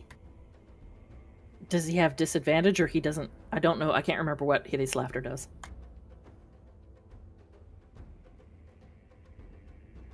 Must succeed on a Wisdom saving throw or fall prone and become so he's- incapacitated, unable to he's stand up for the prone. duration. So at the end of his turn, he can roll to save again, yeah? Yep. Okay. So it's the end of his turn because he can't go.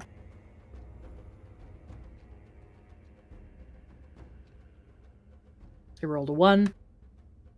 Continues to laugh. Starsha.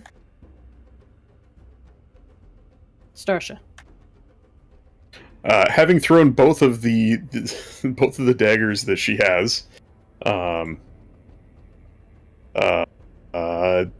there's nothing she can do. She has no other ranged to get past you guys.